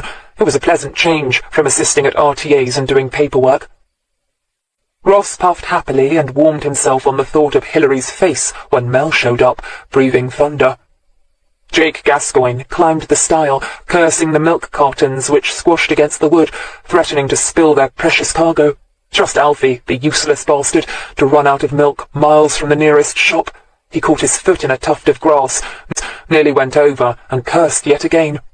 He was still swearing graphically when he climbed out onto the towpath a few yards short of the boat. "So you don't remember Dashwood Lock?" Hilary said, wishing that he'd put in a more generous amount of sugar in the coffee. Without her artificial sweetener, it was bitter. Tommy Lynch stood with his back to the passage, blocking the entrance. Hilary only hoped that he had his ears turned up to their highest notch. They both ought to notice if anyone tried to sneak up behind him. She was sitting on a deck chair that had been folded away against a wall, giving the second of two padded seats to her sergeant, who was beginning to look decidedly peaky. "Well, not particularly like," Alfie said. "I mean, if you say so. I know we must have gone through it, but there was nothing to make it stand out." He shrugged. "Once you've been through one lock, you've been through them all." He was busy making a meal of his biscuit, knowing it was annoying the policewoman. He was beginning to relax somewhat, unless she had a whole squad of helpers concealed behind the willow trees on the bank, and he didn't think she had. These cops were just fishing. They wouldn't have sent just two females and a humble PC if they suspected anything important, and the younger girl didn't look fit enough to even scratch and bite if it came to a scrap. He wondered uneasily what had happened to her. He didn't like to think of violence and women at the same time. To his mind, they didn't go together. Women, to Alfie, meant either those of his mother's generation, plump, homely, cheerfully practical, and to be cherished, or bedbait, to be used but never abused. The DI he could respect in a way. The pretty, hurting blonde girl, however, made him feel deeply uneasy. She was the only thing Alfie was worried about. The stuff was long gone, so even if the boss woman had got a warrant to conduct a search, and again his instinct told him that she hadn't, they'd come up empty-handed. Besides, so far all she'd asked about was Dashwood Lock. "We?" Hilary said now casually, very casually. "You're not alone?" Makepeace sighed. "Me and my pal." "Only two of you?" Hilary sounded surprised. "Makes for an expensive holiday, doesn't it? With the rental, I mean." She glanced around. The boat was well, though not expensively outfitted. Makepeace shrugged. "It's worth it. Peace and quiet is like gold nowadays." Hilary suddenly began to feel frustrated. This sod isn't ever going to admit that the Pitts was on board. Almost certainly, any drugs would have been offloaded the moment Fletcher heard about that morning's raid.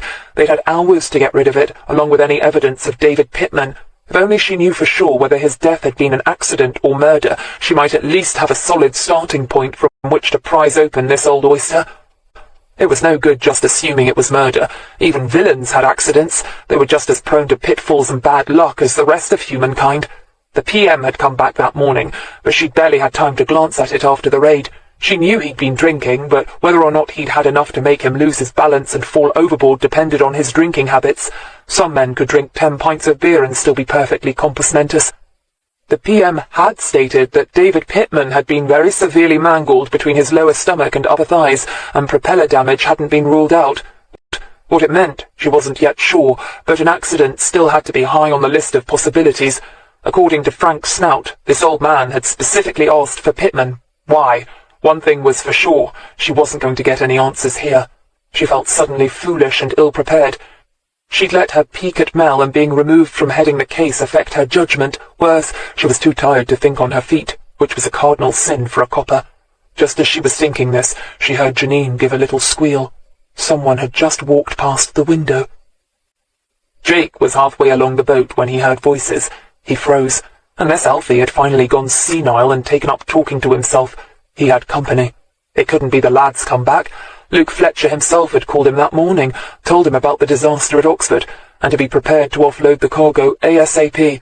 A load of men had soon descended from transit vans parked up in the woods and hastily hauled the drugs from the boat. He and Alfie had then spent the rest of the day up to their necks in bleach, scouring every surface on the boat just in case the Rozzers came calling with sniffer dogs. Fletcher would have wanted to keep as much distance between himself and the boat as possible, so there was no way he would have had any of the lads return. What for? As far as Luke Fletcher was concerned, neither he nor any of his own had ever even heard of the timeout. Jake knew that if questioned, he was to say that he and Alfie had hired the boat themselves to take a break. The coppers would laugh themselves sick over that for sure, but they wouldn't be able to prove anything else. He stepped warily onto the prow of the boat and peered in through the door window. A black face stared back at him. Jake leapt off the boat and onto the towpath. He had taken 2 running steps before he forced himself to stop. Tommy Lynch was just unbending his height from the back of the boat when Jake turned and walked cautiously back towards him. Mel turned off down the same rutted path that Hilary had taken half an hour before. He spotted her parked car and muttered something under his breath. In the back, the constables perked up. Frank Ross grinned and chucked his fag out the car window. "Put it out," Mel snapped at him savagely. "The last thing we want is for you to start a bloody fire." Frank slammed out of the car and glanced back. Neither of the uniforms were sniggering at him behind his back. They knew better. Mel climbed out, wondering what the hell he had to do to get Hilary reined in. He wished now Marcus had never assigned her the case. Of course, if he had known what it would lead to, he never would have. With a sigh, and a sign to the uniforms to follow, he set off up the towpath. The sun was beginning to shine. It was going to be a lovely evening. Pity nobody was in the mood to appreciate it. Tommy wondered why Gascoigne had changed his mind about running for it. It was obvious that was what he'd been about to do. Now he watched, warily, as the curly-haired, dark-eyed geezer walked reluctantly back. Behind him, Hilary stood a little way up the steps, not wanting to leave Janine alone with Makepeace, but needing to watch Tommy's back as well. "Mr. Gascoigne, is it?" She had to get control of this situation, and fast. "I'm D.I. Greene, and this is Detective Police Constable Lynch. Inside is Sergeant Tyler. We were just having a few words with your friend, Mr. Makepeace. Care to join us?" Taking his cue, Tommy moved aside to let Gascoigne past. Gascoigne stepped, wary as a cat, onto the boat and went through to the lounge. He looked surprised to see Janine, probably because she was young, blonde and pretty. She was on her feet, looking paler than ever, but succeeding just in hiding her fear. Hilary knew she could do nothing to help her. She had to find her own way through it. "Please, have a seat, Mr. Gascoigne. Alfie was just telling me about Dave Pittman." She lied. Well, it was worth a try. "Dave who?" Makepeace said at once, shooting Jake a telling glance. Jake, making a great show of it, sat down in the chair that Hilary had been using, legs arrogantly splayed. He reached to the fruit bowl for an apple. "Do you remember the night of the 8th? Hilary asked without much hope. Gascoigne crunched noisily. As if on a signal, Makepeace reached out for the packet of digestive biscuits and took a handful. Together the two crooks munched away in harmony, regarding Hilary quietly. It was enough to make her want to spit. Mel found the boat 5 minutes later. He heard voices, female and grumbling male. They all stopped as he, Ross, and the 2 constables passed the window. Mel read the name of the boat with a mixture of triumph and chagrin. Trust Hillary to come up trumps, and trust her to try and nab it for herself. He didn't bother to knock before he let himself in. Makepeace picked up on the friction at once, even though Mel pretended that Hillary had always known he'd be along, and Hillary pretended that, yes indeed, she always had. "Mind if my lads look around your boat?" Mel asked Makepeace, but didn't give him the chance to answer. "You got a warrant?" Gascoigne snarled. Mildly, Mel admitted that they didn't. "Go ahead," Makepeace said, glancing at Gascoigne with apparent contempt. He obviously knew how to treat coppers. They found nothing, of course. Hillary, reluctantly responding to Mel's hints, followed him outside. Frank Ross hovered, ears flapping, but was to be disappointed. Mel merely told her that he'd be applying for a warrant, and seeing as she was on the scene, and was so obviously keen, she could supervise the search. But she was being punished, and everyone knew it, including Makepeace, who seemed to regard the tension among the ranks with appreciative amusement. It was getting dark by the time they got back. Janine, feeling like something the cat wouldn't even bother to drag in, all but collapsed at her desk. It had been a bad day. The stark fear and pain of the morning, followed by the dispiriting hospital visit, culminating in the slow Chinese water torture of the abortive interviews on the boat. She knew as well as Hillary and Mel that they'd find nothing on the boat, and as for Makepeace and Gascoigne, they couldn't be made to admit that they even knew Pitman. The only thing they'd admitted to was going through Dashwood Lock on the evening of the 8th. Big sodding deal. Tommy was morosely typing up reports, checking his watch, knowing his mother would be worrying about him not being home to eat his evening meal. He kept throwing worried glances at Hillary, who was obviously in deep shit. He hadn't realized that she'd followed up the lead without checking with Mel beforehand. He didn't really blame her, but even so, he knew Mel had a right to be miffed. To make matters worse, the Yorkie bars were about. Hillary spotted them the moment they walked in. Unfortunately, Mel didn't. Frank had gone home, so he had no reason now to hang fire. "Just what the bloody hell did you think you were playing at?" he exploded, the moment he was within yelling distance, causing the heads of the other workers to dip over their desks. "Sir," Hillary began, trying to warn him of the approach of Smith and Danvers, but Mel was in full flow. "Damn it, you know Gascoigne's reputation with a knife, and did you have to take Janine? She's been wounded, for Pete's sake." At this, Janine had to interfere. "Sir, I volunteered." She sounded pathetically tired, but being in on the scene at the time out had done her, psychologically at least, the world of good. Soon she'd be congratulating herself on holding up, on doing her job. "And why didn't you at least take along some backup? Even a uniform or two wouldn't have hurt," Mel thundered on. "Sir," Hillary put in firmly, not liking the interested look on Smith's face, and especially not the sympathy on Paul Danvers. "At the time, we didn't even know if the Time Out was the boat we were looking for, let alone that Makepeace or Gascoigne would be on board. You were at the press conference, so I didn't want to interrupt you." Mel opened his mouth to speak, but Hillary rushed on before he could. "Time was obviously of the essence. If it was the boat, I wanted to make sure we got to it as soon as possible." "Yes?" The last word was uttered with unspeakable contempt and seemed to be directed over his shoulder. Mel spun around, saw the Yorkie bars, and scowled. "We'll be needing to re-interview D.I. Greene tomorrow." It was Curtis, the junior officer, who spoke. Mel swore. He shot Hillary a half-furious, half-supportive look and shrugged helplessly. Hillary smiled sweetly at Paul Danvers. "Of course," she said reasonably. "Any time you like." In their dreams.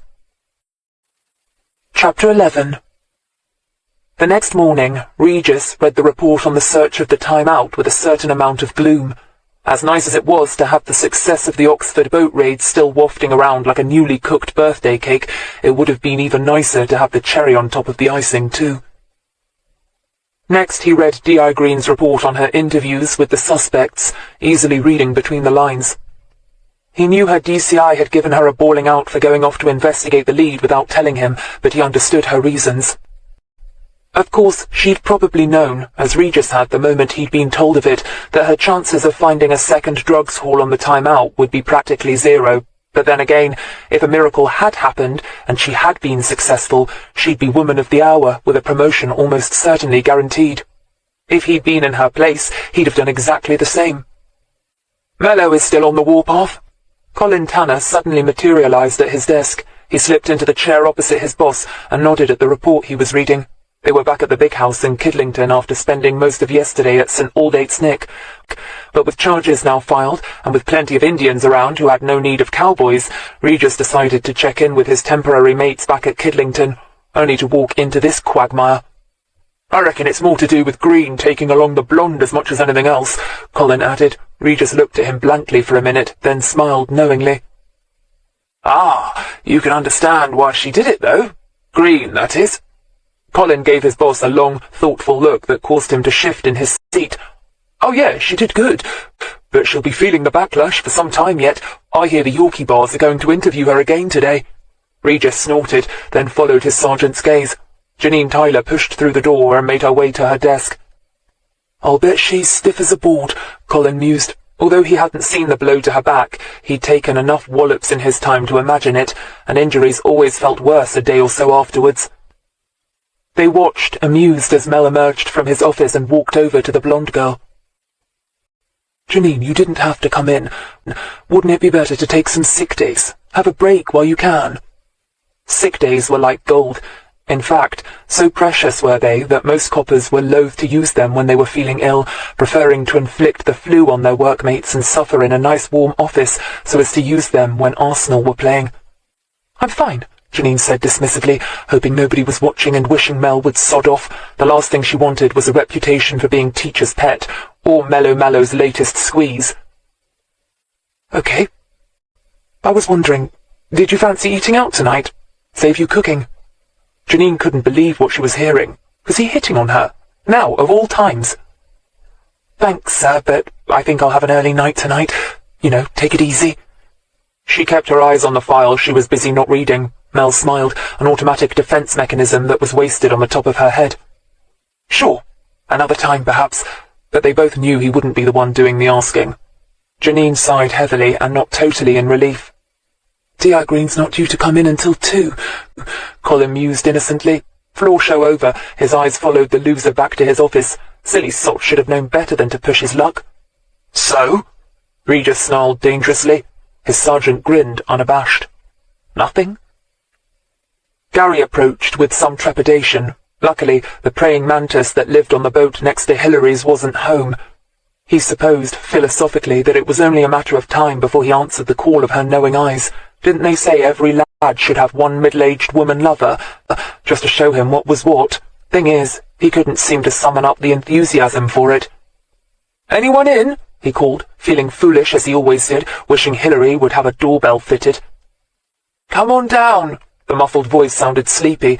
Had he caught her trying to catch up on 40 winks? Like the rest of the constabulary world, he knew about the raid in Oxford yesterday, and the grapevine had it that his stepmum had been well in on it. "Sorry, were you kipping?" he asked, following her voice down the cramped passage into the lounge. Hillary rubbed her eyes. "No," she lied. "What's up?" "Nothing. Come to get the gory details about Luke Fletcher's nasty little wake-up call," she said, heading for the kettle. The water trickled out of the tap like a dehydrated bladder. Damn, she'd have to fill the water tank. She glanced at Gary, wondering if she could wheedle the offer of doing it out of him. "I dare say he wasn't a happy bunny," Gary said, grinning widely. "Especially if he'd already sold that stash on, in which case we'll be investigating his murder soon," Hillary said, with a certain amount of very uncopper-like relish. Gary looked vaguely uncomfortable, and Hillary realized that he was still too young to actively want anyone dead. Hillary could have told him that, given a few more years on the force, he would be thinking like her, after he'd seen a few more dead teenagers who'd wasted their lives and other people's money on crack or heroin or whatever they could get their hands on. Or when he'd seen a few more obscenely wealthy drug barons like Fletcher walk free from court due to expensive lawyers, bribed injuries or threats to witnesses. But she didn't tell him. "Biscuit?" she said, thinking of Alfie Makepeace and his digestives. "No thanks." Gary plonked himself down in one of the 2 armchairs. "Good, because I haven't got any. If she bought them, she'd eat them. So she didn't buy them. It made sense to her. I came to give you this back." Gary reached into the duffel bag he was carrying and brought out a battered yellow paperback. She took it and looked at the title. "Bone Crack. Thanks, but I don't like Dick Francis." "You must have done once. You bought it." "Huh? Look inside." Hillary, bemused, opened the cracked cover and read the inscription. "Oh, it was your dad's," she said flatly, and listened, frowning and sipping her coffee, while Gary told her about the call from the sergeant at Bicester Nick. "If I was you, I'd forget all about that," she advised wisely, which reminded her. "Have you seen the Yorkie Bars yet?"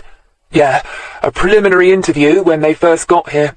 They reckon, as far as I can make out, that I was too young to be Dad's accomplice before joining the force, then too lowly afterwards. I guess they must have heard that Dad never rated me much, and agreed with him." My, you are in an upbeat mood today," Hilary grinned. "If I were you, I'd thank your lucky stars that your dad finally did you a favour." Gary fought against a smile, then had to give way. He rubbed his face, which thankfully resembled his mother's more than Ronnie's, and sighed. "Well, I'm on night, so I'd better get some kip myself." Hilary nodded. "You can doss down here if you like. Save driving back to Whitney." Gary looked around the cramped room. "No thanks." Hilary grinned wryly. Good choice, she thought. She watched him gulp his coffee down, and then glanced again at the book.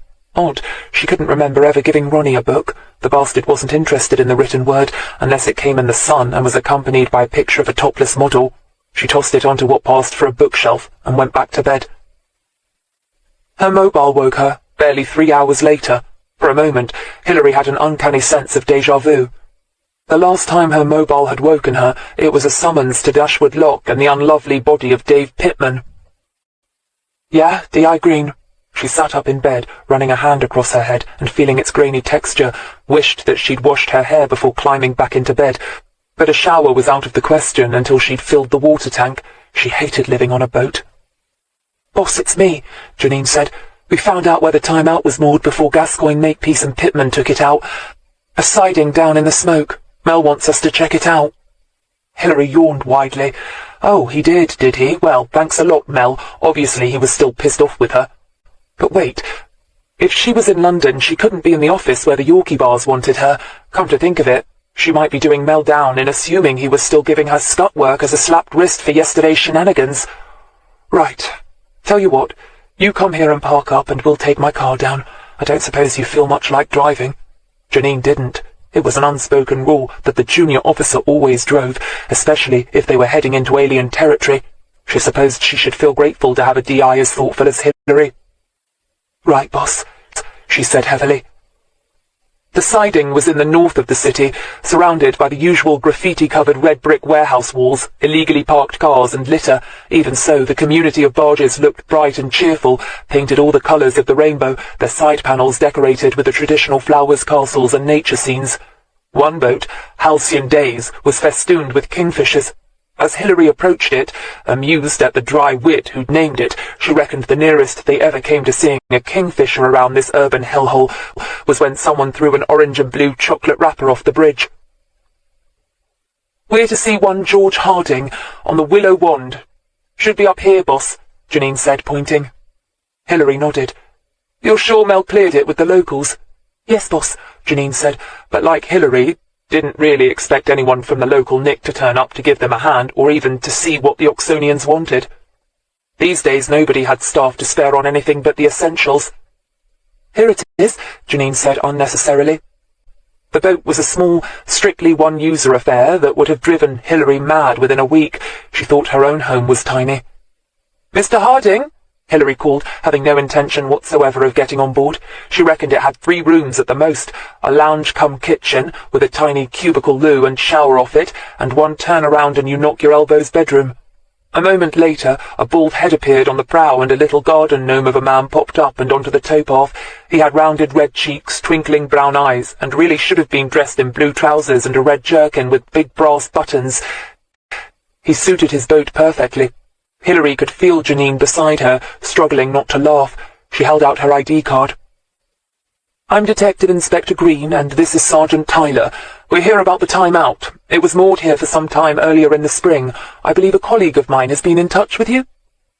"That's right. I was expecting you. Can't say as I know what it's about. Mind you, it don't surprise me if that curly-haired lout is in trouble with the law. His sort always are." Hilary nodded. At least the witness was going to talk. In fact, they'd probably have trouble stopping him. Living on the boat, he probably didn't get much chance. Still, that was better than trying to squeeze out every word from him like a reluctant orange. "You mean Jake Gascoigne," she said, recognizing the description. "Never knew his name. Didn't want to. Can you remember when the boat was first moored here, Mr. Harding? Harding, who could have been any age from 40 to 70, scratched his bald head alarmingly. Janine looked hastily away across the canal.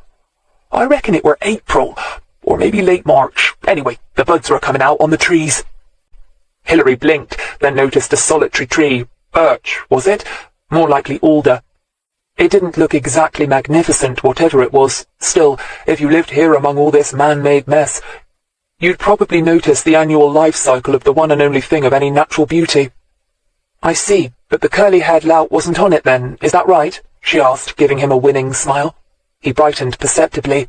No, the curly-haired lout wasn't, he agreed. He came later, along with the older one and the ugly git. The good, the bad, and the ugly, I called them. He chuckled. He actually chuckled. Mr. Harding had a full, rich, chortling chuckle, just the kind a garden gnome would have. Janine bit her lip and stared harder at the canal. I see. So you got on all right with the older man, Hilary said. I mean, he'd be the good one of the good, the bad, and the ugly, right? Yeah, right. He was okay. The ugly sod was a foul-mouthed so-and-so, always effing and blinding. Alfie was polite. He told you his name? Hilary was surprised. Nope, I heard the ugly one call him that once. They didn't seem to like the curly-haired one much. Neither of them. Showed good taste, if you ask me. Can you describe the man who actually moored the boat up here? Nope, didn't see him. Just woke up one morning and there was a new boat. Happens all the time. Boats come and go. Nobody stays here long.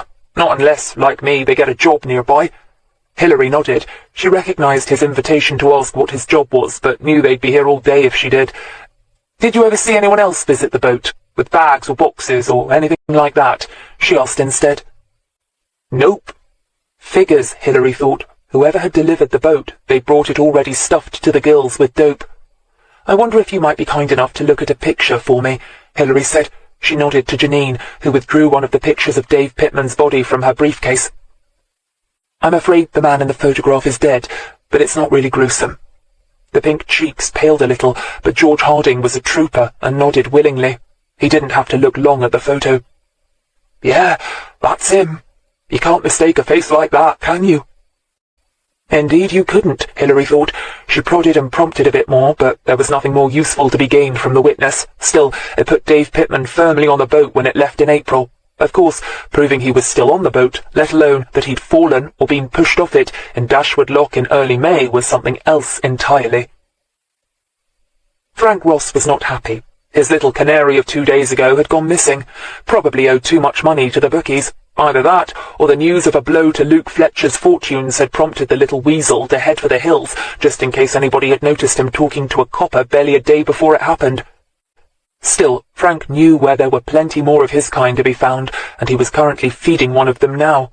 He watched with barely concealed disgust as Cyril Jackson wolfed down the last piece of cod and started on the chips. Jackson was a sad sod, once a decent B&E man partnered with an old-time safe-cracker. They'd specialised in offices, mainly solicitors, who'd likely have secrets they wanted kept, and could generally be relied upon to provide fodder for blackmail. When his partner had died of old age, Jackson had spent a lot of time in and out of Nick before falling in with Fletcher's gang, strictly as a gopher. Frank reckoned he wouldn't be holding on to that job for long either. He wasn't quite all there, as his granny would have said, which was probably why he didn't have the sense to tell DS Frank Ross to shove his free fish and chips. No doubt word would get back to Fletcher that Jackson had been seen talking to him, but that would be Jackson's problem. So, you were saying how hard the lads took Pittman's death, he prompted. Jackson, his grey hair greasier than the chips he was eating, nodded, his laden fork moving in time with his head. Oh, not because anybody liked him, of course. Jackson suddenly laughed, startling the other patrons and causing the owner to scowl at them. He wasn't called the Pits for nothing, but everyone knew Mr. Fletcher would be angry about it, on account of the skimming, like. Jackson, impervious to the jolt he'd just given Ross, reached for the vinegar bottle and splashed it across the chips. He then added a cascade of salt. Oh, the skimming, Ross said casually, his heart racing. He thought the old geezer, Alfie, was up to no good then, he said craftily, making Jackson convulse in laughter again. Not him, old Alfie's straight as a die. Everyone says so. No, it was Knifey they was keeping an eye on. Knifey? You mean Jake Gascoigne? But Jackson, who only knew what he knew from keeping his ears open and his mouth shut while simultaneously being thought of as having a screw loose, didn't know Knifey's real name. But Frank reckoned it didn't matter. It was the best couple of quid he'd ever spent on fish and chips in his life. Frank drove back to the big house, never for a moment considering that he had almost certainly cost the harmless and hapless Jackson a severe beating, and possibly even his life. Hilary was at her desk when Frank came in, looking like the bee's knees. The Yorkie bars, so Mel had told her, had been and gone on being informed that she'd been urgently required down in London.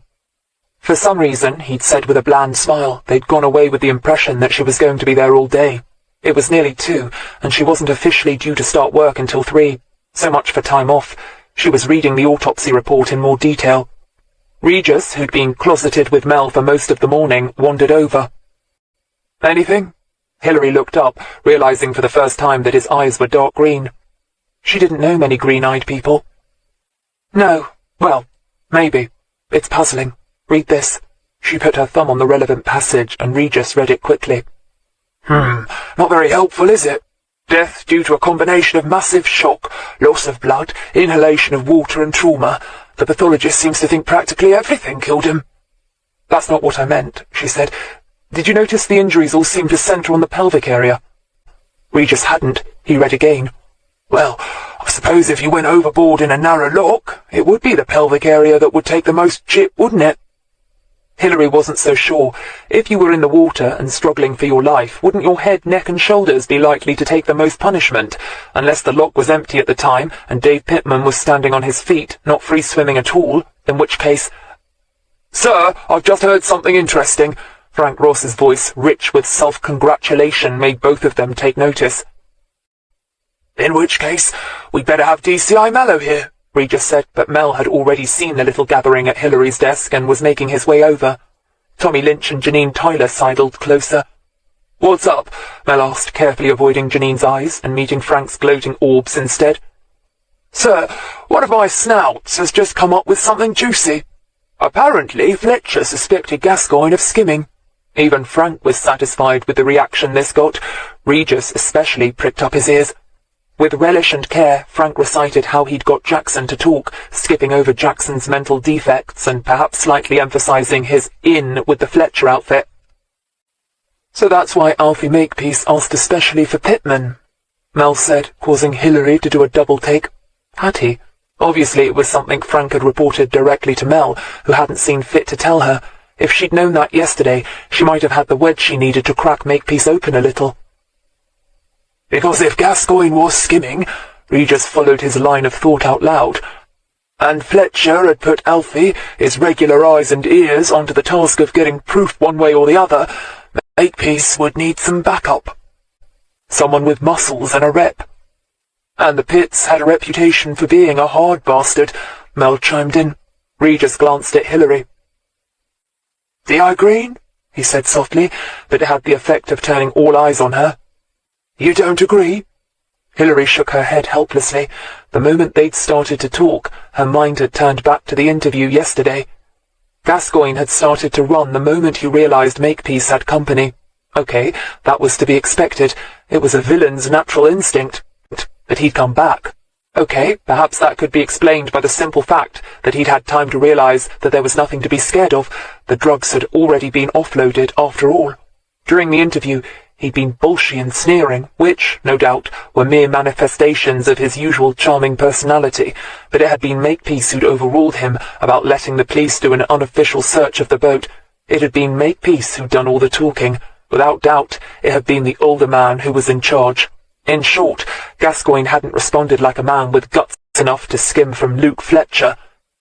She shook her head. "I don't know. Gascoigne didn't strike me as a worried man." Frank Ross snorted. "Course it was Gascoigne. The narc called him Knifey, and we all know Gascoigne has a rep with the knife." Hilary paid him no attention at all. Mel merely scowled at him. Regis was still staring at Hilary thoughtfully. "He didn't strike you that way?" Regis asked eventually. "Interesting. If Gascoigne had been skimming, which was almost suicidal anyway, he would surely have been suspicious of Alfie Makepeace asking for Dave Pittman to come along for the ride. If this earlier narc of Ross's had heard that Makepeace had asked specifically for Pittman, then surely Gascoigne would know about it too. "Oh, come on, it all fits," Ross said. "Gascoigne was skimming, Fletcher suspected, so he sends Alfie Makepeace, his regular little watchdog, to find out. He sends Pittman to be Alfie's muscle, in case things go pear-shaped, and Pittman gets clobbered. It's obvious, innit?" Mel tended to agree. The fact that Hilary wasn't so sure, and Regis seemed inclined to agree with her, didn't much matter. "Right, we'll take this as our working hypotheses," Mel said, rubbing his hands both literally and figuratively with glee. "Well done, Frank," he added flatly. Watching Frank Ross gloat was a salutary experience for everyone. Chapter 12. Things had been happening while Hilary had been in London, a fact that was rammed home to her when she got to the office the next day. Janine smiled hello and then frowned when Mel came out of his office, Regis and his near-silent sergeant hot on his heels. "Hilary, how did it go?" he asked, but it was perfunctory at best, and he hardly seemed to listen to her report. It didn't add much to their investigation, save perhaps to give a little extra weight to press down on Gascoigne and Makepeace. It might pay a few dividends in their bid to get them to admit that they even knew Dave Pittman, let alone that he was their boatmate for most of the journey from London to Oxford, but nothing more. "We're off to see Marcus," Mel said when she'd finished. "We're going to ask to bring in Makepeace and Gascoigne for formal questioning. With what you got from London yesterday, and Frank Snout coming across with the info that Makepeace asked for Pittman specifically, it's worth sweating him especially." Hilary nodded without enthusiasm. She saw Mel give Janine a searching look, realised it had more in it than mere concern about an injured colleague's well-being, and bit back a surge of annoyance. If there was one thing Janine didn't need right now, it was a confidence-sapping bout in Mellow Mallow's bed. She was almost certain it would lead to nothing more than her boss cutting yet another notch in his belt, leaving Janine the butt of office innuendo and gossip. She'd have to hint that he should keep it buttoned in his trousers, never a task guaranteed to win friends and influence people, if he even bothered to listen to her. She looked up from shedding her jacket, only to find Regis giving her a long, knowing look which made her want to grin and scowl at the same time. "You don't think it would do much good?" he said. It took her a moment to realise that he hadn't been reading her mind, but was talking about the proposed plan to sweat Makepeace and Gascoigne. She snorted. "Not really. I think Gascoigne, if he has been up to no good, will have at least enough sense to go hedgehog. And as for Makepeace, let's face it, he's as old a pro as you can get.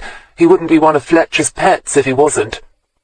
She glanced at Mel, who was trying not to look down Janine's cleavage. "So, when are we bringing him in?"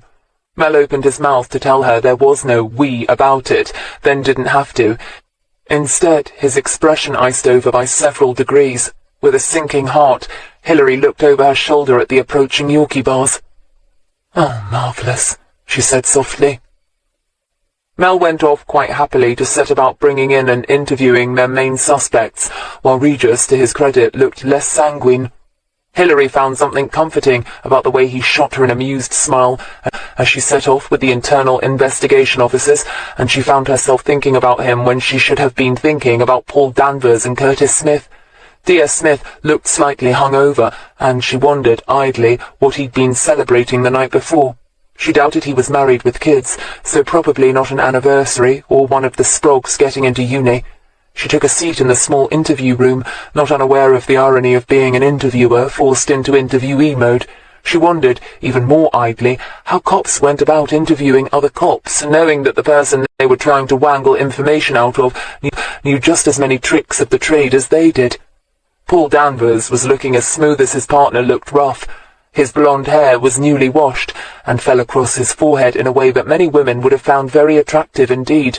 He was wearing a good-quality dark blue suit that complemented his eyes that were watching her closely. Belatedly, the hairs on the back of her neck stood up. Mel's luck in having got rid of Hilary without being the bad guy was the last piece of good fortune he was going to have that day. He knew it when he heard that Gascoigne, who was supposed to be tucked up cosily on board the Time Out, was in fact nothing of the sort. "I thought we had a watch on him," he said sharply to a miserable PC who shifted uncomfortably on size 11s. "We did, sir, but there were only the two of us, and it was dark. There's not a streetlight in sight out there." "There's only two ways to go on a towpath, son." Mel gritted his teeth, wishing he hadn't asked Janine out yesterday, or rather that she'd said yes instead of no. "There's up, and there's down," he carried on, in rare sarcastic vein. The PC flushed. "Yes, sir, but there's plenty of gaps in the hedges, and miles of open fields. There wasn't even a moon." All right, Mel said irritably. "I take it the old man is still on board?" "Yes, sir. He had his bedroom light on all night, and I could see in. He didn't stir from the time he went to bed at about 10 until 7:40 this morning." "Fine. Think you can radio to your replacements and get them to bring him in?" The PC flushed again. "Yes, sir." "Ever heard of a Captain Ryan McMurray?" Detective Sergeant Curtis Smith said, glancing across at his technically at least superior officer. Hillary hadn't. "No," she said flatly. "Doesn't ring any bell at all, huh?" Curtis smiled amiably. Hillary, knowing he was trying to rile her, smiled pleasantly back. "'Fraid not. Is he a naval captain, pilot of a BA Jumbo, or captain of the local rugby team?" A hint might be helpful. Paul Danvers bit back a grin. Hillary was looking particularly good today, he thought, a plain white blouse pulled enticingly tight across ample breasts, and her nut-brown hair had a sheen to it. He wasn't to know that Hillary would have been horrified to know her blouses were getting too tight for her, and her hair shone simply because she'd run out of shampoo and shower water, and had heard that beer was a good substitute, so she'd used a bottle from the fridge, then had to spend an hour filling the water tank because she'd forgotten how much beer stank. "He's the captain of a fishing vessel up in Ayr. Ever been to Ayr? A nice port, very picturesque," Curtis said. He leaned back, mentally acknowledging the fact that she was too savvy to lose her temper and switching tactics. "I've never been to Haggisland, full stop." Hillary was deliberately dumbing down. What her old English professor back at Ruskin would have said about the words Haggisland made her shudder to contemplate. "Oh, strange that, because Captain McMurray seems to know you," Curtis lied smoothly. It was just a pity that his superior officer shot him a surprised look, and it was even more of a pity, from their point of view, that Hillary caught it. She felt suddenly extremely tired. Why the hell was she here playing silly buggers with the Yorkie bars when she had work to do? "The man must have good eyesight, then, to be able to see me all the way down here," she said flatly. "He knows your husband very well," Paul said, deciding he'd let Curtis rule the show for long enough. "In fact, Captain McMurray has been very talkative." "Why? Catch him out doing something naughty?" Hillary said dryly. Paul smiled. "Bingo! Captain McMurray was caught with some very illegal goods on his boat the evening before last. Caviar, would you believe? Claims he bought it legitimately off a mate of his on a Russian trawler. He's a fisherman too, by the way. You'd be surprised what good old Captain McMurray brings in with his catch of the day. Everything from silk to illegal used aeroplane parts." Hillary grimaced. Great. Ronnie used a skell who'd even sell Duff aeroplane parts. She wondered, with a shiver of real loathing, just how many people had died in plane crashes because of McMurray and the people who bought from him. "I take it Ronnie used him as part of his animal parts smuggling operation," she said, getting straight to the point. "Or why else would you be talking to me about it?" Paul inclined his head. "It seems the not-so-good fisherman and your ex did a lot of business together. Yes? Yeah? Well, like I said, I've never been north of the border, so why don't you go fish elsewhere? Now, if that's all," she placed her hands firmly on the table and hoisted herself up. "So you won't mind if we show your photograph around the harbour then?" Curtis said, giving her a tight smile. Hillary laughed. "Knock yourself out," she said pleasantly, wishing that they really would. Hillary learned about Gascoigne during a runner from Tommy, who'd just come in for his shift and had been gossiping with one of the PCs who'd pulled the now infamous night duty in question. Not surprisingly, he was feeling a little woebegone and hard done by, and Tommy Lynch, for all his size, was known to be a bit of a soft touch. "I'll bet that's pleased Mel," Hillary said after Tommy, with some amusement, had reported the fiasco to his boss. "Have they brought in Makepeace at least?" Tommy nodded. "Interview room 12. You going to take a look, Gov?" Hillary shrugged. She wanted to tell him no. She wanted to tell him that they were still supposed to be looking into other non-drugs-related reasons why someone might want to off the pits, but curiosity won out over piqued professionalism. Sure, why not? Want to come? Was the Pope Catholic?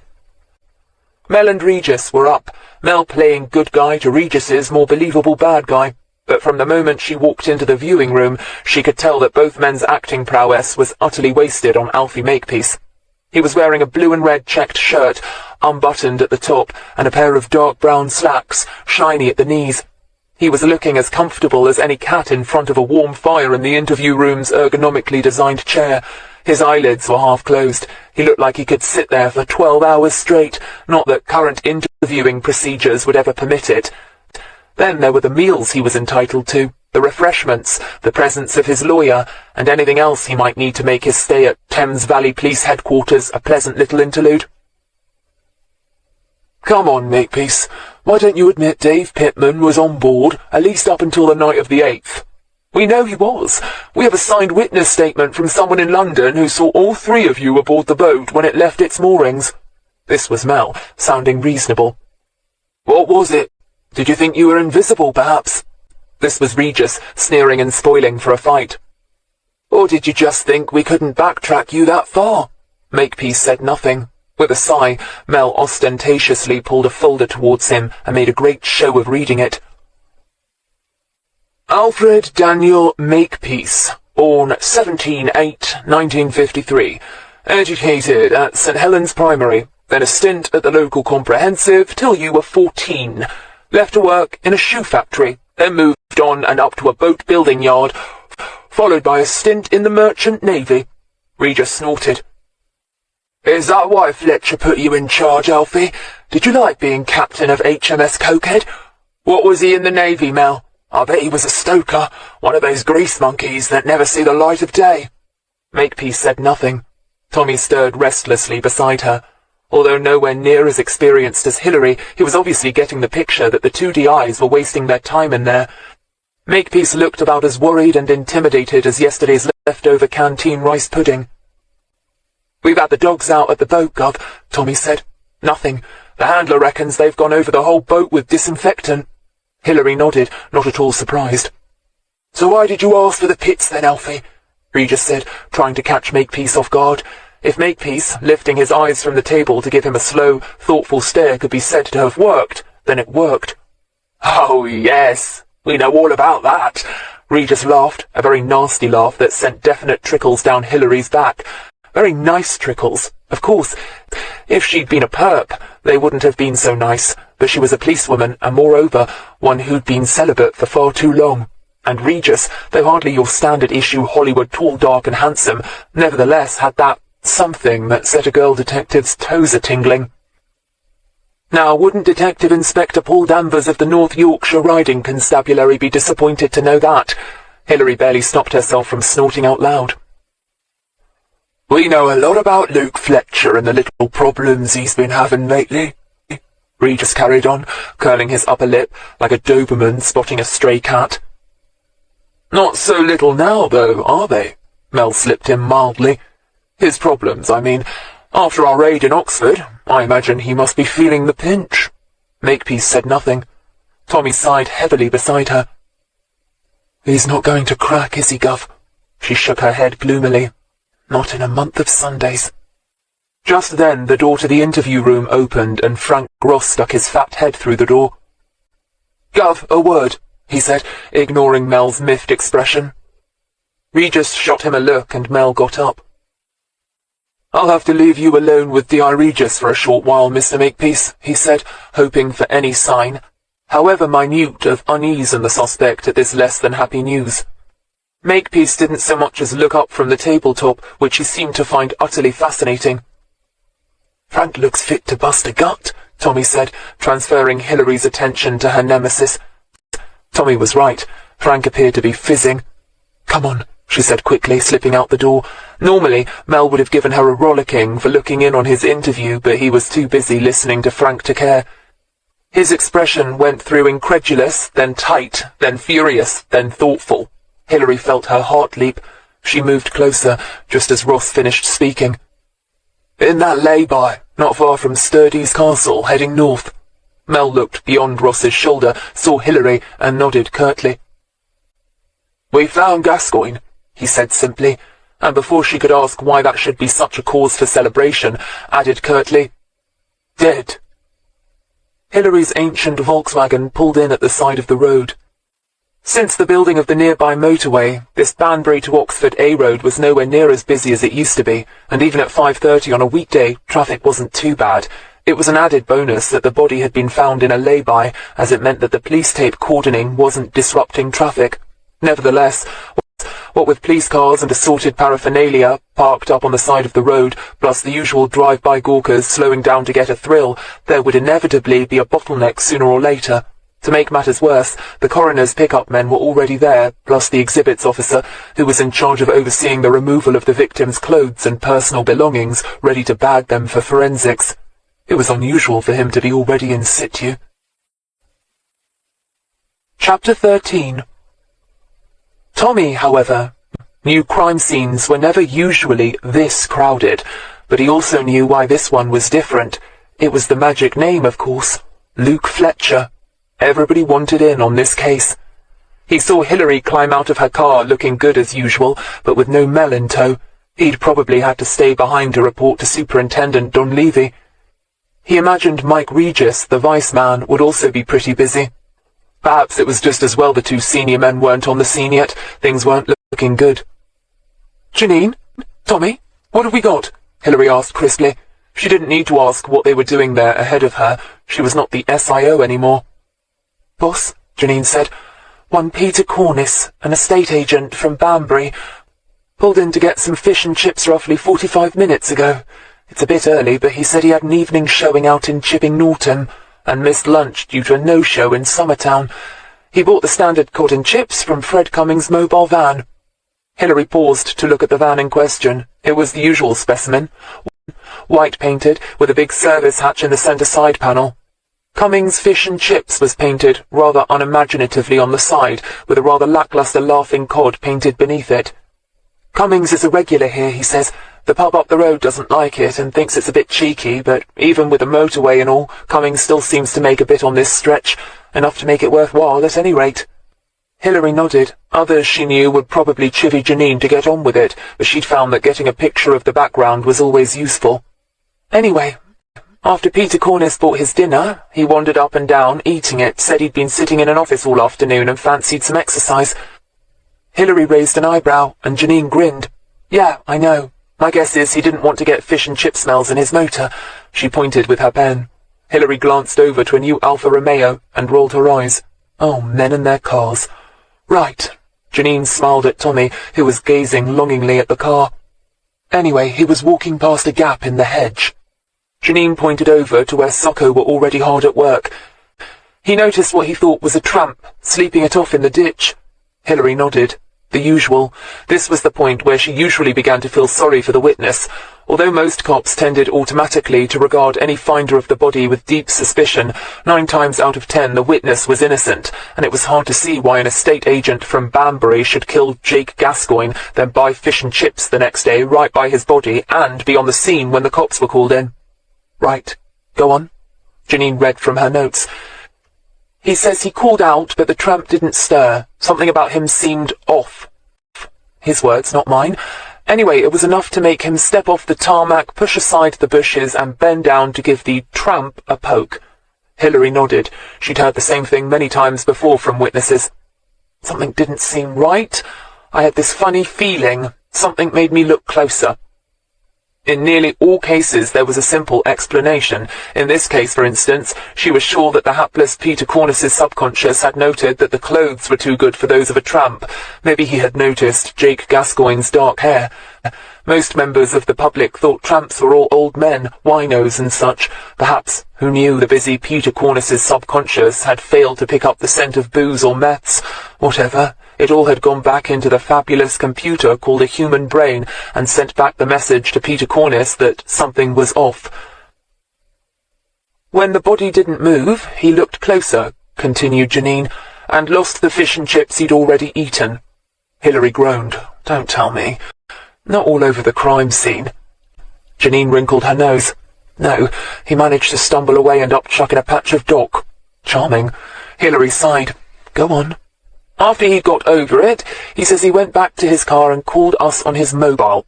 In the meantime, 2 lorries had pulled in and their drivers were champing away, oblivious. Thought Cornice was either just sick or maybe a drunk trying to throw up some excess booze. Whatever, it never occurred to them that Fred's fish and chips might be tainted. They'd all but finished their last chip when the first of the squad cars showed up. They're not happy at being detained. One said he's hauling perishables, lettuces I think, and has to meet a deadline. Hilary groaned. Right. Better get on with interviewing him first. The usual. Tommy, take the other lorry driver. I'll take Cornice. He's in his car? Janine nodded. Another late night, working long past shift end, with no overtime, natch. Her back hurt. She wanted to be home.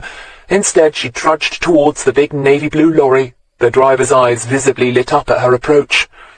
Janine groaned inwardly. On her way to the Alfa Romeo, Hilary saw 2 more cars arrive, Mike Regis in one of them. She dragged her mind firmly back from thoughts of the vice-man and tapped on the window of the Alfa. It slid down with such ease that she felt a deep resentment towards the man inside.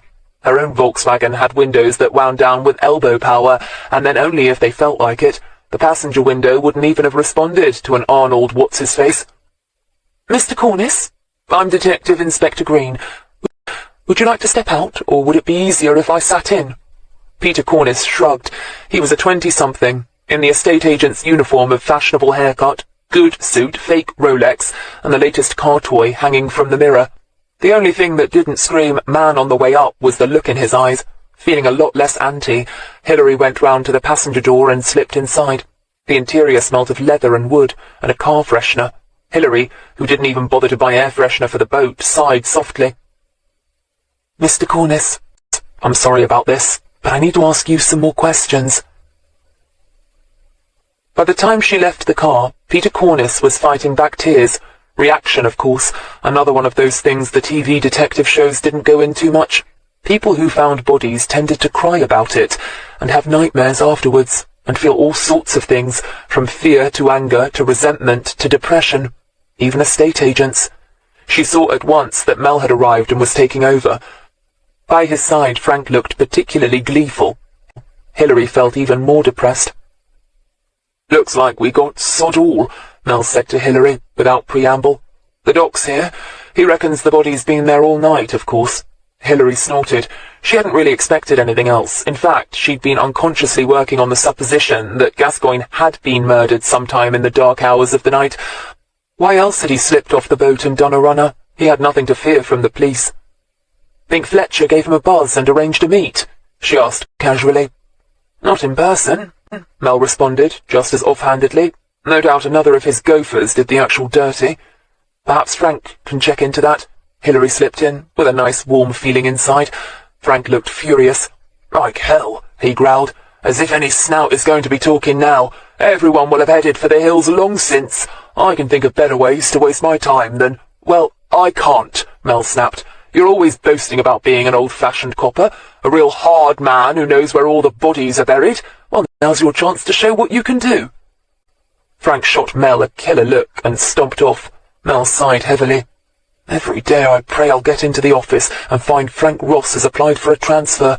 Hilary laughed. It was a genuine, lovely sound and had Tommy Lynch's head swivelling in her direction.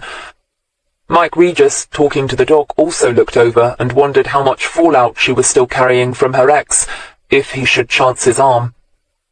It would have been well dark when the body was dumped. Probably in the wee small hours, Hilary speculated. The road wouldn't have been busy, Mel put in. And the lay-by bends away from the road with plenty of bushes between it and the main road, she concluded glumly. Mel shook his head. Let's face it, our chances of a wit are practically nil. For a moment the two of them were silent, then Hilary sighed. Who's with Makepeace? Regis's man. He talks then, Mel smiled. On occasion. Not that he'll get anything out of Makepeace. Hilary contemplated Makepeace and the taciturn vice-sergeant facing each other in total silence. What a pair they must be making, back at the big house. Mel glanced over at the hedge and its group of interested people. It's going to be a long night. Hilary wondered when hawthorn, switchgrass, dock and dandelions had ever received such intense scrutiny from humans. Was that a hint to go home and take it easy, sir? She asked cockily. Mel smiled tiredly. Why not? No reason for us both to be here. Hilary winced. Ouch. Still, Mel was right. He was the SIO and could do without her. She turned and walked away. Mike Regis and Tommy Lynch were the only ones who seemed to notice. Back on the boat, she poured herself a glass of white wine. It was Riesling and had been left opened in the fridge since last Sunday when she'd had a glass to go with her chicken dinner. She sat down, felt the boat move ever so slightly beneath her, and leaned her head back against the wall. It was fast coming on to twilight, and through the half-open window she could hear a blackbird singing beautifully in one of the willows on the opposite bank. The pub down the way was beginning to murmur, as pubs did, but here on the boat the sound was muted, as was that of the cars passing by on the road beyond. A fish rose and plopped outside, sending widening circles across the surface of the dirty water. She sipped her wine and tried to unwind. So Fletcher had had Gascoigne bumped off, because he was skimming. Probably. Makepeace had been given the task of proving him dirty. Had he failed or succeeded? She frowned. And did the answer to that have anything to do with Dave Pittman winding up dead in Dashwood Lock? Somehow she couldn't seem to make it fit. If Gascoigne had been skimming, as Luke Fletcher had suspected, and Makepeace had found him out, why was it Pittman who had died first? Had the two men had a fight? Gascoigne was known to use the knife, almost exclusively, but the ME's report on the pits had found no knife injury at all. Accident, then? Accidents happen to people all the time, including bad guys. Coincidences, too. In real life, coincidences abounded. It was only in detective novels that you couldn't get away with them, because readers didn't like it, or so she assumed. But in real life, coincidences didn't give a sod whether you wanted to believe in them or not. Even so, she didn't like it. She couldn't shake the feeling that she was missing something. Her eyes fell on the book Gary had brought her, and she picked it up, frowning. Dick Francis's Bone Crack.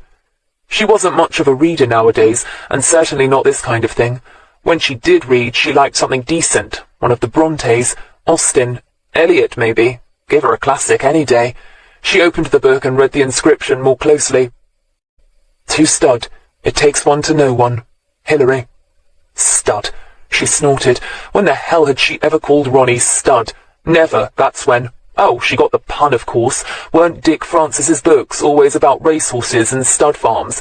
And wasn't the hero always some macho man who could stand any amount of pain?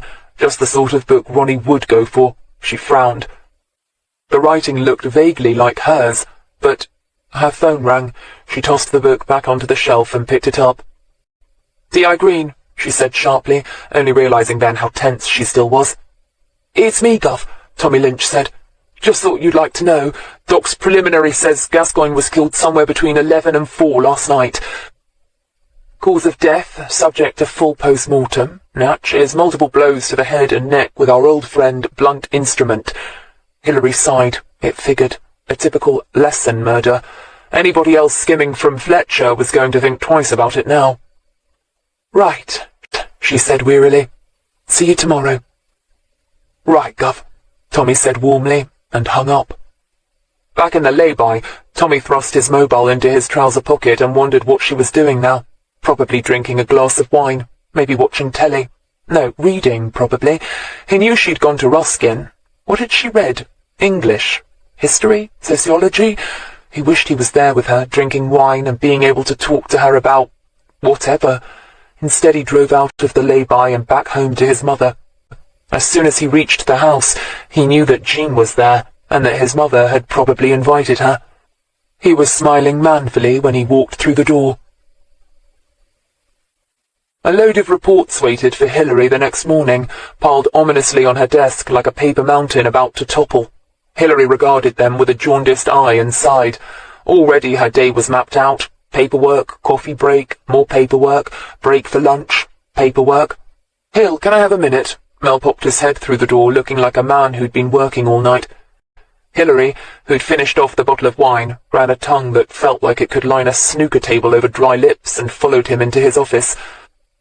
How's the background work on Dave Pittman coming along? Surprised, Hilary shrugged. Fine.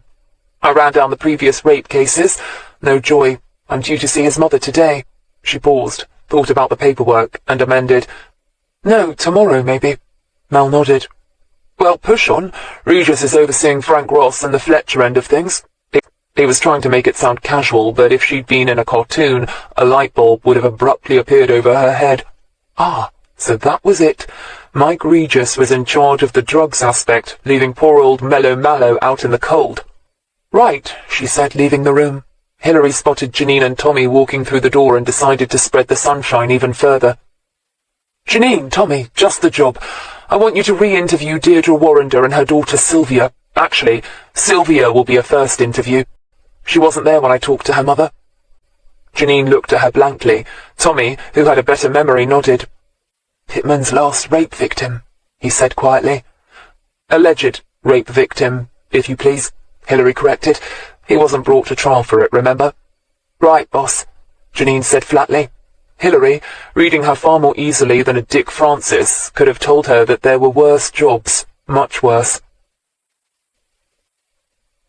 Poor titties. Deirdre Warrender stirred her cup of tea and shook her brassy red curls. Janine wondered vaguely what sort of hair dye she used. Tommy wondered if he'd misheard her. That's what I remember most about it, you know, she said, looking up at the handsome black policeman. The state of her poor titties.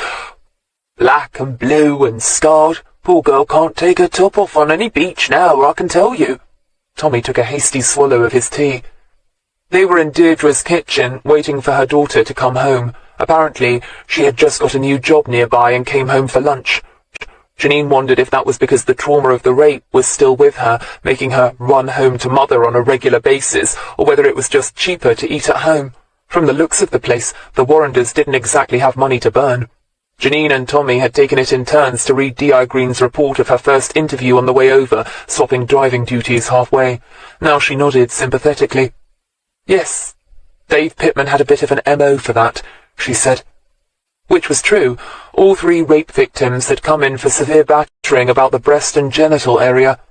Stitches, scars, at least flesh healed eventually. But at nearly 30, here was Sylvia Warrender still living at home with her mother, coming back for lunch, like a little girl, needing to be looked after.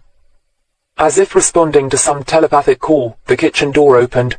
Janine noticed Deirdre Warrender glance anxiously at the door. She was obviously wishing that Janine and Tommy were a million miles away.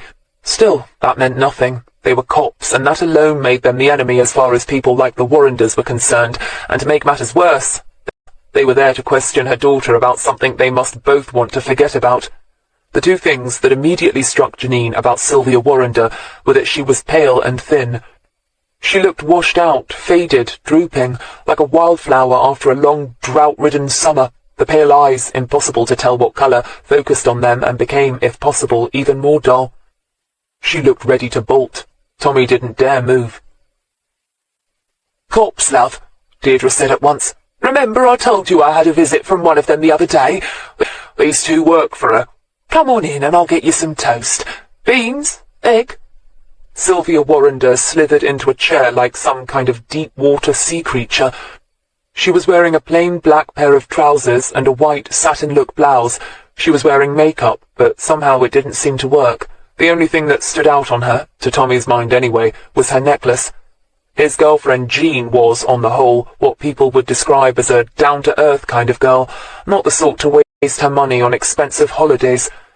The kind who had a building society account steadily growing, the sort who bought next year's Christmas presents in the January sales, the sort his mother loved. But she had one extravagance: jewellery. Not that she bought a lot, or that she was silly over it.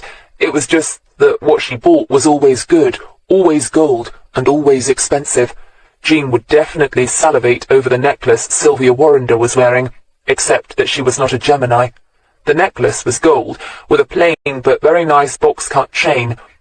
It was the pendant, however, dropping neatly into the milk-coloured V underneath Sylvia's most non-existent chin, that immediately caught his attention. For a start, Tommy could have sworn it was not mass-produced.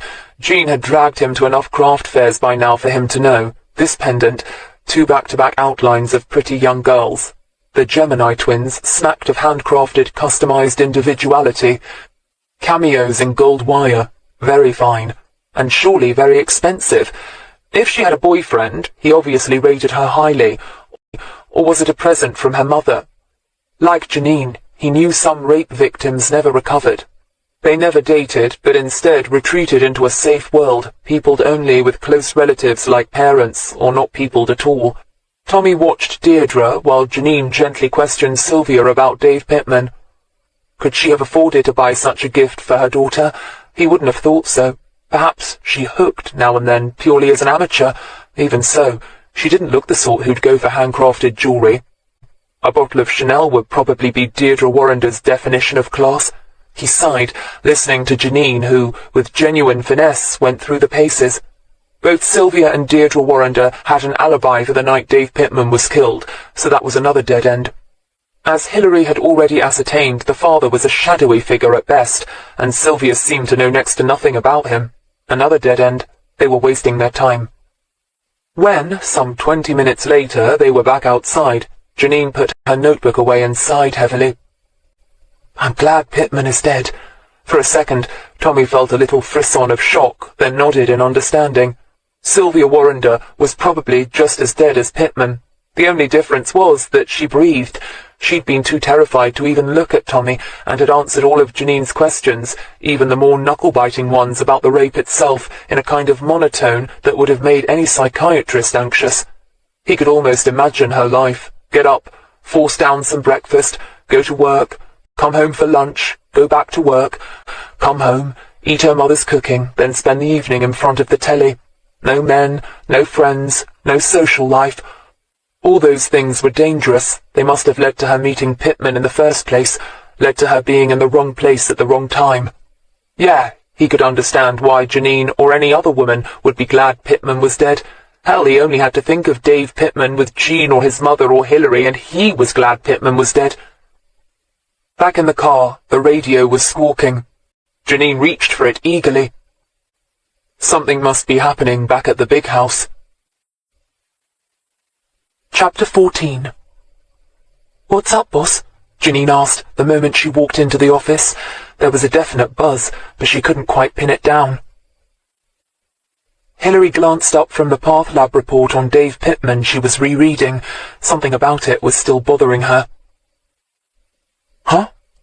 Oh. Her eyes focused, and she leaned back in her chair, running a hand through her lush, still faintly beer-scented brown hair. Oh, an appeal went out on the lunchtime news for anyone driving by Sturdy's castle late last night to get in touch. We got the usual, but one's come up trumps. A woman driver, returning from a visit up at the Radcliffe.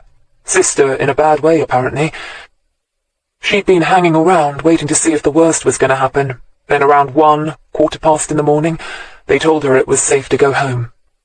According to the Wit, a hairdresser at a salon in Deddington, she was driving past the lay-by at going on 1:40-1:50, and saw a car parked up.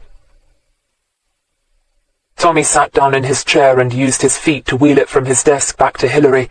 Janine took off her lightweight coat and tossed it towards her desk chair. It hit the floor, but she didn't even look at it. From his office, Mel saw her, and in a determined waft of lust, the image of her doing a striptease flitted into his mind. The blouse next, then the skirt. She'd be wearing stockings, of course, and...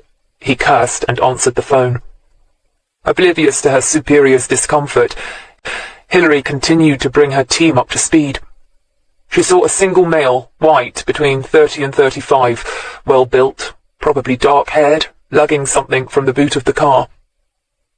As you know, the street lamps over there aren't brilliant, but she recognized the make of car because her husband used to own one. A Vauxhall Carlton, dark in colour, black, dark blue, maybe dark grey. At the time, she assumed it was just somebody doing a spot of illegal dumping. When asked to describe the object, she stalls a bit, saying it was dark. She was going by at 50 miles an hour plus, but it was big and bulky, sort of like a rolled-up carpet. That's what she thought he was dumping. Old carpet. Yeah, well, it's usually that, or old mattresses, ain't it? Janine said laconically. But everyone was thinking the same. A dead body, rolled up in something, looked a lot like a rolled-up carpet. Regis is still talking to her now, going over it a second time. Mel took the original interview. So, tell me about the Warrenders, she finished. Janine went over her notes, then Tommy told her about the necklace. Thing is, Gov, he ended, it looked like good quality gear to me. Hilary frowned thoughtfully. She could understand why Tommy had noticed it. From her own memory of Deirdre Warrender and her household, it wasn't the kind of place you expected to find gold. Real gold, that is. Right, well, let's leave it for now. She couldn't really justify Tommy taking time checking it out because she couldn't see any connection between a gold necklace and Dave Pittman's death. And no matter how much she wanted to turn over every stone just to show Mellow Mallow and Don Levy that she could still function like a good police officer, even when being shafted and given the shitty end of the stick, she wasn't about to go overboard on it. Okay, I'll be going to interview the mother tomorrow. Janine, see if Mel wants you for anything. She didn't notice her sergeant go white, then flush. Right, boss. Tommy, you'd better start trying to trace any stolen Coltons, dark in colour. Go back 2 days. If nothing, go back a week. Tommy groaned inwardly. Right, Gov. Mel glanced up as Janine walked in the door, feeling wrong-footed by the mental striptease image. He tried to smile like a benign uncle. Sergeant, he said, foregoing her name. Janine scowled. Sir? D.I. Greene wants to know if you have an assignment for me. Mel didn't. Look, about the other night, the cinema, and everything. I wanted to say I'm sorry it didn't work out. Janine shifted uneasily from foot to foot. He was looking good today. All the late nights and tension had given him a bit of a rough edge. He wasn't quite so polished and smooth. She liked it. Yeah, well, it just felt a bit awkward, sir, didn't it? She said miserably. Mel nodded, then looked up. Want to try again? Janine smiled instantly. Sure, why not? It wasn't until gone 5, when Hilary and everyone but the next shift were thinking of going home, that the call came in. A car, just off the Wood Eaton turn, which was part of the local rat run to Headington, had been found burnt out. It had been run off the road through a hedge and into a field beyond a dip, so it was invisible from the road. The farmer who had come across it, thoroughly pissed off, had only just reported it. Tommy caught the call just as he was putting on his jacket, and then relayed it to Hilary, who rolled her eyes but nodded.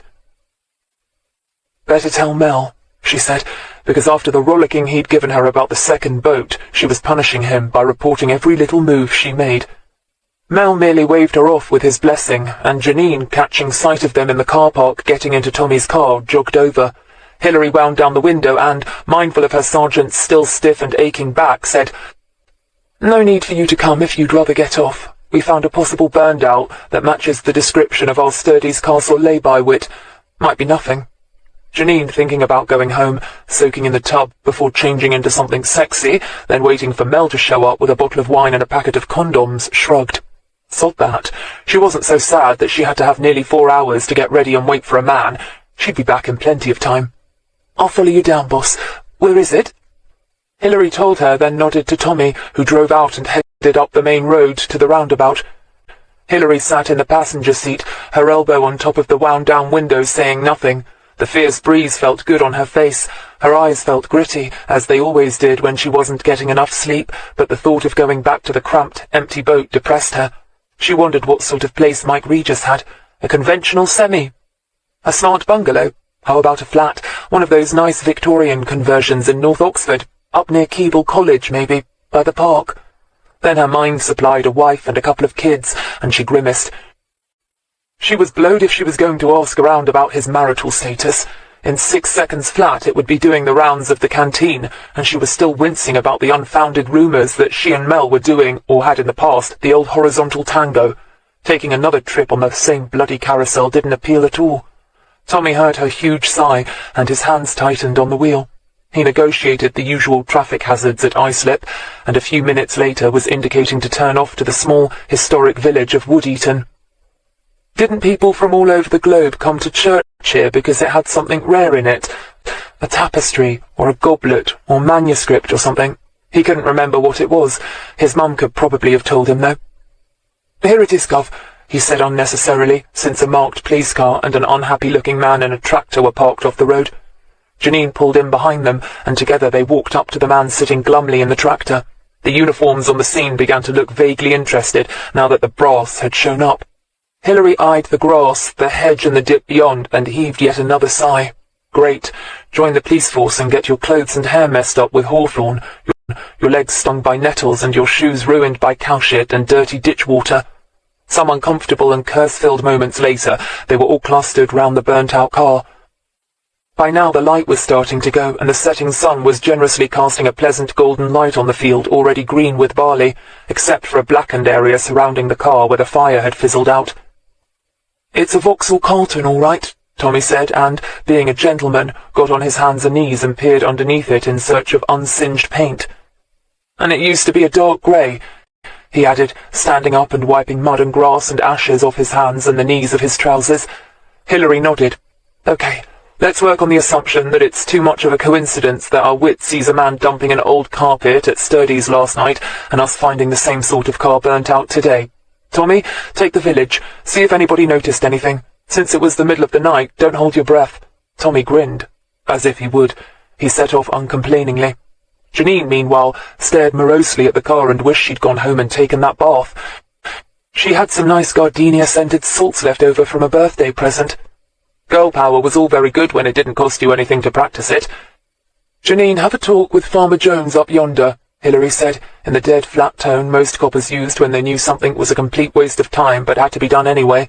Janine sighed and trotted off, back up across the ditch and through the hedge. "Gives a whole new meaning to the phrase dragged through a hedge backwards," she muttered to herself. But it was Janine who made the breakthrough, some half an hour later, not through talking to the farmer, who, as expected, only complained about the amount of joyriders who wrecked cars in this part of the country, but through walking along the side of the road and casting about for clues, those things so beloved of readers of mystery novels, and which were so scarce in real life. True, what she found wasn't a cigarette end of a rare and wonderful quality that could only be ordered through the internet from Panama, nor was it a footprint, or even a dropped hanky key piece of paper or any other type of Christie-like clue. It wasn't even on the same side of the road as the car, but just opposite. This side of the road didn't have a ditch, but it did have a hawthorn hedge with a slight dip, and, more importantly, lots of tall, trampled-down grass. Below the line of sight of the road, out of the wind and well sheltered, it was as perfect an example of a tramp's hotel as you'd find anywhere.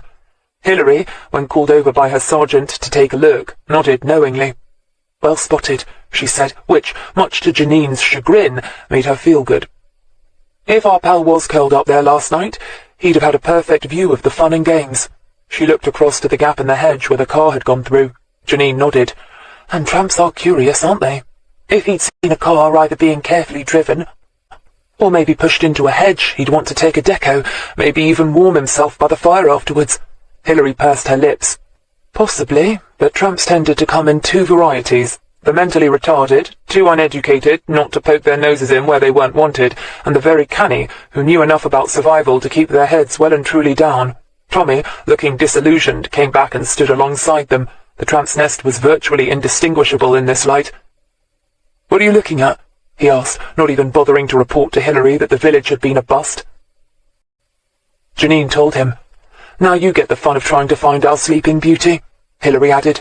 Janine groaned. "Not me, Gov. I've got a date." "Right, get off then," Hilary thought, and then grinned evilly. She reached for her mobile and dialed the big house. As she thought, Frank had come on for his later shift. She gave him the good news. Frank, furious, hung up, grumbling under his breath. No way was he going to check out the sewers and dives of scum-life Oxford looking for a tramp who liked to kip out at Wood-Eaton. Senior officer or not, screw her. If only he knew where that cunning bastard Ronnie Greene had stashed all his dough, he'd use it just to make his old lady's life a living misery. Janine put the plates in the sink, wondering if she should wash up or leave them. Mel had arrived with a Thai takeout, introducing her to culinary delights she already knew about but pretended not to. Her last boyfriend but one had been a backpacker and had introduced her not only to Thai but to Creole cooking as well. Still, if Mel liked to play the big sophisticate, why not let him? They drank the wine, called each other by their first names right from the start, discussed the latest in the case, listened to some Nora Jones, and now looked ready to get down to the nitty-gritty. Hence the wash-up-now-or-later conundrum. When she went back into the lounge, Mel was leaning back in the armchair with his eyes closed. Her room was the biggest bedroom in the house she rented with her mates, but in exchange for having it, she had to use it as a living area too, leaving the real lounge downstairs free for one or the other of her mates to entertain in. She didn't normally mind, but now she was acutely aware of her underwear lurking in the chest of drawers to the right, and, along with her sanitary towels. He opened his eyes suddenly and looked at her. Then there was the bed. It wasn't a double bed, but a 3/4 effort. "Do you want to?" Mel said simply, not even looking the bed's way. Janine thought of her back, which still hurt, and of those nudge-nudge wink-wink jokes that were bound to start the moment people realized they were an item. Did she really need the hassle? Why not? For a man who was checking out shop doorways late on a chilly night, Tommy was oddly happy. Probably because, on the other side of the deserted road, Hilary was doing the same. Hilary knew it was madness, a DI doing scut work like this, late at night. Most people under the rank of sergeant thought all DIs belonged behind a desk doing paperwork. So be it. She'd simply rather be here than back at the boat. Sad, sad, sad. It was Tommy who found him. He wasn't old, but he wasn't young either. He was, however, very drunk. Perhaps that was why he actually answered when Tommy asked him where he usually slept. If he'd been sober, no doubt he'd have lied about it. "Gov," Tommy called softly, bending down to get a better look at his prize, ignoring the smell of cheap booze, urine, and, curiously, strong soap. "This here chap usually kips out Wood-Eaton way," he said casually as Hilary joined him. The area they were in was not quite into the suburb of Botley, but it had plenty of carpet warehouses, car plants, and dark alleys where a chap could rest away from the hustle and bustle of the city. It wasn't a place Hilary would choose to be alone in at night. "Nice and warm," slurred the tramp in confirmation. He was wearing a dirty padded parka. "Mission up yonder." This unasked-for information probably accounted for the smell of soap. "Fool," the tramp said, nodding wisely, in that one word explaining why he was on the doorstep. But the real question was, of course, why was he here and not back at Wood-Eaton? With a sigh, Hilary nodded to Tommy to bring him in. Once he'd slept it off, had a good meal and sobered up, he might be worth his weight in gold. He threw up as Tommy hauled him to his feet, a thin, greenish chemical spume that made Hilary gag. Then again, maybe not. When Hilary got in the following morning, she was furious to find that Mel was already interviewing the tramp. His name, according to the blackboard outside the interview room, was Michael Ryan. No relation, hopefully, to the man in Hungerford who'd gone crazy and killed so many people in that shocking rampage all those years ago. Knowing that she couldn't just burst in on the interview, even though it had been her and Tommy who'd done the dirty work, Hilary stomped up to the office in a foul mood only to find Janine already in and looking good. Not that she wasn't pleased to see her looking better, but there was something about her that raised all of Hilary's instinctive hackles. "I'm just in a really shitty mood," she thought to herself, slinging her bag down on her desk and smothering a yawn. "The Yorkie bars are in looking for you, boss," Janine said. Hilary swore long and graphically, making not just her sergeants but several other heads turn to her in surprise. Although she could curse with the best of them, Hilary didn't have a reputation as a spectacular sewer mouth. Well, sod that. Batting her eyelashes at the infatuated Paul Danvers wasn't going to improve the quality of her day at all. She grabbed her bag again. "When Mel comes up, tell him I'm interviewing Dave Pittman's mother. Oh, and tell Tommy hard luck. He'll know what I mean." The constable would have been looking forward to reaping the rewards of his efforts last night, Hilary knew, and would also be gutted to find Mel in there well before him. After all, Michael Ryan hadn't spewed up all down Mel's label-bearing shirt and shiny new Oxfords. Mrs. Pittman was one of those women who looked much older than you knew they must be. Pittman had been 32 when he died, but even if his mother had had him later in life, she still shouldn't have looked like a near octogenarian. Hilary could see the pinkness of her scalp showing through her sparse white hair as she led her into a painfully clean sitting room. She was wearing a flowered apron and comfortable slippers. Hilary sat where the obviously nervous woman indicated, and from the pale, near-translucent tone of her skin, wondered if she ever ventured out of the house at all. "It's about your son, Mrs. Pittman," she said, as if it could be about anything else, and turned down an offer of tea. Usually she always said yes, because hospitality broke the barriers, but Muriel Pittman didn't look as if she had enough energy left to even fill the kettle. She remembered back to the report of the constable who'd first interviewed her, and his comment that he thought she must have lived in mortal fear of her son. She found herself agreeing with him. Pittman was an only child. Probably her husband, either long gone or long dead, had been the bullying kind as well, teaching the Pitts that a woman's place was to be battered, beaten, and kept indoors. "You found out who did it yet?" she asked, but Hilary could see no real interest in the watery brown eyes. There was no emotion in her voice either, neither anger nor curiosity. Perhaps when it finally sank in that her son was gone, that she was free and clear, she might take off the apron, put on some shoes and go outside and find herself alive. It was hopeless, of course. Hilary asked all the usual questions, but there was no way the Pitts would have told this poor old soul about what he really did for a living, let alone who he did it for. On the shelf were a few token photographs, one of a man who looked like a mean Wurzel Gummidge character, taken on what was obviously the local allotment, and who could only be Mr. Pittman Sr., and one of the Pitts himself, posing by a chrome monster of a bike. In the background lurked what appeared to be old barn buildings, sheds, and something tin and ugly, the kind of thing you came upon unexpectedly when driving through the countryside. It was usually annexed to a nice period farmhouse, or a manure heap. She knew the locals were still trying to find Pittman's lock-up, and even though she asked, Hilary knew that his mother would have no idea where her son kept his pride and joy. And what did it matter whether they found his bloody motorbike or not anyway? Was it going to explain how it was him, and not Jake Gascoigne, who'd gone off the back of that boat in Dashwood Lock? She left a short while later, a day irretrievably ruined. First of all, Mel nabs her hard-won wit, then the Yorkie bars are on the prowl again, and now this. She closed the door respectfully behind her, imagining Muriel Pittman's shoulders slumping in relief as she shuffled back to the kitchen, probably the warmest room in the house. She hoped she had a cat. The thought of Muriel Pittman living in that insanely clean house with not even a cat for company made her want to just get into her car and howl. Shit, she hated days like this, days when everything conspired to depress her. She noticed the neighbour too late. No doubt he'd been coiled, waiting to strike as soon as she left the house. He'd probably seen her car arrive and knew what it meant. No doubt Dave Pittman was now the local celebrity, and would be for some time to come. The man was in his mid-50s, round, balding, and avid-eyed. "Found out who killed him then, have you? Ask me, the poor soul's better off without him. Used to come here Sundays like for his dinner. Never paid her nothing, I can tell you. Sometimes he'd use her garden as his mechanic's workshop. Remember once she'd just put out marigolds.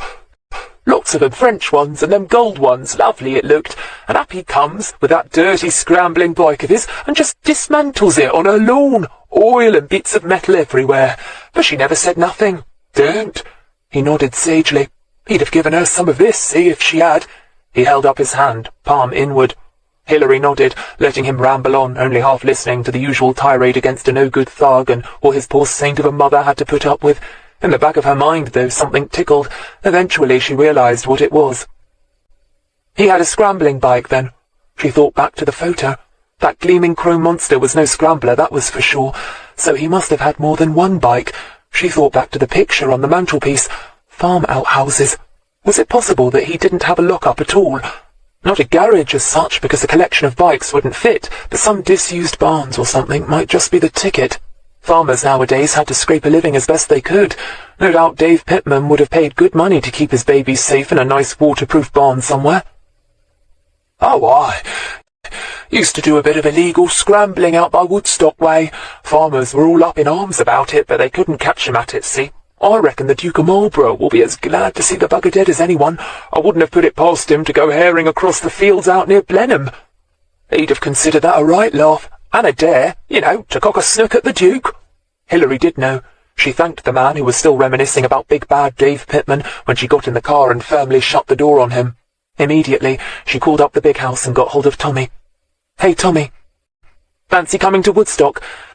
Meet me at the Duke's Head and we'll have a bite to eat. There's something I need you to help me with. Oh, and don't tell Mel, eh?" Chapter 15. Paul Danvers pushed open the door to the open-plan office and saw at once that D.I. Hilary Greene wasn't at her desk. Surprise, surprise. A lesser man might have suspected that people were deliberately avoiding him. By his side, Curtis Smith smiled obliquely. "Well, look who's not here. Again." Paul shrugged. For some reason it made him angry that his sergeant should be thinking the same thing as him, and so he was careful to keep his voice even. "I dare say she's busy. She has got a case on, and an important one at that." "Yeah, and whose fault is that?" Curtis asked aggressively. Paul glanced across at Mel Mallow's cubicle. The door was firmly shut. Curtis, spying Frank Ross staring at them openly, nudged Paul's arm. "You ask me, if we want to run D.I. Greene to earth, we'd be better off asking the poison cherub over there." Paul sighed.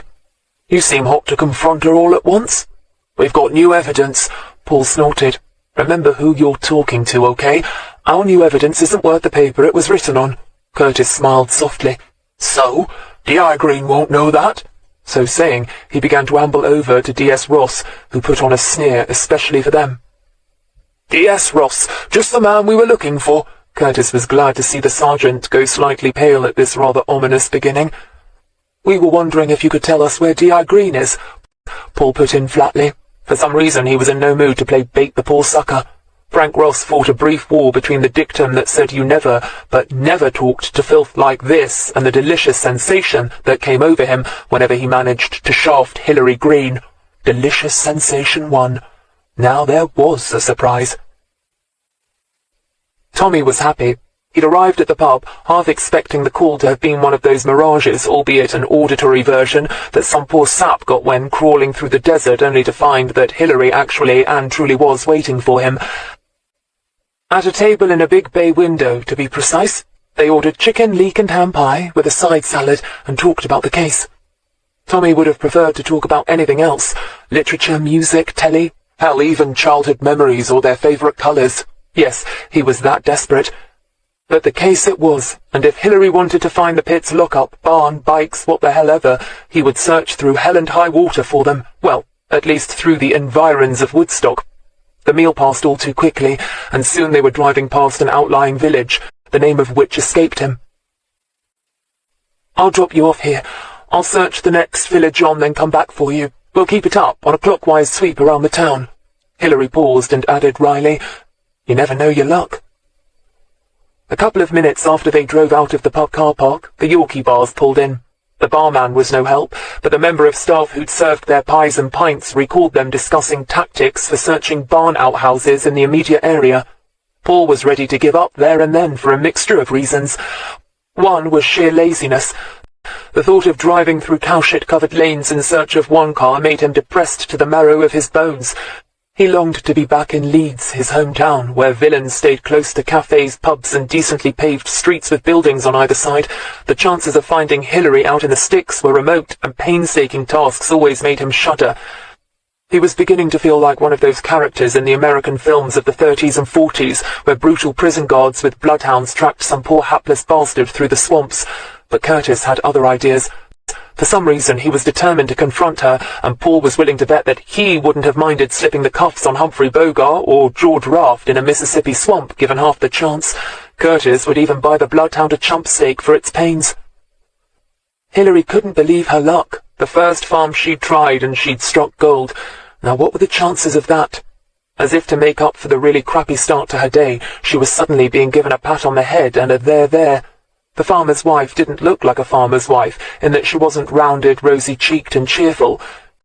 She was blonde, nearly as pretty as Janine, wore pricey jeans, and looked like she was on her way out. Probably to do some shopping in Harvey Nichols or to buy expensive wallpaper for the dining room. The farmhouse was huge and square, and under this lady's auspices had no doubt been decorated to within an inch of its life, but it was surrounded by the usual accompaniment of barns, sheds and outhouses, and that's all that mattered to Hilary. Particularly when one of them had been rented by David Pittman. Yeah, Mr. Pittman rented the old big house from us. That one over there. The red-painted, nail-pointed, outer large, rectangular building with a corrugated iron roof and stone walls that looked at least a foot thick. Mind if I take a look? Hilary said. You may have heard that Mr. Pittman met with a fatal accident. Really? Big blue eyes widened innocently. I didn't know that. Hilary smiled. Yeah, right. Then again, she looked the type who probably only ever read Home and Country, or Horse and Hound. So I'm sure under the circumstances you'll have no objection to me looking around? Oh no, he only kept his bikes in there anyway. Oh, you might like the key to the padlock. Before she could reply, the jolly farmer's wife popped back into the house, leaving Hilary speculating furiously. Why would the Pitts, a bike fanatic, leave a spare key here? Perhaps the farmer had insisted, or perhaps they'd had a spare key cut on the sly, or maybe the Pitts had been only too pleased to give her a second key. No, surely not. Surely they hadn't been doing the horizontal tango together. Not someone that pug-ugly with the wannabe Sloane Ranger. Here it is, the farmer's wife said, dangling a key helpfully. Hilary took it with a grudging thanks and set off briskly across the courtyard. In the olden days, she thought wistfully, there'd have been free-range hens clucking contentedly around a trough, scrounging for corn and grass seeds. A sheepdog would lie panting a welcome in the shade. Perhaps the odd goose or two would honk at her in passing. But this was the new millennium, and the only thing that indicated the forecourt belonged to a farm was a tractor, pulled to bits and awaiting reassembly, parked up against a far wall. That, and the oil and drying cow shit everywhere. Paul Danvers spotted the car first and pulled over to the side. "See? Told you it wouldn't be so bad," Curtis had the cheek to say. In truth, he'd never thought they'd find her either, but it beat sitting around back at the big house, trying to prize out facts about Ronnie Greene that no one wanted to set free. Paul climbed out and looked around. A vague odour of manure hung in the air, helped by overnight rain that the sun was quickly steam-drying. The corn was green, and in the hedge a corn bunting sang jubilantly from the highest branch. The country lane was empty of traffic, and it was hard to imagine that a city existed anywhere. "Hell, what a depressing dump," Curtis said flatly. "Come on." In the old pig house, Hilary stared at a row of bikes. They gleamed. In fact, they seemed to ooze with the smugness she usually associated with extremely well-looked-after cars. They had that same pride and joy air about them, except for one bike that was in pieces by the wall. What was it with men and machinery? Hilary wondered vaguely. Why did they always want to pull stuff apart? The pig house was utterly bare. There wasn't an old cupboard, a tatty stuffed chair, a wooden bench, or even a cardboard box anywhere.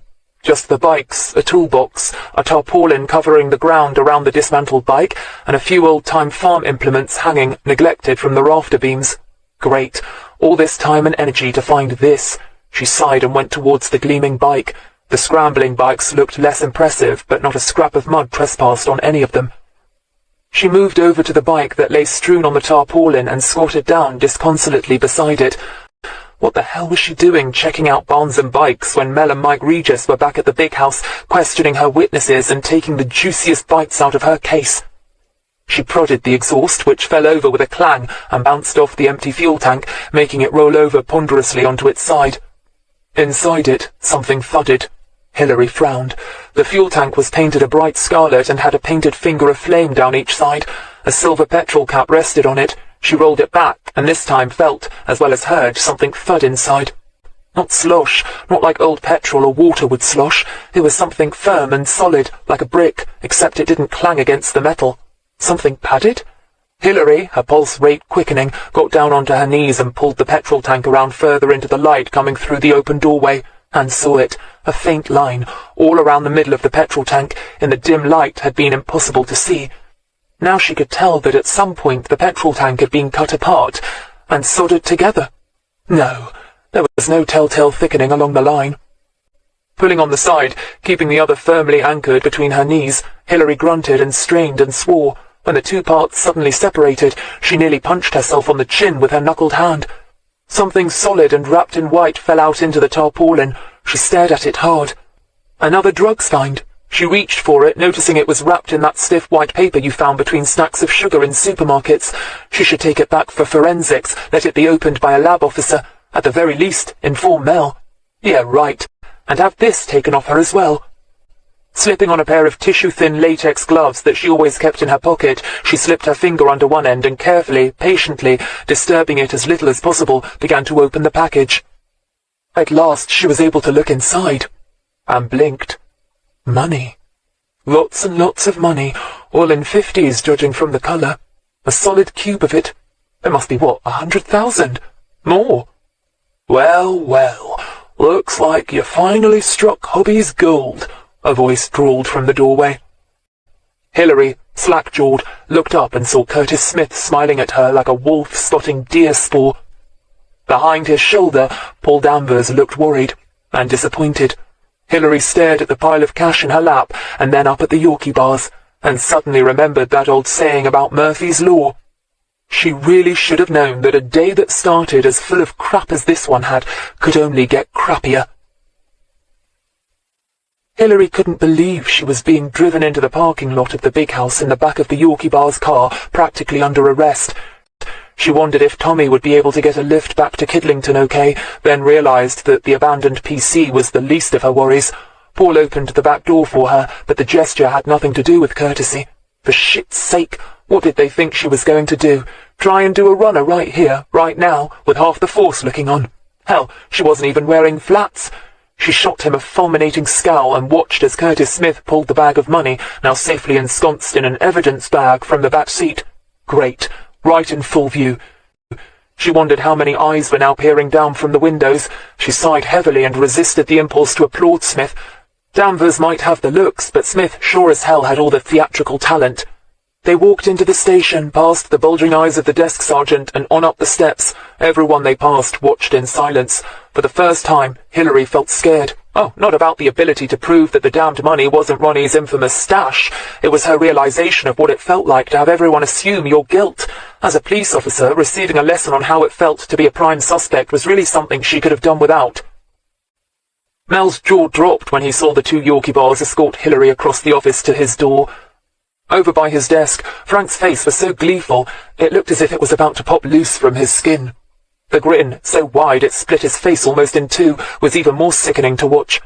His office door opened, and Mel's gaze went immediately to the transparent evidence bag and the money showing clearly through it. He stared into Hillary's furious eyes, then, his own expression hardening, looked at Paul Danvers. What the hell's going on? Mel immediately wished he could have come up with something more original, but was feeling too sick to think of one. Hillary? She glowered at him. Sir? This was hardly helpful. We found D.R. Greene in possession of this money in a barn outhouse just outside Woodstock, Paul Danvers said heavily. So far, D.R. Greene has refused to discuss it. I suggest you get her the office eagle. Hillary knew this meant the solicitor and legal expert whose job it was to protect the rights of police officers accused or about to be accused and/or charged with a criminal offence.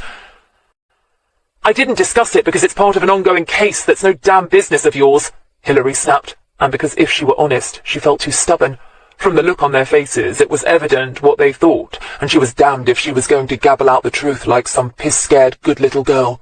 No, far better to let them think they had her, and then pull the rug out from under their interfering feet. By all means, call the eagle, she said sweetly. He might just be able to think of something I can charge you two with, like false arrest, impeding an officer in the course of her duty, stuff like that. You're not under arrest, Paul said automatically, and she gave him a jeering smile. Not yet, Curtis corrected him smoothly. Hillary turned thoughtful eyes on him, then smiled slowly. Oh boy, was she going to enjoy this. Sir, if we can discuss this alone, she began, but already both Paul and Curtis were shaking their heads. Hillary, Mel snarled, just spit it out. So Hillary did, starting with her interview with the Pitt's mother, the photograph, co-opting Tommy to help in the search of the barn. I think you'll find Dave Pittman's fingerprints all over the bag and the money, sir, she finished, shooting the Yorkie bars a triumphant smile. Besides, if it had been Ronnie's dough, it would have been a hell of a lot more than that. With that nice little parting shot, she leaned casually against the wall and studied her nails. Curtis Smith wasn't the only one with theatrical talent. She'd done a stint in the college drama group way back when. Okay, a non-speaking part, but the critics had raved. Well, mentioned her name in the list of characters anyway. Mel leaned back in his chair, trying not to laugh and wishing he could haul her out. She had no business opening that package before he and Forensics had a look at it, but he certainly wasn't going to say so in front of the Yorkie bars, not after that wonderful piece of entertainment. Smith, in particular, looked ready to spit tin tacks. Besides, it had been damn good police work on her part. I think we'd better get that down to Forensics right away, Mel said, pointing at the evidence bag. Curtis Smith's fingers closed around it protectively. I'll take it over personally, he said with distinct disrespect. We wouldn't want anything to happen to it, would we, sir? Sergeant, said Paul Danvers. Curtis took a deep breath, then looked from Mel, who looked fit to bust a gasket, to Hillary, who looked suddenly bored. We want you to be available for a line-up, he said flatly. Our wit from Scotland now tells us that he once saw a second person in your husband's car during one of his operations. Fine, Hillary snapped back. Just let me know when and where. The air was thick with tension and mutual dislike. When he left, Paul tried to catch her eye, but she wasn't having it. The moment the door shut, Hillary slumped into the chair opposite Mel and began to laugh. He watched her for a while, knowing she needed the release, and wished he kept a bottle of the hard stuff in his drawer. He didn't, of course. not cracked. When her chuckles had finally subsided, he leaned forward and asked her, in a voice stiff and icy, just what the hell she'd been thinking of opening the packet in situ. But he knew as well as she did just what she'd been thinking, and he couldn't really blame her. She'd been working her arse off on this investigation, even though she'd been well and truly shafted, and every lead she got was taken away from her. She apologized. Mel felt guilty enough to be magnanimous. Then they both began to think. "What was Pittman doing with that much dough?" Mel said, wondering just how long he could put off telling Mike Regis about this latest development. After all, it wasn't necessarily drugs-related, right? Not strictly Vice's business. "He's obviously the one who was skimming," Hilary said, snapping his mind back from thoughts of staking out his territory and bringing it back sharply to the real matter in hand. "Not necessarily," he said cautiously. "The Pitts could have been doing some petty dealing on the side." Hilary snorted disbelievingly. Right, as if Fletcher would stand for that. "Could be proceeds of a robbery." "What, a bit of private enterprise?" Hilary said. "If you were working for Fletcher, would you be up for doing a bit of pilfering? Come on, we know somebody had been skimming from Fletcher, right? It wasn't much of a secret, even if Frank Stoolies knew about it. We'd assumed it was Gascoigne. But what if it was Pittman all along?" Mel leaned forward on the desk, his shirt sleeves rolled up to reveal a light matting of dark hair and a plain, expensive-looking watch. Hilary wondered if it was deliberate or if Mel was just like one of those women who seemed to do elegant as automatically as they breathed. "So the fact Pittman was killed never was a mystery or an accident? He was meant to be bumped off all along?" Mel offered tentatively. Hilary frowned. "Yeah," she said, equally doubtful. "But in that case, why was Gascoigne killed later?" Mel scowled at her, as if all this uncertainty was her fault. "Perhaps they were both in on it." "Oh, come on," Hilary scoffed. "You're not going to tell me that Fletcher had two bad apples? But supposing just for a moment that he did, and that he knew they were both skimming, why get one to wipe out the other?" "Why not? There's no honour among thieves. Perhaps Gascoigne jumped at the chance of offing his partner. More for him, then." Mel's heart wasn't really in it, though. It sounded way too far-fetched, but with Hilary he always felt on the defensive, almost compelled to fight his corner, no matter how much of a schmuck it made him feel. "But why take the chance?" Hilary shot back. "Fletcher, I mean. What if Gascoigne tells Pittman he's been hired to bump him off, or vice versa? What's to stop them getting together? Decide things are getting too hot, and, what the hell, just make one final big score and leg it." "Too risky." "Yeah, but if they're skimming, they're not the brightest bulbs in the light factory anyway, right? But the real question is, why would Fletcher take that sort of risk when all he had to do was farm out the contract to an independent and offer them both? No pain, no comeback, and no risk." Mel sighed heavily. "You're right. It's just not fitting together. So let's backtrack. Pittman was definitely the one skimming, yeah? The dosh proves that." Hilary nodded. "Sounds reasonable. Fletcher knows that it's not one of his mules, but suspects Gascoigne," he offered tentatively. Hilary nodded cautiously. "Okay, let's go with that. So he tells Makepeace, his eyes and ears, to watch Gascoigne, catch him out maybe, and sends the Pitts along to act as his muscle, just in case things get rough." "That's what the word on the street says," she agreed, thinking of Frank Ross and his nose for dirt. "And so far it fits all the facts." "Okay, but something goes wrong," Mel continued, warming to his theme now. "Perhaps Gascoigne finds Makepeace searching through his things or doing something fishy, and Pittman, coming to the rescue, gets offed by Gascoigne. Perhaps, who the hell knows, accidental-like." Hilary thought back to the autopsy reports and about Gascoigne's reaction to Makepeace during their time on the boat. She shook her head. "Still doesn't feel right," Mel sighed. "Okay, so perhaps Fletcher knew all along that it was Pittman who was skimming and it was Gascoigne's job to off him, which he does, making it look like a boating accident." "Yeah, but then why is Gascoigne dead? You're not trying to say that hit didn't have Fletcher written all over it?" Mel sighed.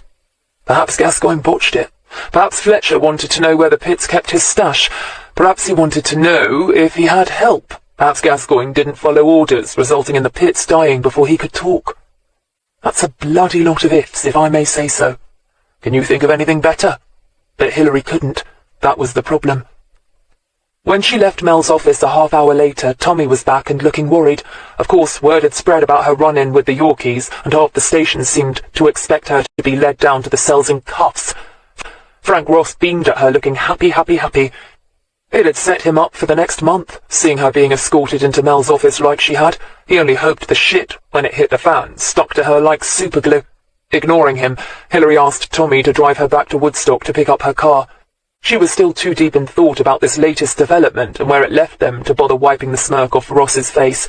She wished she could talk to Mike Regis about it. She was forming the distinct impression that she and the Vice-Man had minds that worked very much alike.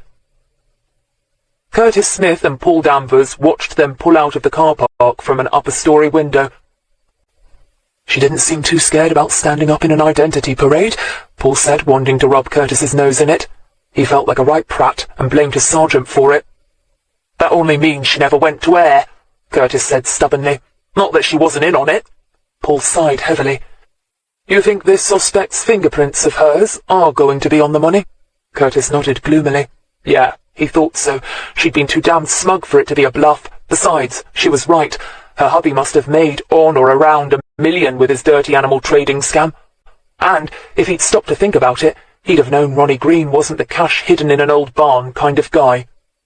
No, once word got around about this fiasco, they were going to be the laughing-stock of the big house. Which only made him more determined than ever to nail her. Chapter 16. "We have to let Makepeace go," Mel said. Hilary was just getting ready to go home. "Perfect," she said sourly. "Really, the perfect end to the perfect day." Mel smiled sympathetically. "Time's a-wasting. His brief is screaming blue-bloody murder, and we've got no evidence to hold him on. So far we've not been able to prove that David Pittman was even on that boat when it went through the lock. With Gascoigne dead, Makepeace can say whatever he likes, and we've got nobody to say any different. Besides, as his brief was at such pains to point out, Makepeace has form, but none of it is for violence. Even his age is working against us. Can't you just see the press? Thames Valley's finest pick on an OAP. Hilary shrugged. Mel didn't need to convince her. She knew as well as anyone that their case was going down the toilet. The euphoria of the earlier huge drugs bust was starting to wear off. And how? "Fletcher's fuming." Frank Ross's voice oiled across the office, and he walked towards them. Gloomy, he looked even worse than when he was smirking, and that took some doing. He nodded back to his desk and the phone he'd been on all afternoon. "Nobody's talking. He's got everything buttoned down so tight his people aren't even wearing shoes that squeak. We've about as much chance of finding the takeout artist who offed Gascoigne as England has of winning back the Ashes." Mel, who quite liked cricket, winced. "Go home, people," he said wearily. He'd always wanted to say things like that. Hilary, for one, didn't need telling twice. She awoke the next day, convinced that things could only get better. When she arrived at work, the desk sergeant gave her such a cheerful welcome, she actually wondered if something had broken during the night. "Here the Yorkie boys are trying to find a nice deep hole to crawl in," he said, and Hilary grinned, albeit a little hollowly. Oh, so that was it. Her humiliation yesterday had turned into triumph. No doubt the whole damned big house was having a quiet party. "I take it forensics came through on the dabs," she said, knowing that the desk sergeant was the one person in the station who knew everything about everybody on every case. Forget the omnipotence of the chief constable. If you really want to be in the know, ask the man on the desk. "Sure did. The pits, and nothing but the pits." The desk sergeant winked at her. Hilary was still grinning when she walked into the office, but the sight of Curtis Smith and Paul Danvers seated at her desk, the blonde bombshell comfortably reading the morning paper, his sergeant nosing through her drawers, wiped the grin right back off. "Gentlemen," she said dryly. She walked up to them, slung her bag under the desk and spun her office chair, Curtis Smith and all, around to face her. "Off," she said simply. The sergeant got off, looking rather more amiable than he had yesterday, and pulled up another chair to bring him into line beside his boss. "We've come to tell you the line-up is off," Paul said. He was senior, after all, so when it came to doing the dirty, he did it, even if he blamed Curtis for yesterday's cock-up. He hadn't wanted to go chasing after Hilary Greene in the first place, but here he was, eating humble pie. "Yeah. 162 grand ain't nothing like the sum we figure your ex has squirreled away somewhere," Curtis put in, watching her closely. He'd had all night to get over his fury of yesterday's debacle, and was once again thinking clearly. He still wanted to nail her, but was beginning to think it wouldn't be that easy. Hell, in fact, he was beginning to come around to Paul's way of thinking. If Hilary Greene was dirty, he certainly wasn't getting the right vibes about it. He liked to think he was fair, and persecuting innocent coppers was as abhorrent to him as it was to the next bloke. Okay, she'd pulled a fast one yesterday. She could easily have said what she'd been doing in that outhouse with all that money and cleared it up within moments, but he could understand why she hadn't. If she was innocent, she had a right to be pissed off at being treated like dirt, and getting her own back was only fair dues. Still, she might still be dirty. Hilary smiled. Is that so? Your wit not quite so hot, We're getting evidence coming in that your husband planned on retiring soon, no doubt to spend on the Costa Brava somewhere. Curtis carried on, ignoring the snickering that was going on behind him. He knew damned well that all the ears in the office were flapping, just waiting for them to make another stinker, but he was damned if that was going to stop him doing his job. So, what was the plan? Stay on here a few more years yourself, maybe even see the divorce through as a nice little smokescreen, then meet up with him later? Hilary leaned back. Oh, please. The Costa Brava. Give us some credit. We had figured on the Seychelles at the very least. Paul Danvers grinned. He couldn't help it. He glanced at Curtis, who was also, he knew from experience, trying to keep from smiling. The lady had style. We'll be in touch, dear Greene, Curtis said mildly. Oh, be still my beating heart, Hilary drawled, and Paul found himself wishing that she meant it. He still thought it would be awfully nice to make D.I. Greene's heart really race. Hilary watched them go, wondering if those last words of the sergeant's really meant that it was all over, and that they were finally giving up, or if he was just yanking her chain. Mel watched the two Yorkie bars retreat. He walked over to Hilary, nodding at their departing backs. Everything okay? Fine, she said crisply. I think they're giving up. She felt drained all of a sudden. A feeling of lethargy, something that had never before attacked her in the middle of a case, washed over her. It scared her. She'd always had moments in between major cases when she got bored and tired, that old familiar is this all worth it feeling nibbling at her toes, but when it came this hard and fast, while she was nowhere near finding a solution to her case, what did that mean? Perhaps it was time to quit. Tommy felt his stomach lurch at the sudden bleakness in Hilary's eyes. He could see it clearly from his chair. He swallowed hard. Surely it would go soon. Yes, it had. Her shoulders were straightening and she was forcing a smile, just as he knew she always would. She was tough. It would take more than the Yorkie bars to keep her down. But what about the rest? The looming, hulking great shadow that was that bastard of a husband of hers was still making her life miserable, even now that he was dead and buried. Then there was Mel and Mike Regis constantly taking her work over, as if she was some damned green PC who needed constant supervision. And everyone knew she hated living on the boat, until her solicitors got her husband's finances sorted and the Yorkie bars put in their final report. She was in limbo. She couldn't even move back into her house. Wouldn't anybody buckle under all that pressure?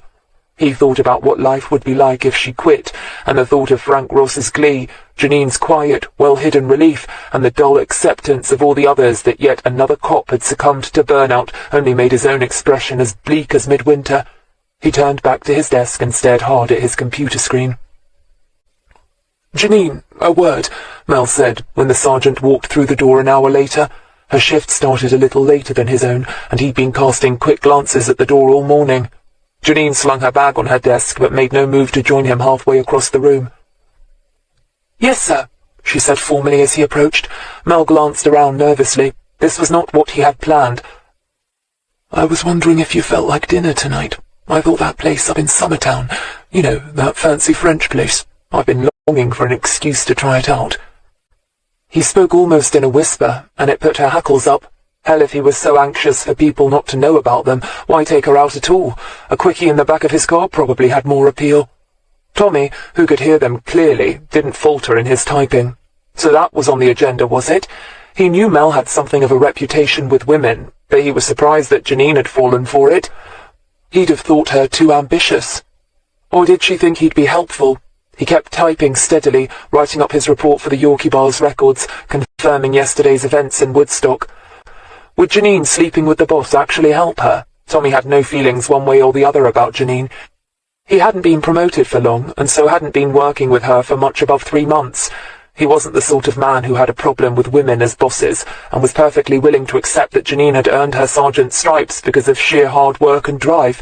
But surely her and Mel sleeping together could backfire on her, and him, if it came down to it. Tommy wasn't sure about station politics. What was the current thinking on legovers with juniors? "Sorry, sir. I don't think so." Janine, lower and softer-voiced, wasn't so easy to hear. "Why? What's wrong?" That was Mel, sounding just a little too eager and perhaps a shade petulant. Had he got it wrong? Was it the boss doing all the pushing? Tommy supposed he'd been keeping his head down, so to speak, since his latest divorce. Perhaps he was ready to play away again. But if Mel was taking advantage of his position as boss, should he, Tommy, do something about it? Hell no. Even he wasn't that green. And besides, if anyone could look after herself, it was Janine. "Nothing's wrong, sir. I just don't think it's a good idea." Behind him, Mel opened his mouth to argue, and then shut it again. "All right," he said quietly, and took himself back to his office. Janine watched him go, wondering if she'd done the right thing. On the one hand, it turned their night together into a tacky one-night stand, cheapened it, maybe. But then, what the hell, she was a big girl. She and the rest of her sisters were supposed to take things like that in their stride nowadays, and besides, he hadn't put up much of a fight, had he? Hadn't tried to talk her round. Okay, the office wasn't the time or the place, but he could have looked just a little bit sorry. She sighed angrily and pulled out her chair, realizing that it didn't even hurt her shoulders to do so anymore. Come to think of it, last night she hadn't dreamt she was being beaten up either. She was beginning to feel more like her old self, so screw Mello, bloody Mello. Or rather, not screw him. She grinned and pulled a stack of paperwork towards her. Mike Regis wasn't happy to hear Makepeace had been released. But like Hillary, he was philosophical. Questioning the tramp had proved worthless. He'd flat out refused to admit that he'd been anywhere near Woodeaton when the car had been dumped. Whether he was too drunk to actually remember or just too canny when sober to talk was neither here nor there. In his gut, Regis knew Gascoigne's killing was going to be left open. He suspected Mel knew it as well. They'd given Fletcher one hell of a whack when they'd intercepted his drug shipment, and now he sure as hell wouldn't be using the barges again. It would take him a while to recover, but he would, and it wasn't as if Makepeace was ever going to grass up his boss. Pittman and Gascoigne were dead. Whoever had done the hit on the latter was long gone, and even Frank Ross admitted nobody was talking, even in their sleep. Unless they could bring Pittman's death to Fletcher's doorstep, the bastard was going to walk. He pushed open the door, spotted Hillary, and detoured from Mel's office to her desk. Frank Ross, he was glad to see, was absent. He didn't know how Mel and Hillary could bear to work with the slob. "Hello, how are things?" Hillary looked up. The vice man was looking rumpled, tired, and downhearted. She knew just how he felt. "About as bad as they can get," she said sourly. "In fact, not half an hour ago I was thinking of quitting." Tommy Lynch stopped typing.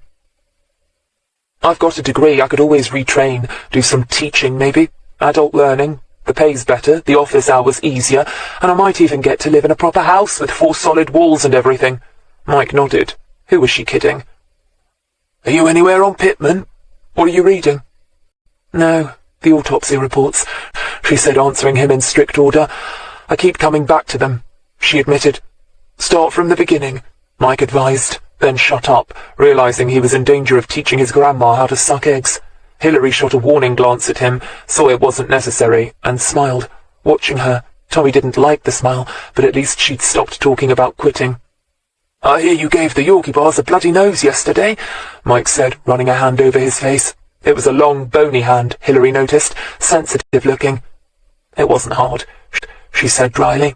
Mike guffawed, loud enough to make Mel take notice. He looked up and beckoned through the glass. Mike sighed and got up. "My boss is signing us off for the time being. We've got the drug shipment, busted up the distribution, and now we're concentrating on Fletcher. Surveillance, trying to figure out his next move. He's got to start buying or selling and reorganizing soon." He was right. Hillary nodded. "Good luck." It sounded heartfelt. Mike smiled at her, and his eyes softened. "We'll still be keeping in touch." Hillary's eyes flickered. "Sure," she said carefully. Things were looking up. Tommy watched the vice man go, the strength of his jealousy surprising him. He hadn't thought the green-eyed monster was one of the things he had to watch out for. He wheeled his chair over to Hillary's desk. "Gov?" Hillary sighed. "Tommy? Anything?" "No, Gov. Nothing new." "Was there ever?" "Okay. Go over everything again. I'm not in the mood for hanging around here. She was suddenly anxious to be gone. The office, so familiar, so much a part of her day-to-day life, suddenly seemed stifling. We must have some leads to check down. Anything? She wasn't even trying to hide her desperation. Sensing her need for escape, Tommy racked his brains. She needed him. That one sweet fact was enough. Trouble was, he had nothing to give her. There weren't any leads. Except... Well, we still don't know about the locket, he said. Sylvia Warrender's locket. Hilary groaned. Is that all we've got? Well, it's possible the rape allegation wasn't kosher. I mean, the Pitts might have had a regular girlfriend who might have been Sylvia Warrender. Perhaps they argued and she brought the allegation to get back at him. They kissed and made up, and we know he had money enough to buy gold jewellery. Hilary shook her head. Tell me about it again? Tommy brightened. At least he had a chance to shine a bit now. Thing is, Gov, I asked my girlfriend about it. She shot him a hard look. Not that I let on it was part of a case or anything. He hadn't wanted to mention having a girlfriend at all, really, but he had to explain how he came by this new knowledge. She's something of a jewellery buff, you see. All I said was that I saw this necklace the other day, and I thought she might like one the same. I described it, making out it was one of the WPCs here who was wearing one. She had no idea it was related to a case. Hilary nodded. Okay, Tommy, no need to bust a gut. You were discreet. Go on. But she wasn't really interested. She was fed up. More and more she wanted out. Out of this office, here and now, but more generally too. But there was nowhere for her to go. So anyway, I described it. Gold box chain, handmade-looking design, zodiac, all the rest. And she recognised it. Hilary's somewhat glazed eyes focused on him, and they widened. What? You mean she knows Sylvia Warrender? Why that should be a surprise she couldn't say. She didn't know Tommy's girlfriend from Adam. It was a sure sign of how desperate she was to get a life of her own when even a tidbit from a detective constable's private life made her curious. No, Gov. She recognised the amulet. Said you could only get them from this one little jewellery workshop in the covered market. Apparently this Romanian or Hungarian or someone makes them. A woman. She's getting quite a rep, apparently. You know, designing for bigger and bigger names. Local celebs, that sort of thing. Jean thinks it won't be long before she's off to London. Nobody else makes them, Hilary said. Well, whoop-de-doo. Give the man a peanut. No, Gov. Thing is, they're pricey. Right pricey. And I still don't see how somebody like Sylvia gets to be wearing one. Well, come on then, she said, grabbing her bag. Let's check it out. The covered market stretched from Cornmarket Street to the High Street, taking up a good acreage of prime real estate. It had several entrances and exits, so they parked illegally and walked down the pedestrianised street. No matter how famous the city or beautiful its buildings, shopping precincts always looked the same.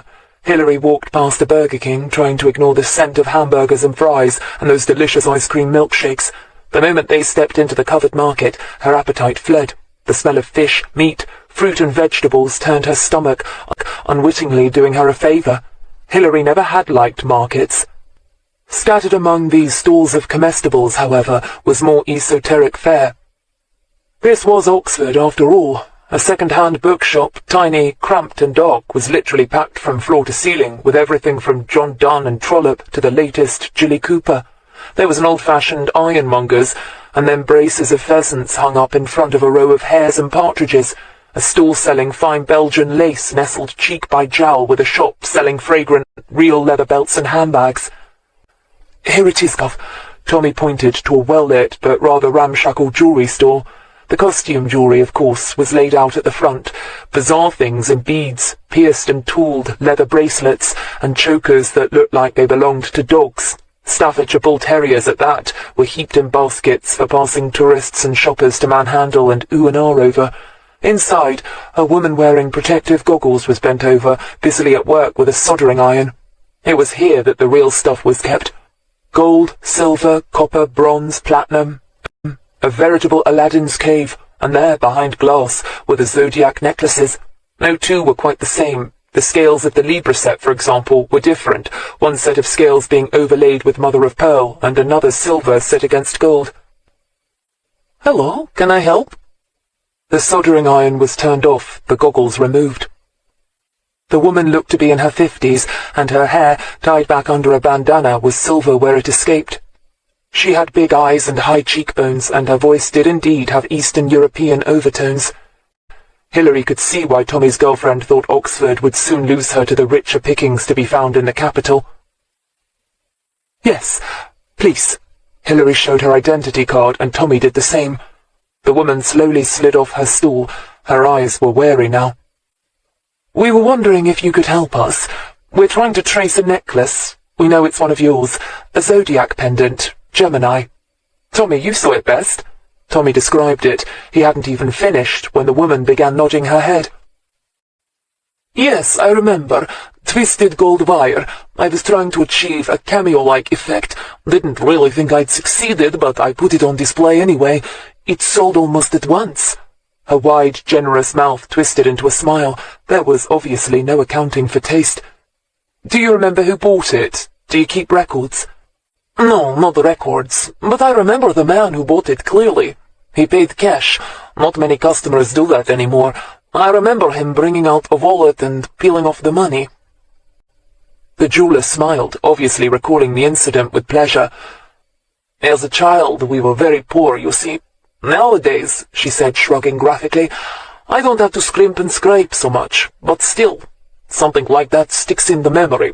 There's still something about the look and feel of money that makes me warm all over, so much more beautiful than ugly plastic credit cards." Hilary nodded, not really interested in the woman's life history. "This man, can you describe him?" "Oh, yes. He was old, easily in his 60s, tallish, gangling, with a big nose." She stopped, as both Hilary and Tommy gaped at her. "Did I say something wrong?" Hilary quickly shook her head. Damn, she didn't have a photo on her, but Tommy did. She saw him hand over a mugshot of Alfie Makepeace. "Is this him?" he asked.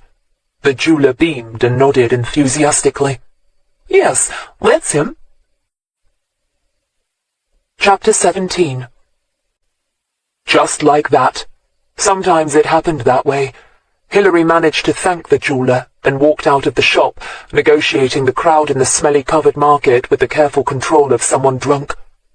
"Gov, they've had to let Makepeace go," Tommy said, also in a nice little euphoria of shock. His first big case, and he was there when it was cracked. Surely it would go well on his CV when he took his sergeant's exams. "Shit," Hilary said. She set off fast, weaving through Cornmarket Street, almost running. Of course, with his long legs, Tommy easily, annoyingly easily, kept up with her.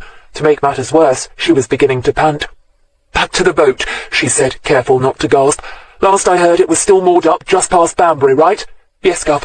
You drive," Hilary said, not trusting herself to keep to the speed limit or, for that matter, stop them getting killed with her reckless overtaking. She wanted this so bad it almost hurt.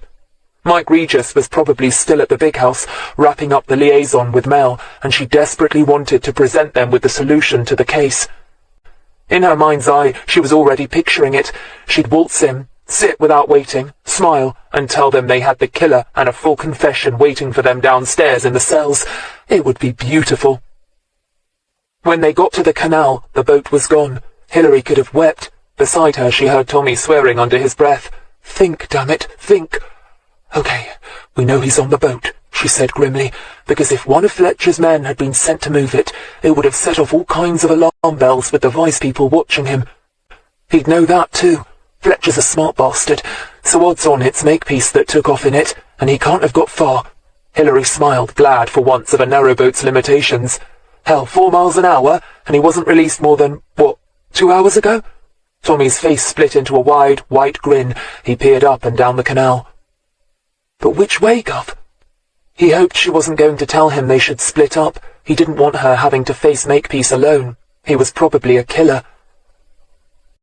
"Perhaps we should call for backup." He hated to have to say it, knowing why she was so determined to crack the case without Mel or Regis breathing down her neck. She deserved it, but not if it meant putting her life at risk. Hilary was grinning.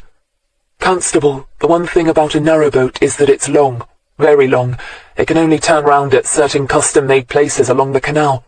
Confused, Tommy looked at the opposite bank, not more than 6 or so feet across from him, then realized what she meant. Makepeace couldn't have turned it around here. But which way had it been pointing? He screwed up his eyes, trying to remember which direction the pointed bit had faced when last he'd seen it. He couldn't. Come on. Hilary was already power-walking away to the north. Tommy fell into step beside her. He trusted her powers of recollection. After all, it was probably why she was a DI and he a humble DC. They found the boat moored up beside a lock. Of course, Makepeace is alone now, Hilary thought, and negotiating a lock single-handed isn't to be recommended. She walked straight onto the prow, pushed open the door without knocking, and went inside. Tommy, scared by her recklessness, while at the same time full of admiration, rushed up fast behind her, ready to throw her to the ground and cover her should Makepeace appear holding an Uzi.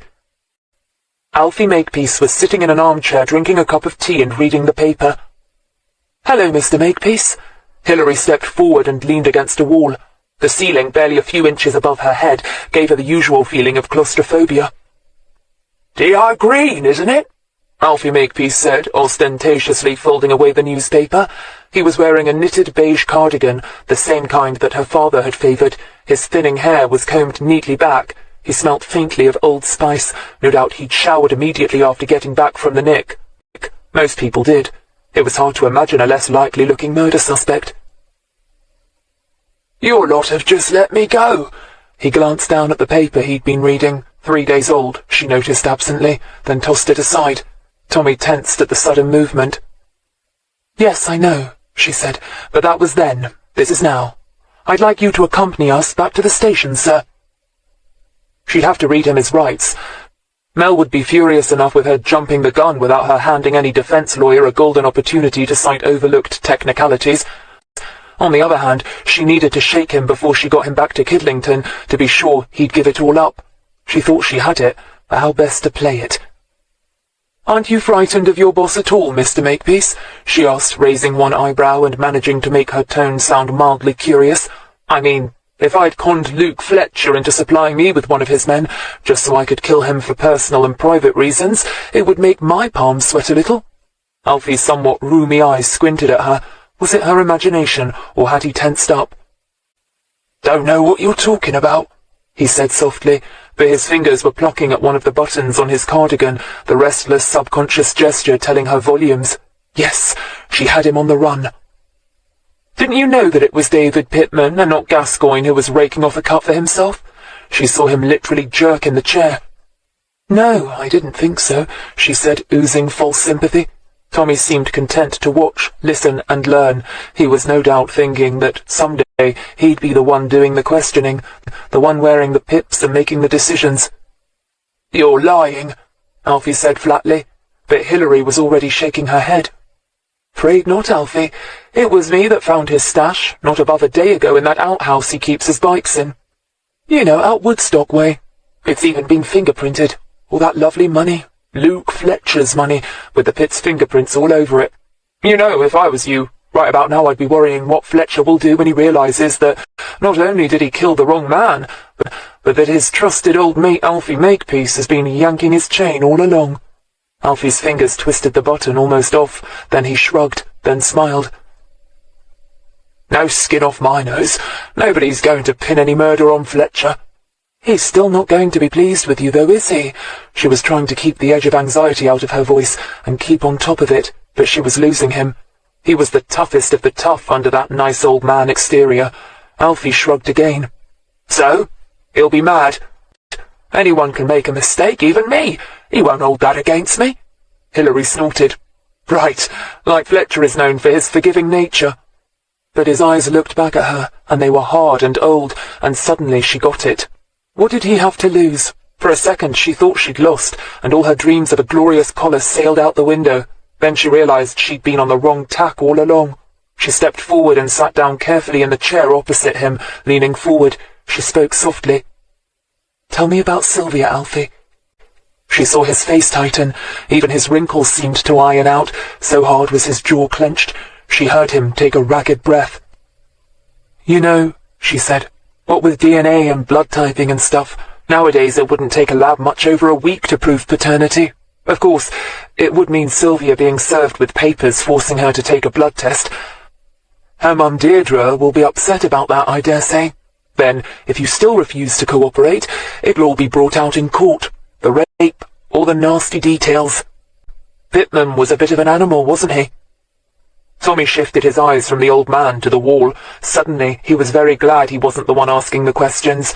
Would he be able to do it? Would he ever be able to do what his gov was doing now? He knew why she'd changed tactics, of course. They had to get Makepeace to confess. With sod all by way of witnesses, and pitiful forensics, and no hard evidence, a motive and a confession was all they could hope for. So she had to go for the jugular. But as Tommy thought back to the Warrenders, the pitiful, listless Sylvia and her blousy mum, defiant but frightened, he felt himself wavering. "Leave 'em be," Makepeace said gruffly. Hilary shrugged. "I'd be glad to, personally, but my boss is Superintendent Marcus Donlevy, and he's looking for promotion. So's the man who'll probably replace him. You met him. DCI Mello. They'll both be hot to get a conviction in a high-profile murder and drugs case. They won't think twice about ferreting out every bit of information and dirt they can, about you and about your family. Well, I call them that, but I don't suppose many people will count them as such. After all, what did it amount to? A bit of a fling with the local bike, then buggering off to sea when you learned she was up the duff. Hardly the story of your average loving family setup, is it? Jury won't be sympathetic at all." "It weren't like that," Alfie said, but his voice was tired now, old and without hope. Hilary took a long, steady breath. "So what was it like, Alfie?" The old man shrugged. "I had form. Nothing heavy, mind, but Dee was one of the few who didn't hold it against me. We were together nearly 3 months. Then I got offered this job on a Norwegian oil tanker. Nothing skilled, useless pay, long hours, but it was work. And truth to tell, I fancied the thought of seeing the world. Midlife crisis or something." He laughed, then he shook his head. "Dee never told me she was preggers. Maybe she didn't know." He looked out of the window. Who knew what memories he saw rolling out along the canal bank? "I never really gave her another thought. Not till I ran into her last year and she told me about Sylvia." "And about the rape," Hilary said flatly. Makepeace's face hardened. "Yeah, that too. I had a daughter. I never thought of stuff like that, you know. Normal stuff. Stuff that matters. To think I had a little girl. She used to go dancing, her mum told me, was bright and pretty and funny. Now she didn't do nothing. Woke up at night screaming, popped pills like her mother drank gin. And all because of that scum." He spat out the last word with real venom. Hilary nodded. "And you knew him, didn't you? That's what made it so hard, I bet. Made you flip, the fact that you'd worked with him. What, had a drink with him? And all that time you didn't know he'd raped your little girl. I bet he even used to brag about his way with the ladies, the rapes he'd got away with, yeah?" Reluctantly, Makepeace nodded. Hilary sighed. "No wonder you wanted to kill the bastard." "And did," Makepeace finally said with so much satisfaction, Tommy folded his arms protectively across his chest. But he'd not yet confessed back at the big house, Hilary was thinking, far more concerned with practical matters than matters of conscience. He hadn't said a word with a tape recorder playing after being read his rights. She bit her lip, careful now. "So what happened that night? You threw him off the back of the boat?" Makepeace shrugged. "Not threw, just pushed. We were in the lock. I jiggled the starter motor, made out something was jammed. I said maybe the propeller was fouled, and he leant over to look. A quick shove in the back, and he was in." "Where was Gascoigne during all this?" Makepeace grunted, and it was full of contempt. "Him? Drunk on his bunk? What else? I told Pittman I was going to have to wake him up to close the lock and flood it, but I never went near him." "So Pittman was in the water, and you just, what, reversed over him?" Makepeace shrugged. "Weren't that hard. Locks are narrow. There was nowhere for him to go, was there? No way he could avoid being crushed. I waited until he was trying to climb up the back, and then, when his precious dick was just where I wanted it, I crushed him against the wall. I wanted to castrate the bastard, you see. Dee told me what he did to Sylvie. Breasts, you know. So I thought, right, you bastard, see how you like it." Hilary heard Tommy gulp. "Yes," she said simply. So that was why she'd kept going back to the autopsy reports. Her subconscious had been trying to point out to her that the wounds, all being centered around the genitals, meant something far more than she'd been seeing, far more than mere coincidence. "So all this time, While we were faffing about, convinced it was drugs, it had been a plain and simple murder all along. A classic family revenge thing. She shook her head. Wouldn't they be sick back at the big house when they heard this? Especially Mel, who'd fobbed her off with the personal angle to begin with, because he'd been convinced there'd been nothing personal about it. Just how wrong could you get? "I've been very dim," Hilary said softly. Makepeace looked at her, then shrugged. "So what did you tell Gascoigne when he sobered up?" Makepeace shrugged again. "Just that there'd been an accident. Pittman had fooled around while the boat was in the lock and went overboard. It wasn't hard. Jake wasn't particularly bright. And now he's dead. Because Fletcher believed you when you told him he'd been skimming." Hilary's voice was hard again. "But then, why should you care about that?" Makepeace leaned back in his chair, his old bones creaking. "Exactly. Do you know how many people Gascoigne cut up on Fletcher's altars? Not that I'll be repeating that on tape," he added quickly. Hilary nodded. No, of course he wouldn't, any more than he'd admit that he had known Gascoigne wasn't skimming, but Fletcher was Mel's and Mike Regis's problem. She'd solve her case. "But you will admit to offing Pittman. For their sake. Deirdre must have guessed it was you that had done it the moment she heard Pittman was dead. I always felt as if she was hiding something. Tell me, does Sylvie know you're her dad?" "Yeah, Dee told her, on her birthday. I bought her a birthday present. For the first time, I had someone to buy a present for." He sounded so happy that Hilary didn't have the heart to tell him it had been the gift that had nailed him. Instead, she repeated her question. "So you'll cop to it? All nice and legal, a signed confession? Save Sylvie and Dee the pain of going through all that again. No courts or cross-examinations for them, huh?" Makepeace nodded silently. Tommy tried not to notice the tears rolling down the old man's face. Perhaps he shouldn't be in the police force. If he felt this guilty when nicking a cold-blooded murderer, how would he feel the next time? It wasn't often you had a dream come true, so when Hilary walked into the office later, with Makepeace's taped confession from the interview room still ringing in her ears, she was determined to make the most of it.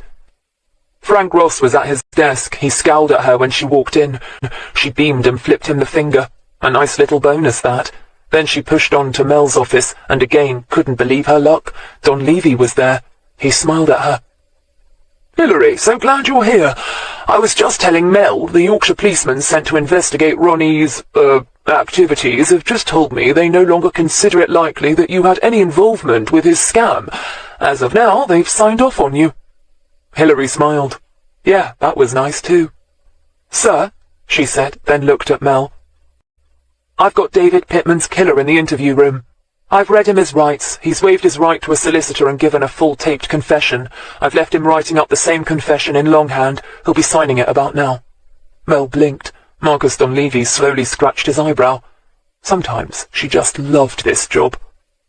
The boat was crowded. The Throp village pub wasn't usually this hot on a weekday, but tonight it was filled with celebrating coppers. Mel and Janine were in one corner, drinking Camparis and looking tense. Hilary, slightly the worse for vodka, wondered what plans they were hatching. Frank Ross, playing darts with a local, was trying to look as if he wasn't churning with impotent rage. Even Superintendent Don Levy had put in a brief appearance and made a little congratulatory speech, which had been wildly cheered by Tommy, Janine and the rest of the office regulars. It mightn't have been, strictly speaking, their case, but they'd followed it and were pleased for her. Finally, seeing the back of the Yorkie bars only added to the general air of hilarity and triumph. Hilary, another vodka in hand, wandered rather haphazardly over to Tommy's table, accepting backpats and jokes as she went. She guessed the older black woman was his mother and the pretty girl beside him his jewelry-loving girlfriend. "Tommy? Mrs. Lynch?" She glanced at the younger girl, who smiled and held out her hand. "Jean. Jean, nice to meet you." The two women solemnly shook hands. Tommy didn't like the way his mother sniffed and glanced suspiciously from him to Hilary. He looked away. What was it with mothers? But before Mercy could say anything, Hilary quickly looked up and smiled. "Hey, Gary, over here." To Tommy's mother, she said simply, "My stepson. Excuse me a minute, please." Mercy Lynch looked, much to her son's vast relief, slightly mollified. In her eyes, his boss was a happily married woman with a family. Tommy, for one, was not about to let on that the situation was any different. A ragged cheer went up when Mike Regis and his taciturn sergeant walked in. Tommy watched gloomily as Hilary introduced her stepson to them, and the foursome went to the bar. Jean reached out and squeezed his hand. Hilary was slightly drunk. She knew she was when she waved off Gary and nearly fell over. It made her walk very carefully along the towpath. The landlady had chucked them out bang on closing time, and who could blame her? Frank Ross, for one, would undoubtedly have reported her for licence violation. Now that the last of the revellers were on their way home, no doubt hoping that someone had warned traffic to look the other way, there was no getting away from the waiting Molan. She was almost tempted to walk into Kidlington and seek out a B&B. At least it wouldn't be floating about on water. She made it to the boat without mishap and leaned against it for a while, savouring the night air. Summer was coming, and it was warm. Somewhere a bat swooped and squeaked. Who said they made sounds beyond human hearing? She fumbled with the lock, got the door open, and staggered down the stairs. Coffee. She made it strong and black, then wavered and added some milk and a big spoonful of sugar. Next, she collapsed into her chair, sloshing some of the drink on her skirt, but in no mood to care. Mike Regis had been really pleased for her, she could tell, and Frank would be at home by now, eating his heart out. All was right with the world. She was too high to go to bed, but there'd be nothing on the box. She reached for the book in the waste paper basket, wondering what the hell it was doing there, then realised it was Ronnie's bloody Dick Francis. She stared at it. Perhaps because she was slightly drunk and feeling so good, or perhaps because she was at that stage where her brain synapses were being nicely illogical, a thought popped into her head, so bizarre it made her laugh out loud. This was it. This was what the Yorkie bars had been looking for all this time. Ronnie's secret hoard, the numbers for his legendary offshore account. She put down the coffee and looked at the first page. All the numbers were on the bottom. She leaned forward, holding the book under the light of the lamp, and carefully, from the back, slowly let the pages whiffle past, her eyes glued to the numbers on the bottom of the page. Not one of them was ringed or marked. She laughed. So much for Mrs. Sherlock bloody Holmes. Then she yelped. Something blew. She turned back the pages, slowly, and there it was. Not a number underlined, but a word. Sex. She snorted. Yeah, right. Just the word Ronnie would underline. Come on, Hills, her drunken inner voice suddenly whined. Not even Ronnie was such a pathetic loser that he went around underlining dirty words in books. Frowning now, she started at the beginning, turning the pages over quickly but carefully. There, another word underlined. The word for. For. For? Another 10 pages over, and the word one was marked. Then later, the word there. There? An anagram of 3. The words to, heaven, and mine were added. 7 and 9. Feeling a little sick now, she reached for a pen and paper and wrote the numbers out in order. What had Gary said? His father had told him he had an account. Where the hell was it? The Caymans. And it wasn't under his name, just numbers. But surely any bank would need some kind of password as well. She looked at the book cover, then the inscription. Stud. Of course. Stud. She giggled. What the hell else? Oh, Ronnie, you stupid prat. She leaned back in her chair, but the book suddenly felt like a ton weight, making her drop it to the floor. How many banks were there in the Caymans? How long would it take her, armed with a possible code word and the all-important numbers, to find it? She had some holiday time due. She could fly to the Caymans. The Yorkie bars had given up on her, or so they said. She could actually pull it off. She stared at the wall in front of her. So close, so cramping. She could get off this bloody boat. Give up the bloody job. No more Frank, no more Mel and Don Levy giving her shit jobs. No more shift work, no more dead bodies, no more rapists and their victims. Just beaches and sand and palm trees and tropical drinks with bits of fruit floating in them. Hilary closed her eyes. She was drunk, right? Yeah. But seriously tempted. Oh, shit, she said softly.